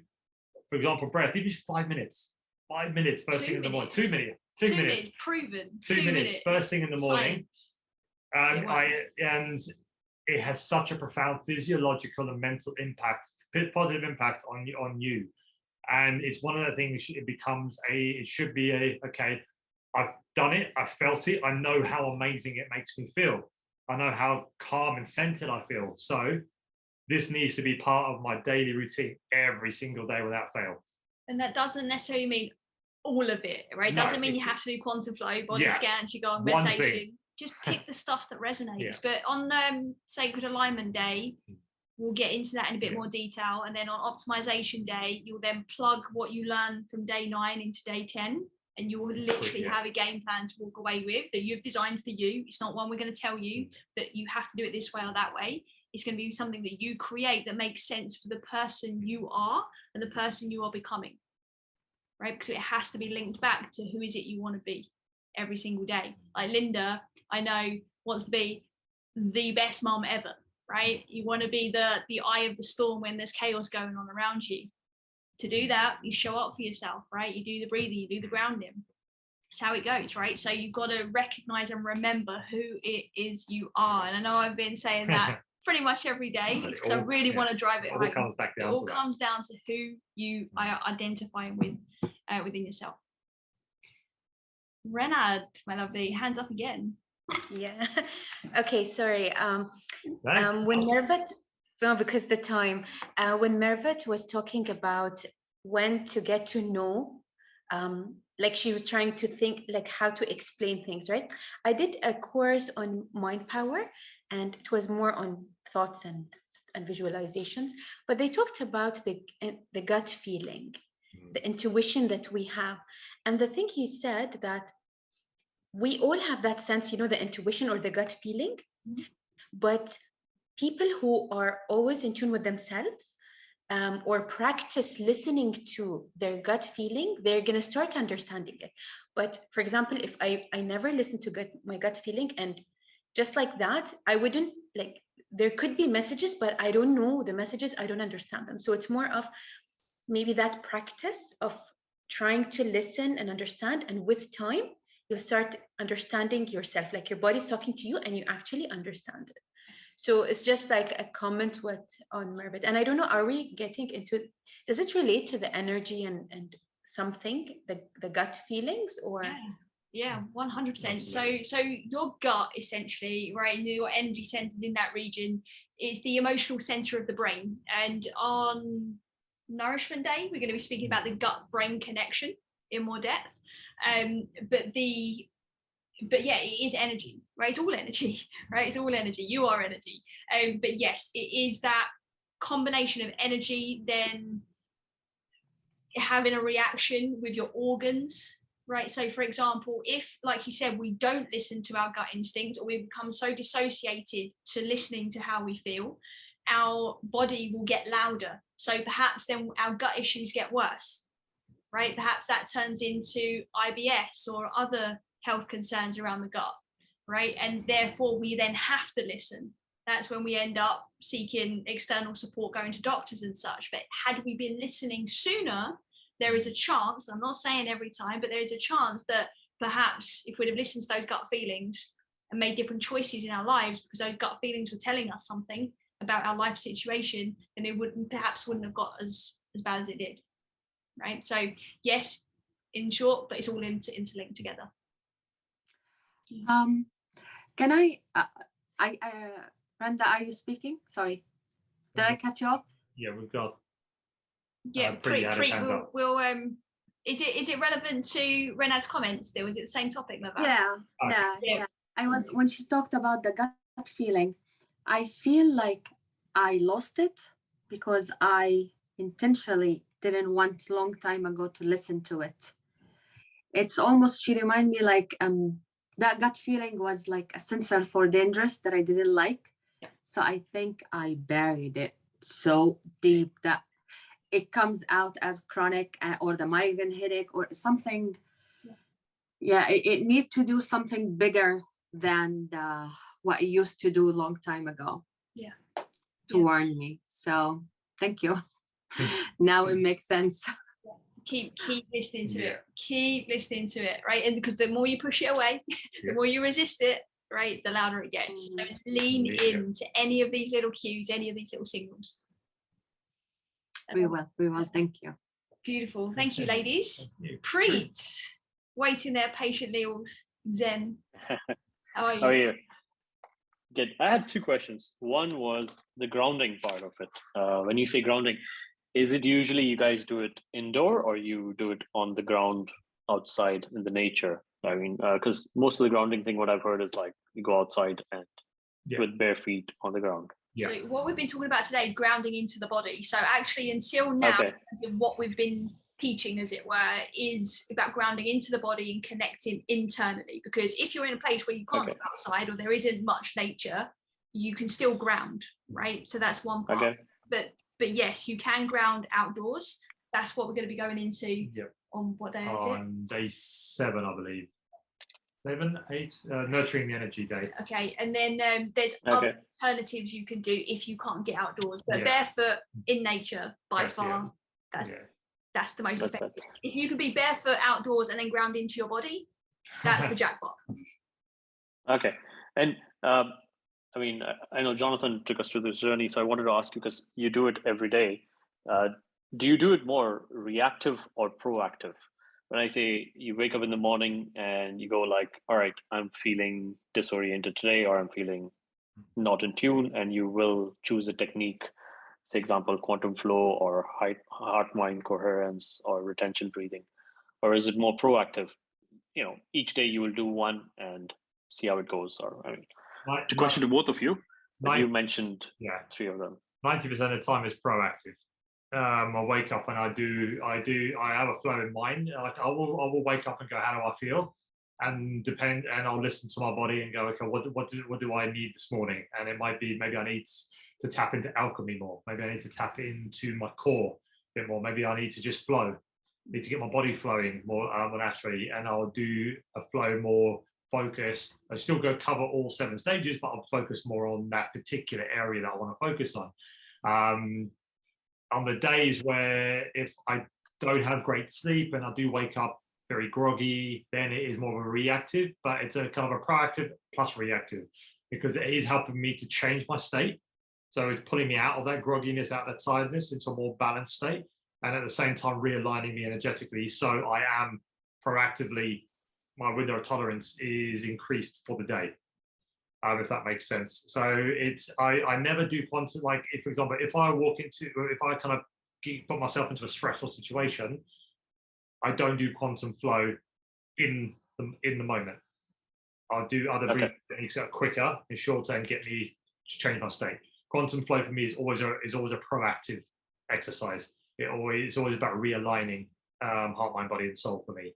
And that's why I do it every morning. But if I am in a stressful state, I will use other breathing modalities to that work just as well as quantum flow, but quicker, that I can quickly tap into without having to kind of move and do other things. I can literally quickly tap into my breath, ground into my body, and then a minute later, I'm back into a centered state again. So it depends on the modality I use, depending on what situation I'm in. But 90% of what I do is proactive.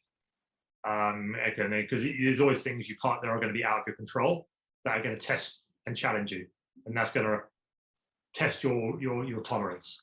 So you always got to have those go-to tools ready that resonate with you to pull out of the bag when you need them. But the rest of the time, as long as you keep proactive, the less and less you need them. That makes sense.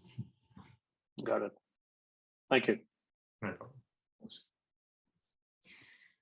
Amazing. Any other questions?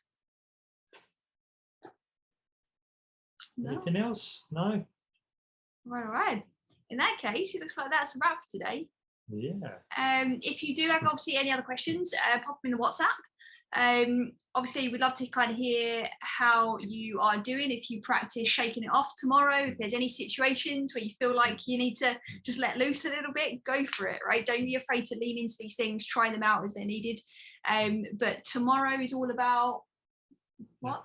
Tomorrow is all about what? Is it rejuvenation? Yeah, no. So tomorrow is about, it's a midway check-in we're going to do with you guys as well. We're midway through the thing, and we are going to be tapping into day 6. It's rejuvenation. Is rejuvenation? Yeah, it is rejuvenation. Sorry, getting my days mixed up here. It's nearly midnight. Yeah, so it's rejuvenation and recovery that we're going to be tapping into tomorrow. Yeah. How to really tap into that and get our bodies recovering as they're designed to, in a more natural way. Awesome. So thank you a lot for your energy, guys, today. Thank you. Have an amazing evening. Looking forward to tomorrow. And if you have any questions, as always, pop them in the WhatsApp group. And we look forward to seeing you tomorrow. See you later. Bye, guys.